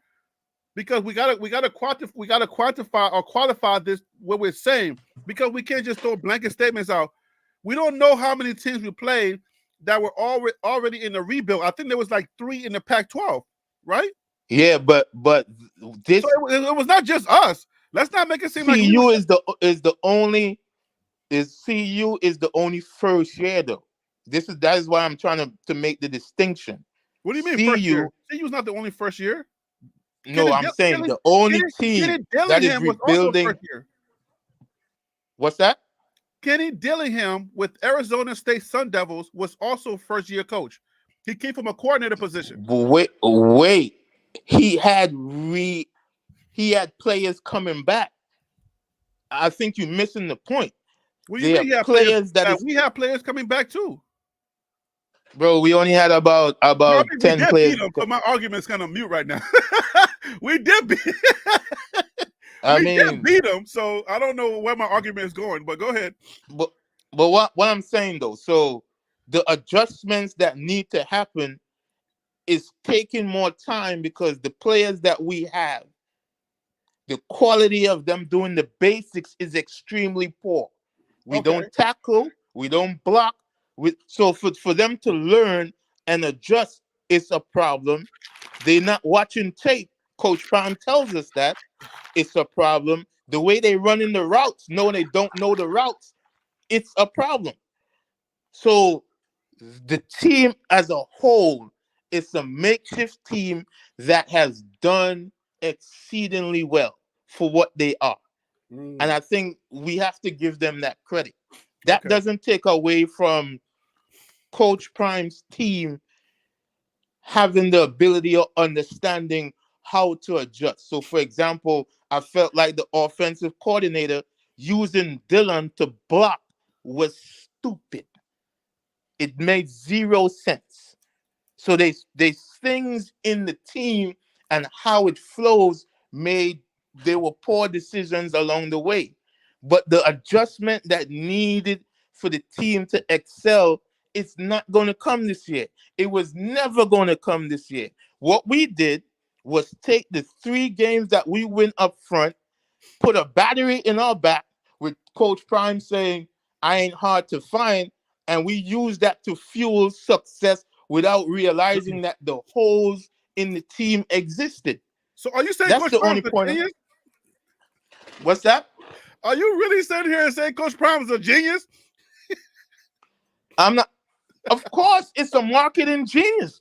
Not just a marketing genius, but for him to take a bunch of tree wrecks, according to what you're literally, for him to take a bunch of tree wrecks and turn them into a 4-win team, what you're saying, they should have been worse than the 1-11. But he was able to take a bunch of tree wrecks, turn them into a 4-win team, and at least give us some dignity that we can hang on. Is that what you're saying? This team really wasn't supposed to win 4 games. Let's be real. Let's be real. Even with the Louis luggage, we wasn't really supposed to win 4 games. Okay. What happened is we excel at such of a great rate, and the dogs, who are dogs, outperform what we thought they was going to do. So it made the blemishes not look that bad. When you have Travis Hunter playing the way he's playing. You dropped some gem right there. So wait a minute. Say that again, bro. Repeat that. When you have the dogs performing at a professional level, they are performing at an NFL caliber talent. Okay. When you think about how Shador is playing, Travis is playing, when you look at how they're playing, it overshadows the blemishes. Because when you think about the first game, it was a scoring. It's like numbers ain't supposed to go that high, bro. This is the returning winning team, and we scoring points on that level. It should let you know that the team ain't all that. Okay. Let's be real. And we didn't have the O-line then. We saw the O-line problems then.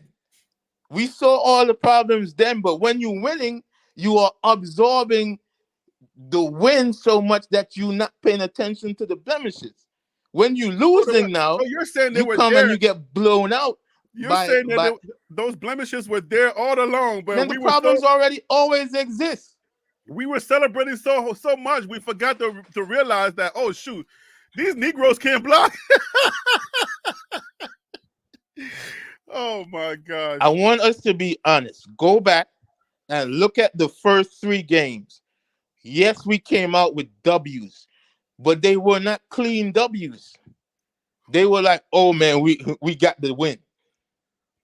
There was never a dominating situation. Oh, okay. Big Daddy said, bring me back on one more off. Listen. I got another guest I gotta go to, but do you remember me saying one of my articles that I wrote in the community page? I said we're winning football games, but we're not playing winning football. Do you remember me saying that? That's a fact. I think that's what you were alluding to. I think I said that week number 3. I said that in week number 3 that we were winning football games, but we were not playing winning football, and it caught up with us, and it was pretty much prophetic. But I gotta bring that's just what it is. You are a gem of a But caller, man. man. Keep doing what you're doing, man. I'll be locked in, man. I appreciate you, man. You Listen, might man, want to apply to be. Yo, you got to call back in when I'm gonna do more lives. It feels like we need to start doing more lives so we can get people excited, man. So please don't forget to call back in, okay? Man. All right, yo, Yeah, lock in that email. Lock in that email. Anytime I'm doing a live, just hit me up on the email and let me know that you want to come on, okay? All right, bet. All right, man. Take care. Thanks for coming on, Red Panda. All right, guys. So, yo, you guys are on it tonight. So I really want to thank you guys for really what you're doing and coming on and really, giving me some great points. People are in the chat and they're, what I'm saying, people are saying a lot of great things. So let's bring on our next guest. He's been in the chat for a while, or he or she been in the chat for a while, and we're going to bring them on so they can talk their talk just like everybody else, okay? Just be yourself or just being myself. What up with you, Harry B? Welcome to TLP Sports Club. What's going on, man? What up with Appreciate you? the attention. No doubt, man. Thanks for coming on and talking your talk. For anybody else who wants to come on, the email address is the top of your screen. Hot tips for TLP Sports Club at Gmail. That are hot tips for TLP Sports at gmail.com. All right, man. Go ahead. Talk your talk. So you might have to lower your volume because I hear the echo. Okay, is that better? Yeah, go ahead. Okay. Well, I follow you, and I've been keeping up with Prime all of this time, and I'm on the side of I just really didn't. I don't side with all the hype of it. I think that a lot of this season and this team has been based on his personality, and they got away from truly what it is. It's a sport, and these kids are playing football, and I just think that it's saturated the whole system, and the hype, it got exposed. He won they won those games in the beginning, and everything was close. And even with JSU following from way back, I didn't just start watching Prime when he took over Colorado. I watched all the JSU, and when he was coaching Little League, I love Prime. I had the shoes. He got everything. That's Deion. But when it comes to the job, I just think that it just didn't transfer at the higher level when he went to CU to take over that team. He thought, maybe it wasn't enough time for him to adjust to it as quickly as he did, because he just jumped into another seat and took over a bigger truck. But he did well at the HBCU. It was years for him doing it when he was doing it there. I think the swag and the braggadociousness really turned up towards the end when they were winning, from JSU, and it just kind of transferred to now everything is about shining, and the kids driving $300,000 cars and everybody getting tickets. And you wondering, it's like, come on, dog, y'all the only people up here with these big time rides parking in these spots. And I think that it saturated what the true point of him coming over there to be a coach, like a couple of the other Jamaican guys before said, what was the true purpose of him coming to the school was for him to be a coach, not to really be a personality.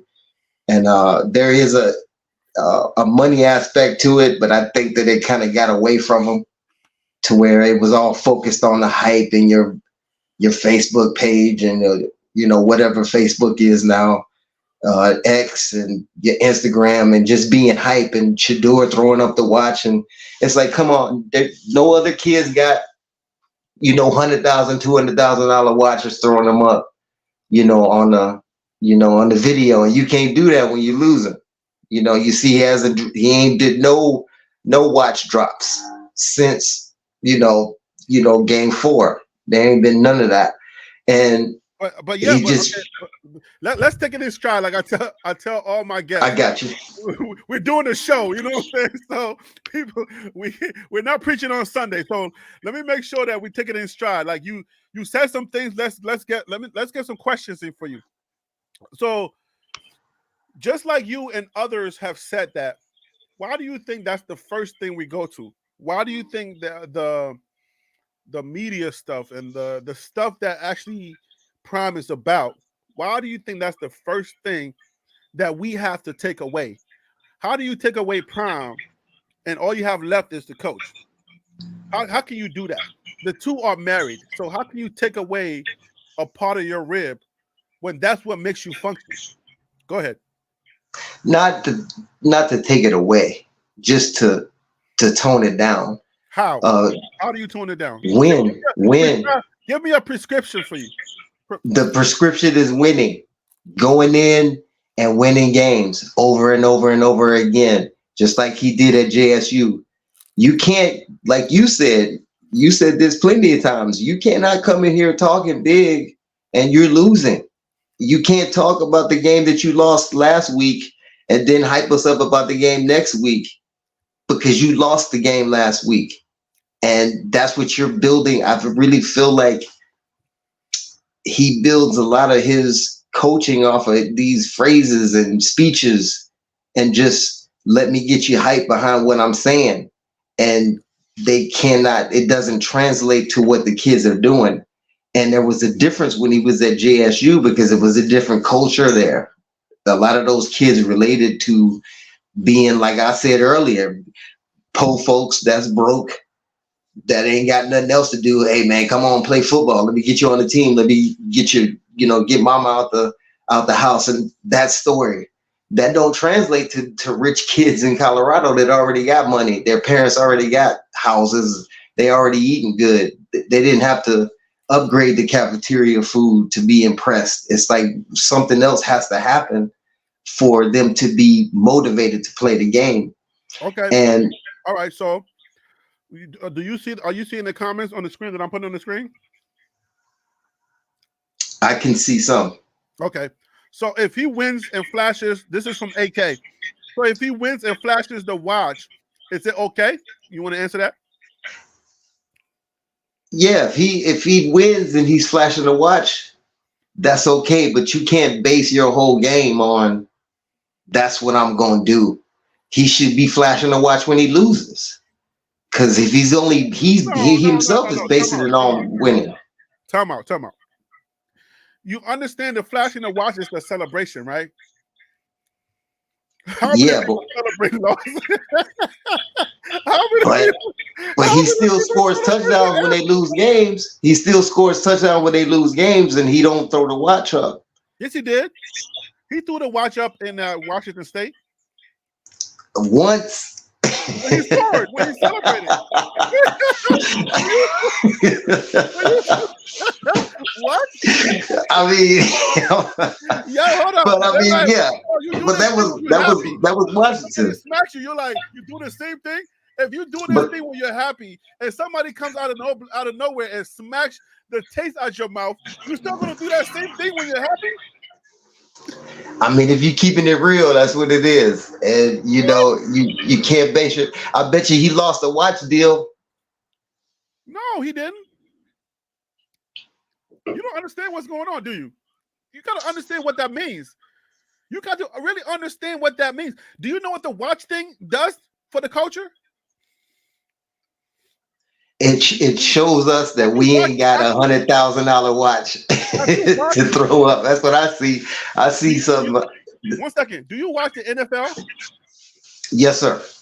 Do you understand that the Broncos fans are using the watch when the Broncos now do something good? when they do something good. I haven't seen that. Yeah, I keep up with them. yeah. I keep up with the league as a whole. The Denver Broncos. I seen where the Denver Broncos fans when they just won, they just beat somebody. I forgot. Was it not Vikings? Right? They just The beat whoever Vikings. they just It beat. was the Right? Vikings. Okay, the Vikings. Right? I saw the watch. You see what I'm saying? I saw the watch with the Broncos.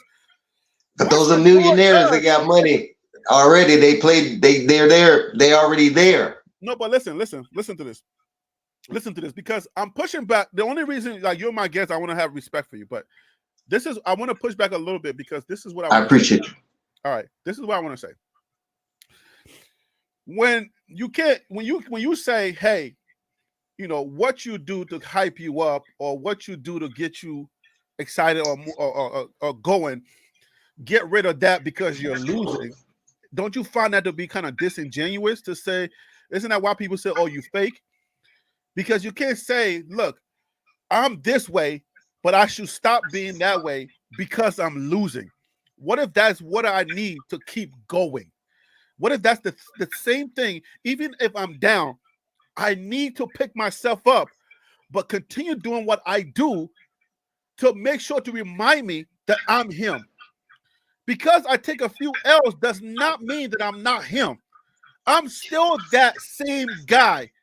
And I know that people are going to look at me and start questioning my abilities and what I'm capable of doing. But I know that I'm him. And I do something to remind myself that I'm him. If you're saying, stop doing that because it irritates me, then can you say you're a true fan? Are you even a fan if you say that? No, I'm not saying he should stop doing it. I just think that some of the How do things, you the tone it down? celebration got in the way. I think that the celebration gets in the way of the true. You can't. It's hard to celebrate when you losing. So I wouldn't even pull it up unless I was winning, unless we was on top, unless we was bringing it home. So it's like it seems the Colorado culture has been built on when Deion took over, all about hype. It was all about what he was saying. We coming. The dogs is this, we building this and that. And it's like, all right, we were holding on to that and said, hey, you said this is what it was. And then to consistently see just the poor, what we see whole when we look at the game is poor coaching. We saw exactly what happened in the situation real time in what was going on when he was supposed to be in control of this situation. Okay, And so now leave it right with there. football, Let me ask you this question. Let's say they get rid of those things, they tone it down, and they take your prescription, doctor, right? So the doctor prescribes something. The doctor said, listen, man, you're sick. You're taking a lot of L's, and I know what the reason is. This is the reason why you're taking all these L's. If you were to tone down this, forget about that celebration, hunker down, start playing football, and start doing the right things, this prescription will get you to do X, Y, and Z. Let's say he does all of that and it still don't win. What says you? well, I mean, I look at Notre Dame. What would you then prescribe? They win. If it's not about if you take away all of that, the attention that they put on needless things and talking about the word of the day, and everybody talking about saucy Travis, and it seems like a joke to what they put the cameras and the focus on. And so now it looks like, oh man, these dudes is always joking. And No, but that's what I'm saying. I say, answer the question. If they take all of that away, they take your prescription, because you're the doctor right now. You're prescribing something to a symptom that is going on that is causing this team to lose games. I'm asking you, Doc, if we take your prescription and we still have the same problem, what would you say then? Then what do you say? Do I take away your ability to prescribe something? Do I say you're full of crap? What do I say? I'm not saying that all of that stuff is the reason why they're winning and losing.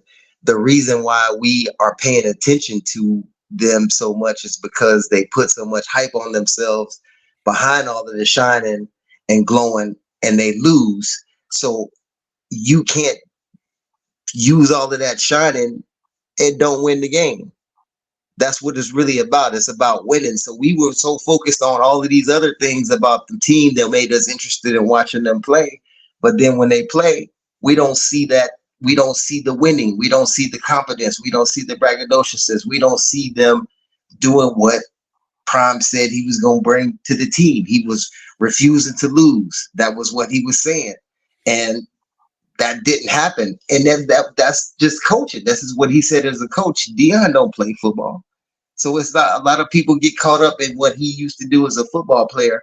But as a coach, you just look at the record at this level. We saw him win at JSU.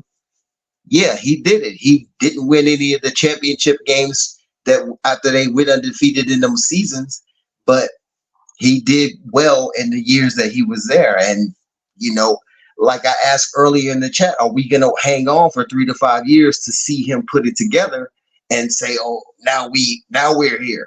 You know, it's like, so if you minus all the hype and minus everything he said he was going to do and minus everything the videos went out and put up and said, are we willing to hang around long enough to see it grow into fruition?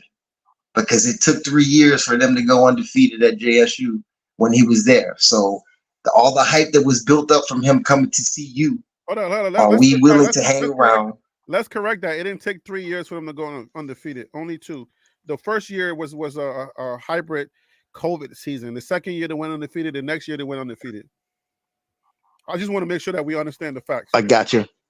Yeah. And but, you know, that's the thing. I mean, like I said, I just want to take away the hype. I got sick of the hype, and they kept pushing everything. So for you, let me just wrap it up so I can understand like the your whole idea of why you came on, so you can let us know. You're just saying you're saying, hey, it's all good, but the hype is bothering me. If they get rid of some of this hype, then they'll be all right. But if you're going to keep the hype, then you better win, because then the hype is what justifies. I mean, the winning is what justifies the hype. Did I get that right? You got it. There you go. Okay, so I get it. Okay, all right. So we can leave it there. Because do you want to talk some football? Do you have any prescription for? Well, I mean, I just want to talk about. I like to talk about them winning football. I mean, I like to watch all the teams. I look at the college football scope. Is there anything that you want to prescribe besides get rid of hype? Was there any football thing that you want to prescribe or at least suggest, so I can leave you on a high note? I would, as far as the players are concerned, I mean, recruiting, getting the O line running, getting the running backs more involved in play. I like to see Shador be successful throwing the ball, but if that's not working, we got to move to something else. And just really focusing on all the other players that have abilities to get in there and give them a shot to live up to the hype. So yeah, go deeper into the roster, get those positions that we're losing at stronger, and all right, cool. Just keep it moving, man. I appreciate but your no hype. Thank you. I know you. Thank you. No hype. You don't like hype, so thank you so much for calling in. I appreciate your comments. For sure, man. All right, take care. All right, so there's different viewpoints. There are different things people say. People got different. Listen, everybody has their ways. Everybody has their thoughts, and it's almost like I said, it was prophetic. That's why I put in the comments. I put in the title, Deion's prophetic words. I forget what I said now in the title, but the fan only blows when you're hot. Okay. And it's almost prophetic when you think about it in retrospect, because Coach Prime said Coach Prime just said these words just a few press conferences ago. All right, the fan only blows when you're hot, and it comes with other things that people are willing to accept about your personality things that people are willing to appreciate about you, it may go out the window when you're not winning. All right. If you win, I'm all right. If you win, I'm good with it. I'm getting that from a lot of my guests when they come on. I'm hearing that. It's like, you gotta win. You know what I'm saying? Like, hey, if you're gonna sell me this bill of goods, then I need you to continue doing that. So I'm gonna now come back to, like, I'm gonna like circle back to something I said on another show. And before let me not forget. So let me just say it, then I'll let you guys know. A lot of the expectations and the reason why we were going like this, and then we lose one game, guys. I don't know if you guys remember. We lose one game and it was like straight down. Now I'm starting to understand where all of that came from. Because I was on a growth check, just so I can give you an example of how this whole Deion stuff was working. I'll give you an example, personal example. My channel went from, I'm the small channel amongst this whole Coach Prime thing. There are some channels that have gone from 16,000, 20,000. They've gotten a lot of subscribers. So mine is steady growing. But then when the game started, my channels just went. It started going. We hit 10,000. I mean, we hit like 7,000. We just went straight up, and we kept going. Everything was going good. I was like, oh, Father God, thank you, finally. Because people were like, Harry B, man, your channel's dope. Man, you should be way higher. You should be 25,000. I'm like, listen, man, I'm just trying my best, okay? Whatever the fans do, that's what they do. So we started growing. When we beat TCU, channel went. I'm trying to give you guys an example of understanding how this whole thing's working. Just looking at this whole thing. We beat the next game. I'm like 10,000. Wow. 11,000. Whoa. We lose one game. Everything went straight down. I was like, whoa, what happened? I'm getting videos that were like, I'm like, yo, videos were getting watched and my numbers were just flying off the shelf, just like they started to do the second I came on in last December. And my numbers were going. I was like, oh, I told my wife, I was like, Keisha, this thing is going. They love me. I don't know why they love me. I have no idea why, but they love me, babe. This is it. We're going. All right. Then obviously during the downtimes, it kind of came down. I was like, oh, they don't love me no more.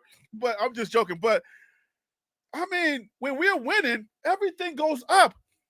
But when Coach Prime, when we took an L, everything just stopped. It went like this, and then it just stopped. And I'm like, Lord, what happened? So now it's all starting to make sense that you sold us, you're a winner, so we came for you to win. So it's not going to be good for you to lose because then we don't want no part of this.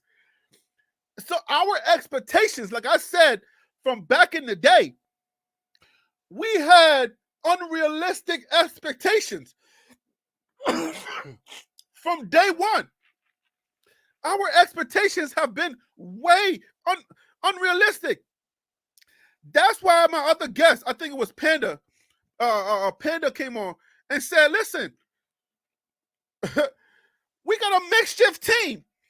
We're not supposed to be no four-win team this year because everybody left after the spring. The players that we were depending on, they left after that spring game. So we had to put this together, and we had less than 1 month to make all of this work. So the fact that Coach Prime even won 4 games, it's a miracle. But the crowd, the people that came for everything, not everybody was really like it with it. Everybody didn't come here to take 2 to 5 years to grow.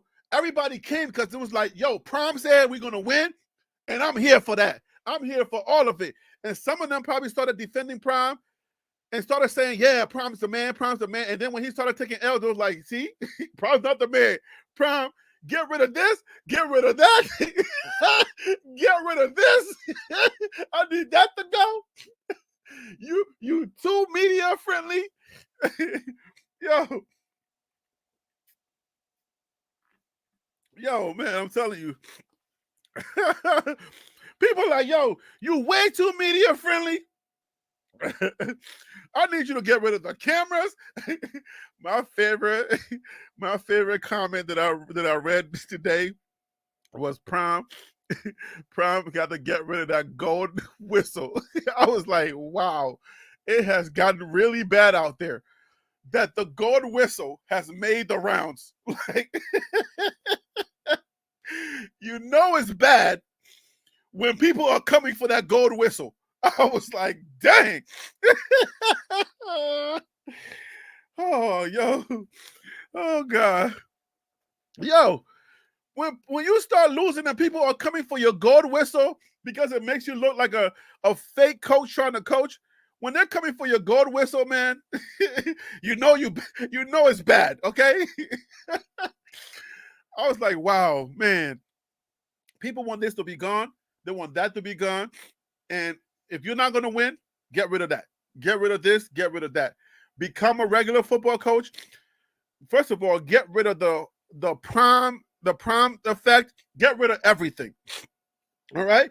Go back to being somebody regular so that we don't care about you anyway.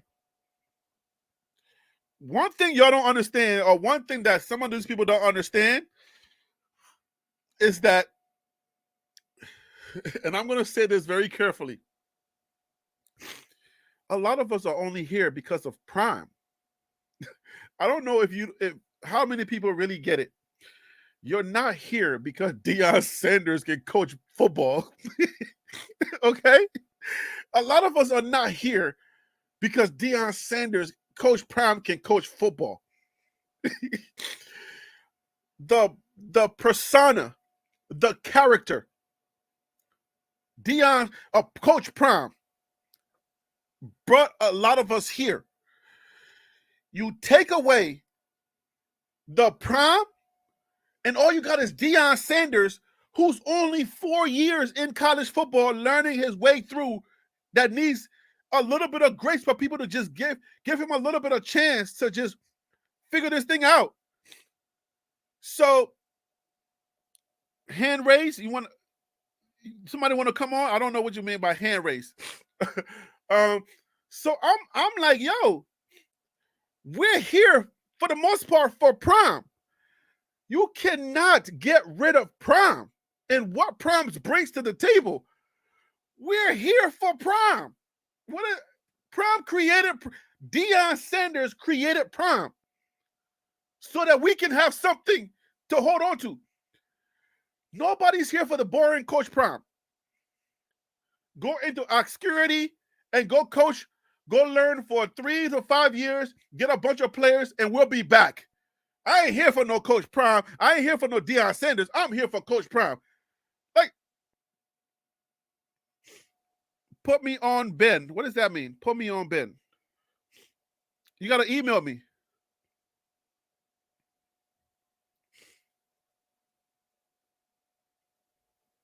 Oh, yeah. Okay. I see you. All right.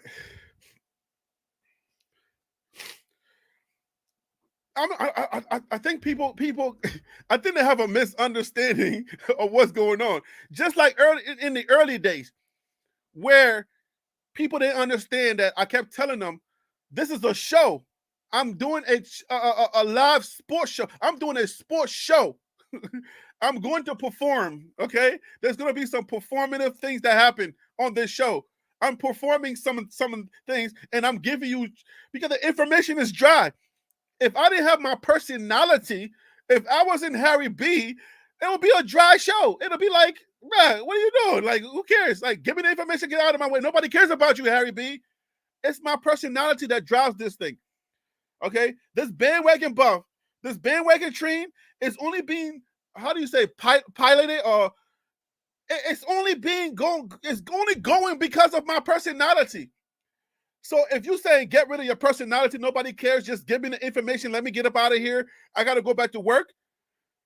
If I take my personality away, my crazy African jokes and all of that stuff, you have no TLP Sports Club that you can chill with for 4 hours and 54 minutes, some of you. I keep this thing going. If you take away Prime, you get a boring coach that only won 4 games this year. I don't think you want that. I don't think you want that. No Prime. I tell you this. Oh, I have an older sister in Liberia. I have an older sister in Liberia. When me and her started going to school, we used to have this thing. We went to J.D. Norris School in Liberia. We used to have this thing called Care Food. That's the lunch that they'll provide for you at the school. It was at one point, I don't know what happened. All right. I don't know what happened, but I don't know if my sister got wind that there was not going to be no Care Food. That day we were going to school, that there was no Care Food, or they had given us a message and say maybe the Care Food, maybe the school lunch was not going to be available that day or that week. And she came up with a song. She said, "No Care Food, no school. No Care Food, no school." So I started singing that song, "No Care Food, no school." I'm 40-some years old. I was like, I don't know how old I was, maybe like 3, 4, 5, whatever, however age I was. I still remember that, "No Care Food, no school." No Prime, no, no Prime, no Deion, no Prime, no Colorado. Okay, no Prime, no TLP. I'm sorry to drop this thing home to some people, but no Prime, no school. No Prime, no school. I want y'all to please understand, no Prime, no school. Okay? It's not going to work without Prime. Please understand, Prime is the reason why a lot of us are here. Now, the real fans, they may understand they just want a good coach. Not the real fans. That's kind of disingenuous to say because we're real fans. The fans, the CU fans that were here before us, before we came, they've been losing so long, they just want a regular coach. They don't care about all of this other stuff, right? Some of them don't. Some of them are Deion fans. They know Deion. But for a lot of us, no Prime, no school. Okay? We gone. Nobody cares. All right? Like, there's mad football coaches. Nobody cares. Do your job, okay? Do your job, and nobody will ever find out that you did your job. That's it. It's just like President Obama said one time. Listen, if the president of the United States or the president does their job well, you're not supposed to know half of this stuff. They usually kind of pay attention when you start messing up a lot. All right? So, a good football coach you don't want. Trust me. For people to say, "Oh man, we just want a good football coach," I don't know that you really believe that. I know that we're losing and we took a couple of L's and now we need something to let us know or something we can hold on to say, hey, maybe we need to look at this, we need to look at that.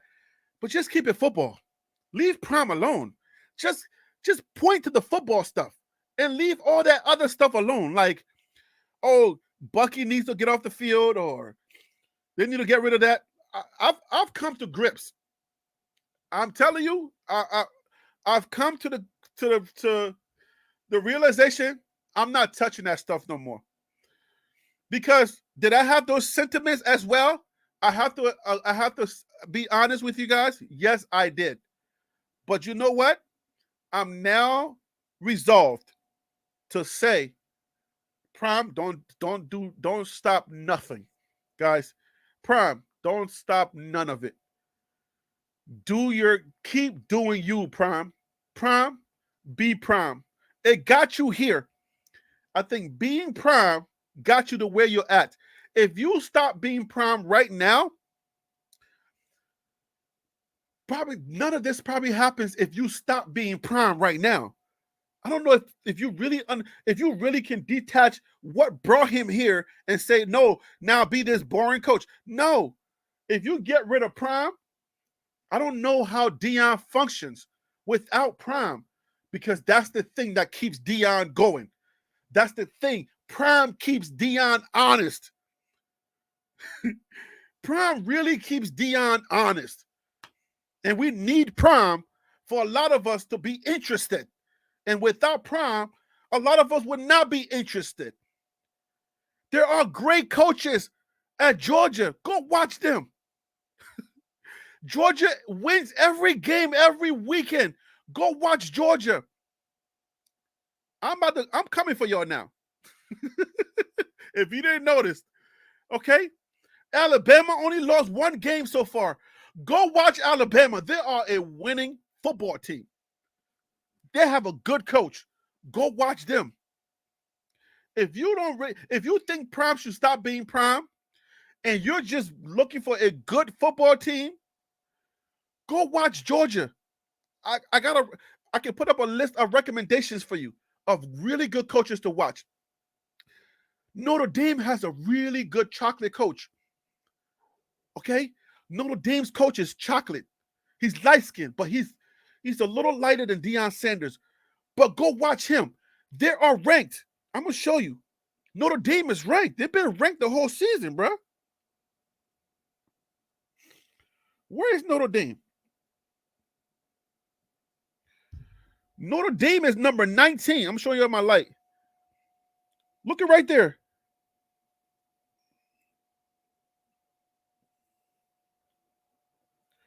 Notre Dame they beat Wake Forest 7-45. They're ranked number 19. Notre Dame has a chocolate coach. Let me see. Google Notre Dame's coach.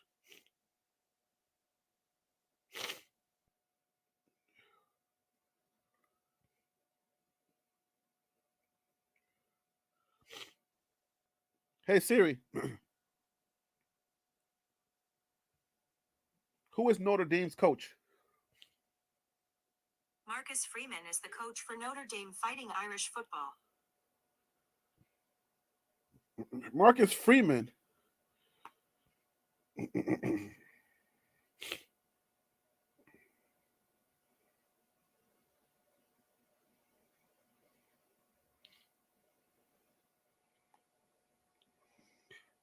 Guys, look. I ain't gay, but he's handsome too. Look. Look at that handsome brother. Marcus Freeman. You see him? He's black. That guy's chocolate.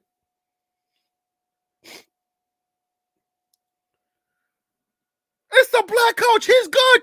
They're ranked number 19 in week number 12. He's a good coach. If you're looking for a good coach, I'm coming for some of y'all. Y'all don't even know I'm coming for y'all. If you're looking for a really good football team, a really good black coach, I can give you some culture. I'm sure he eats well-seasoned chicken. All right? This guy looks like he eats well-seasoned chicken. All right? If you're looking for just a really good black football coach, all right? Gris said, who is Marcus Freeman? Savage. Gris, you're savage. Okay? He's ranked number 19 in week number 12. He's light-skinned. He's a brother. So, if you're looking for a black coach, I'll just give you one. Who's winning? Week number 12, they're ranked number 19. And he ain't bad looking. For some of you ladies out there that are single, I don't know if he's married, but he's good looking. You know what I'm saying? If you're looking for a nice coach, black coach, Marcus, Harry, talk football.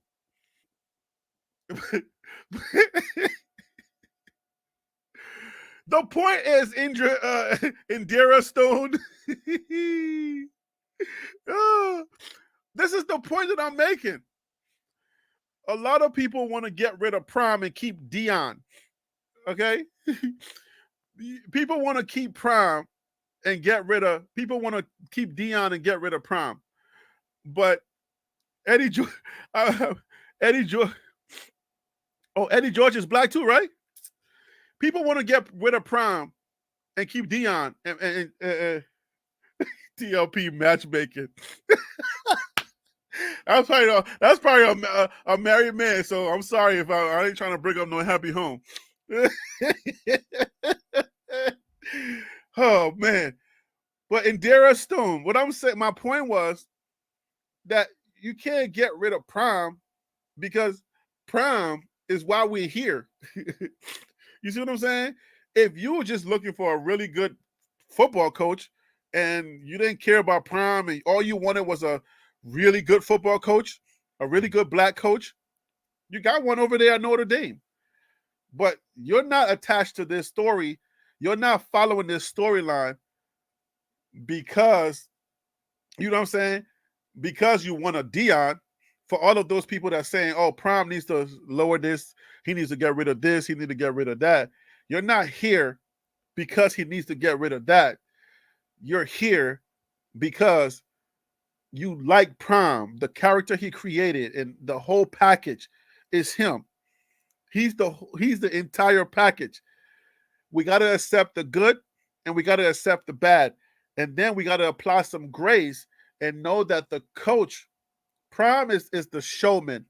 Prime is the one that tells Deion, bro, we need to hype this up. If it was Deion, you probably wouldn't get no cameras. You probably wouldn't get anything else. You would just get a regular coach that would have won 4 games, all right, this season, and you would have just didn't think about it. Okay, so let's put that in perspective and say, hey, listen, you know, let's surf what up with you. Let's just put that in perspective and just listen. Keep the whole package. We need to lower our expectations, and we need to lower telling Coach Prime, don't be you, be somebody else so that I can feel comfortable with who and how I think you should be, and then we'll be all right. Nah, because it's like telling me, Harry B, I don't like your personality. I don't like the jokes you tell. I don't like your face. Stop being you and just give me sports stuff so I can go away. You know what I'm saying? That's not how it works. That's not. You gotta take everything with it. You gotta take everything with it. Even when I argue with y'all and I yell at y'all, and people telling me like, bro, Harry B, stop yelling at your people. And I'm honest with you. If I yell at somebody and I say, look, I'm sorry. I'm human just like you are. Coach Prime is human just like you are. He's not gonna tell you I'm sorry that I made some mistakes. Prime would not let him.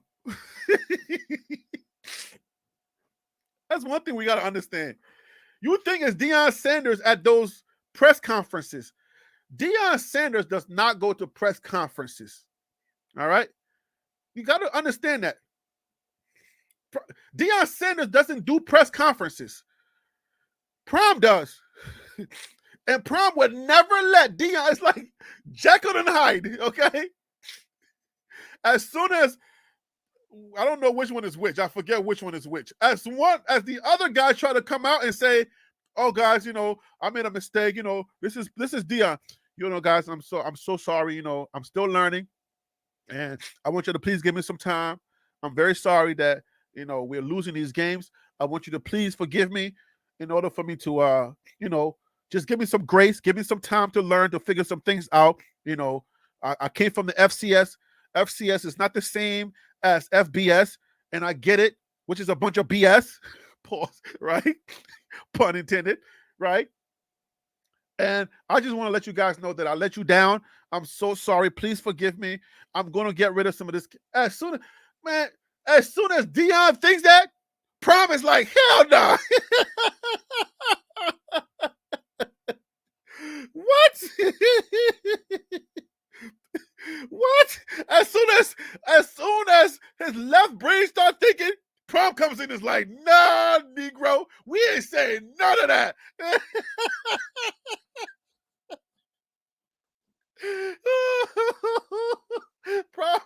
Prime's like, nah, we riding.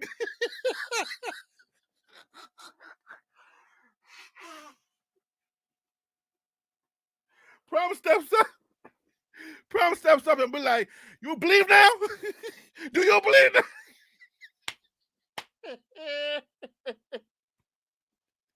I keep receipts, homie. I understand it now. I get it now. I'm telling you, I get it now. Prime, there's no way Prime letting Deion talk in those interviews. No way. If you think you ever heard Deion, it's probably doing some of those losses. If you ever seen Deion at a press conference, it's probably maybe when we lost like the third game. That's when you probably saw Deion. And Prime wanted to show up. Prime wanted to show up. Prime was like, "Negro, I dare you to say that. I dare you."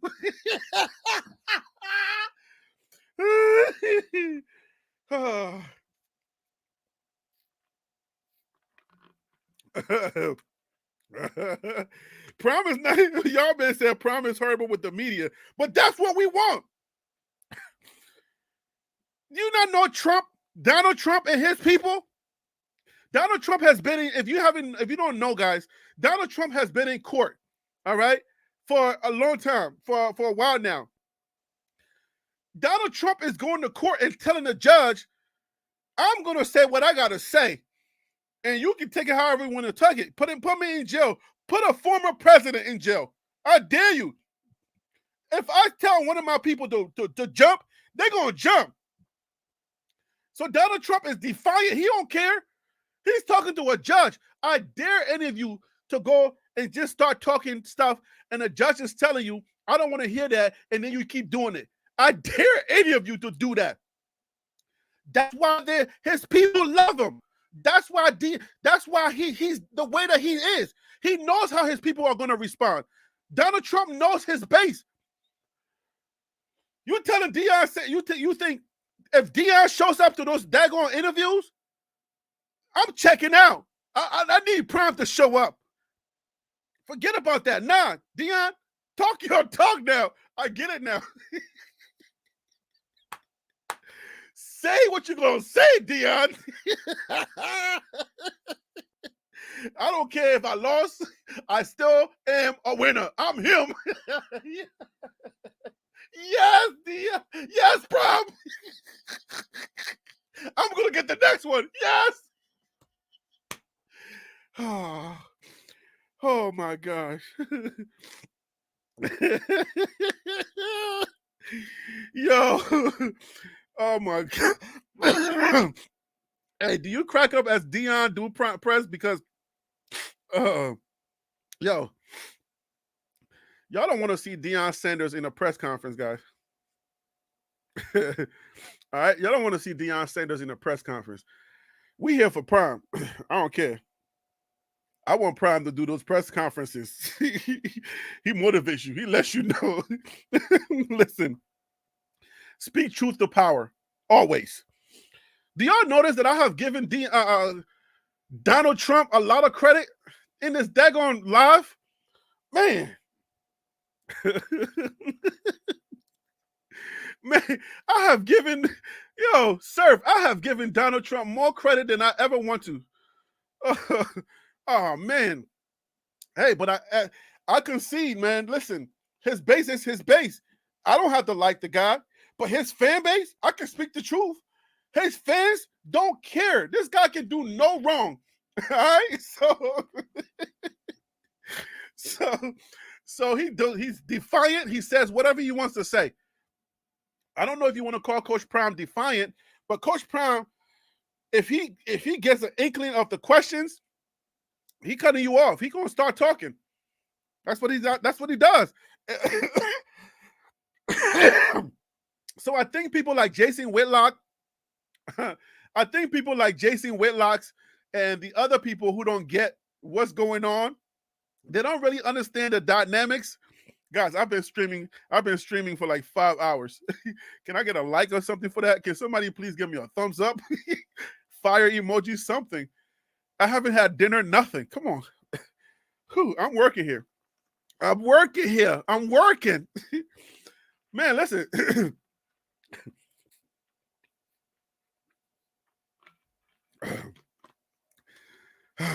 When I'm done, I gotta go eat my African food.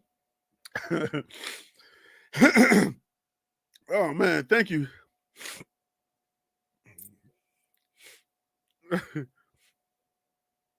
Thank you so much. I appreciate you. So man, look, we gotta take both. We gotta take everything. We cannot take one without the other. And with all the jokes that I've been making and trying to make this a show or whatever. Thank you, Shantae, for giving me the fire emoji. Don't forget, you gotta email me so we can come on. I'm gonna be doing more live now. Now that I can put my little logo on top and I don't have the StreamYard thing no more. I was actually able to afford 1 month of I was able to afford 1 month of streaming, which is like $19. So if anybody wants to give me a little bit of Cash App, the Cash App is right on your screen. So if anybody want to pay for 1 month of streaming, it's $19. I ain't begging. I'm just asking. Thank you very much. But yeah, guys, so I just want to say, listen, man. I know we lose heart. I know all of us, we're in a jam. Some of us socially, because we have to deal with the people that we were talking to in the beginning of the season. I know a lot of y'all what y'all going through. A lot of y'all are brokenhearted. A lot of y'all are really brokenhearted. That's why you take it so personal, because you were that person, whether you were that girl or that guy or that young person. You were the one talking to your neighbor, talking Deion way up. And now you got to face your neighbor. They don't even say 2 words to you. They just look at you every morning. Oh, you don't see the Cash App? The Cash App is at the top of the screen at TLP Sports Club. It's right where it says you're watching TLP Sports is right at the top of that. I see it. It says at TLP Sports Club. So some of y'all are disgruntled people or are just emotional because you can't be begging somebody up and then he lets you down. Are you really going to put it in here? Thank you so much. YouTube shares some of that too, right? It don't come to me if it don't come to the Cash App, but I do appreciate you. Thank you so much. You just paid for 1 month of streaming. Now I can stream another month. Woo-hoo! Woo! So that means I'm going to be live. I'm going to be going live a lot more. Thank you so much, Big Daddy 6. That's what's up, bro. Yes, my man, Big Daddy 6 says, Harry B, put some respect on Harry B. Let him keep streaming. Holla. So, listen, some of your neighbors, some of your co-workers, you're in cubicles, and you've had to defend Coach Prime preseason, midseason, spring game, and you were talking like me. You were all out there. You were saying everything you wanted to say. Anything they said, you had a rebuttal. You was like, but look at JSU. You was like, but look at this. You was like, but look at that. And then when we won, you was on the high. We beat TCU and you went to work, two-stepping like Deion with your briefcase on. And you was like, yeah, what you gonna say now? Do you believe now? And you were doing the same thing at work. You were just like Deion. You walked up in your office like this. Do you believe? Or do you believe? And then you did that for a minute. 2 months of streaming. Put some respect on Shantae's name. Let's go. Holla. 2 months of streaming. Even though I'm asking you guys to put it in the Cash App because that's real money. You two share some of this. It's okay. It's okay. We got 2 months of streaming. Okay? So I understand where a lot of y'all are coming from. Okay? You were doing all of this, the first 3 games, you was like this because you had to fend off haters for so long. Okay? You was fending off haters from everywhere, from every cubicle, from this, from here to there. And guess what? When we started losing, the first game we lost, they didn't come too hard for you. All right? They was like, all they did was just cough in your direction. And you was like, oh, man, that's all good. We're going to be all right. We're going to get the next one. Let's go. We lost another one. You was like, uh-oh. The cough turned into a conversation like, They peeked over to your cubicle. You know that cubicle, how all the cubicles are on the same level. They put 2 arms on your cubicle, and it was like this. How's that coffee this morning? I saw the way you walked in this morning. It wasn't the same way that you walked in after that TCU game. What's happening? What's happening? Right? And you started getting nervous. And you like, oh, shoot, come on, Deion. Bring it home, baby. Give me one, give me one, give me one, give me one, give me one. And he took another L, and you got nervous. Oh, God. I know why you're disgruntled. I know what's happening to you.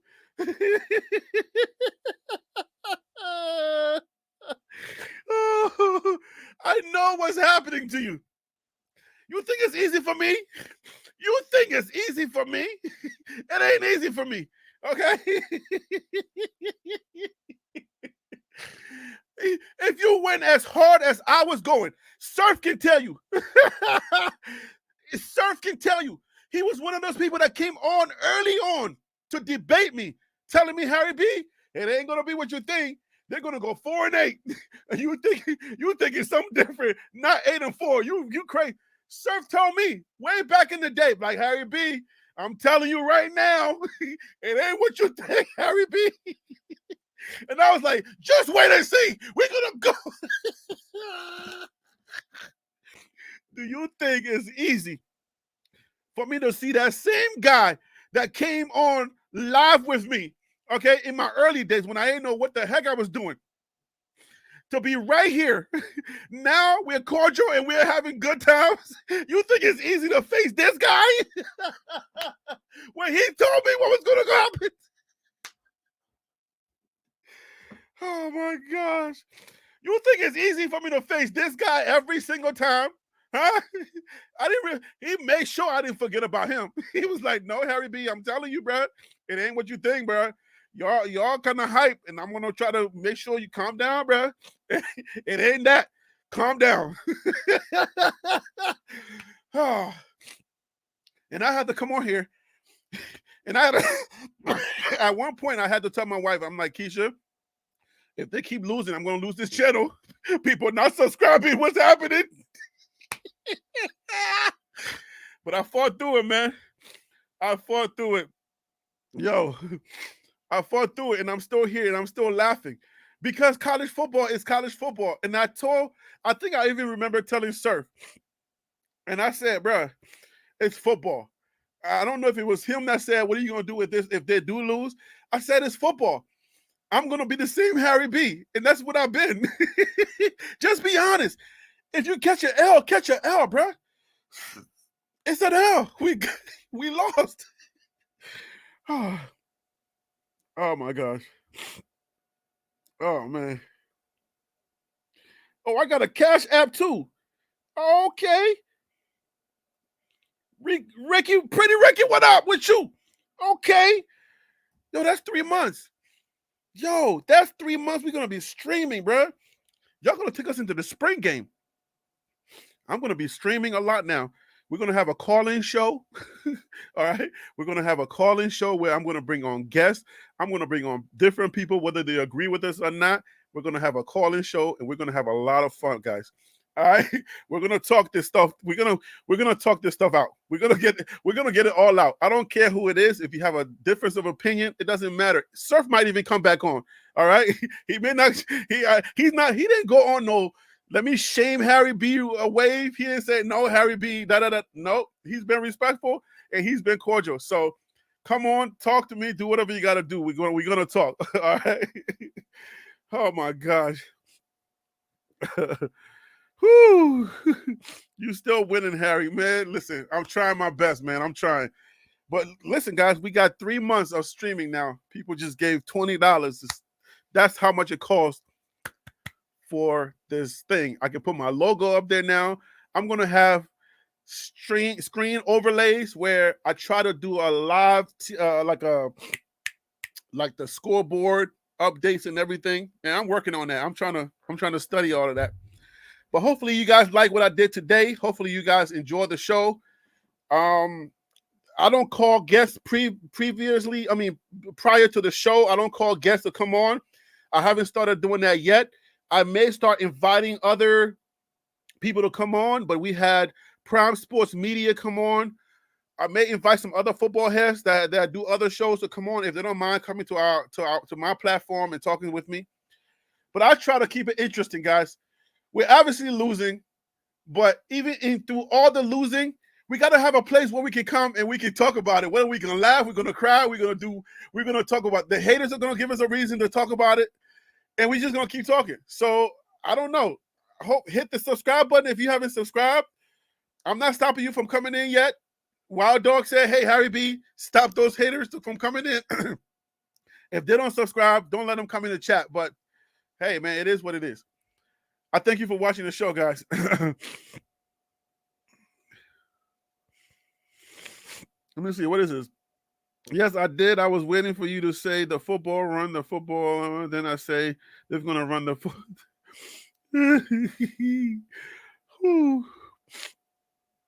I'm always saying run the football. I don't care what time it is. All right, so Surf, I believe you're going to join me, man. You got to get ready to join me.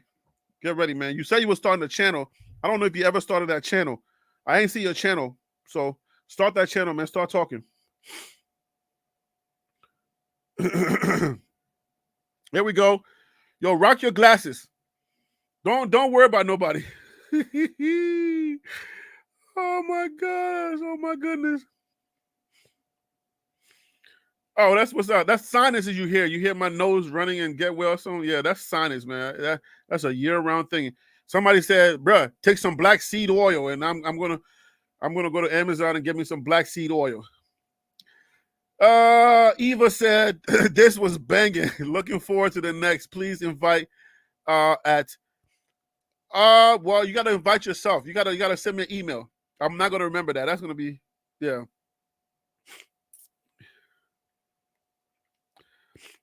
All right. This says by Indira. Good luck with your social media engagement and marketing. Good luck, guys. If you guys have anything you want to promote, you want me to say it out loud here, you got a date coming up on something, let me know. I'll put it up. Sinus, take a spoon of honey. Man, I listen, I would drink honey until my dad bod get bigger. I got honey, but the stuff I got is more than sinus.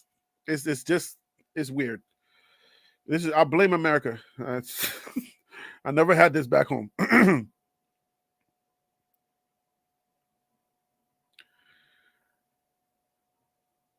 Can't wait to receive your black and gold.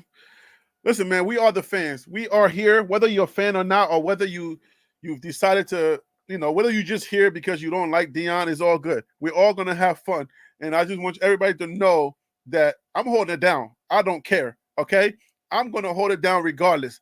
I really don't care that that they got the upper hand on us. They do. Right now, I don't care if you are in a cubicle dealing with somebody who's trolling you. Just have fun. You got to flip it. Do it like I do. Flip it. Own it. The second you own it and take that power away from them, even when you're in the comments dealing with people who are just impossible, stop taking this stuff personal. Okay? Don't take it personal. You're going to go back and forth with a troll. All they're doing is trolling, and all they're doing is just getting you agitated. So don't take it so personal. When you're in the comments and you see somebody say something negative about Coach Prime and you just can't take it, and your spirit's like, oh, I want to get them. Oh, I want to get them. Breathe a little and start doing what I do. Be like, oh, they can say whatever they want to say. Who cares? It doesn't matter. It doesn't matter. So when you're in your cubicle and that guy or that gal leans over, okay, yo, be blessed, yard man.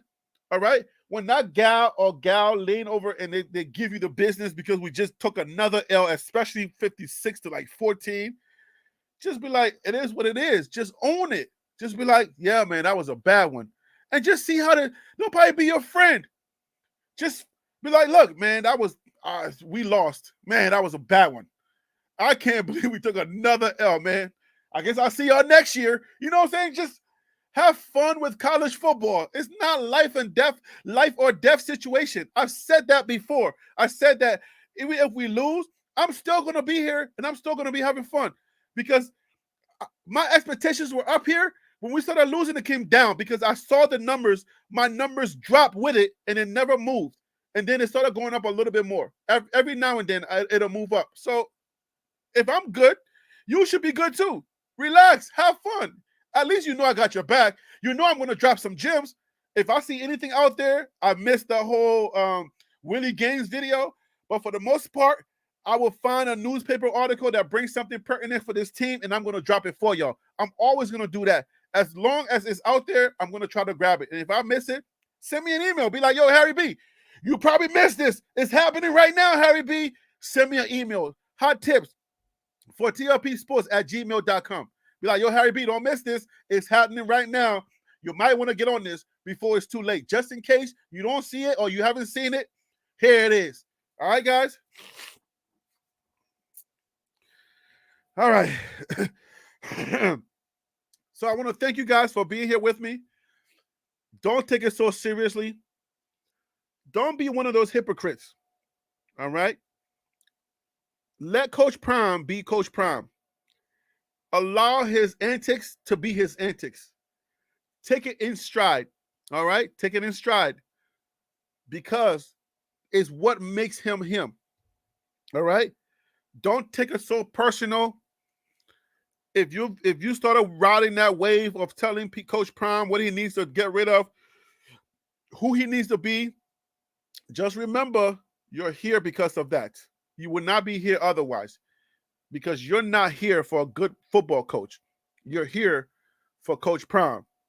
Because if you really just wanted a really good football coach, Thomas over at Nebraska, he's a handsome young black man who's coaching a winning team, and they are number 19 on the charts right now.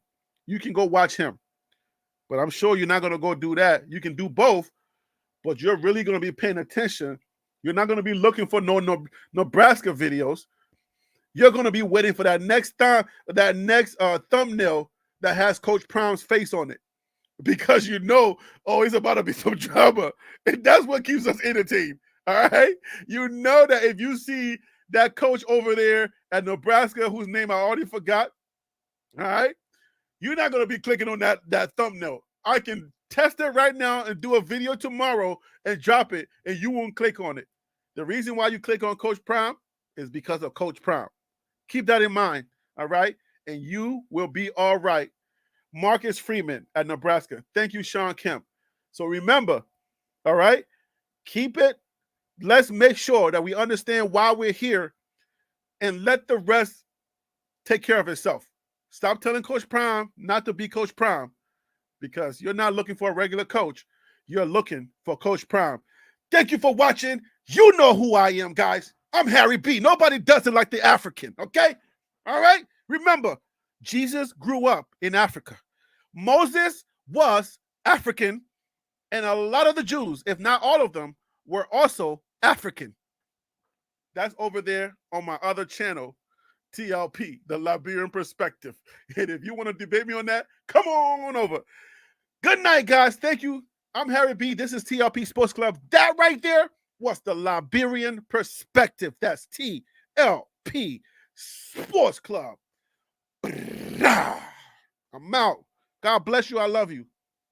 Good night or good morning, wherever you're from.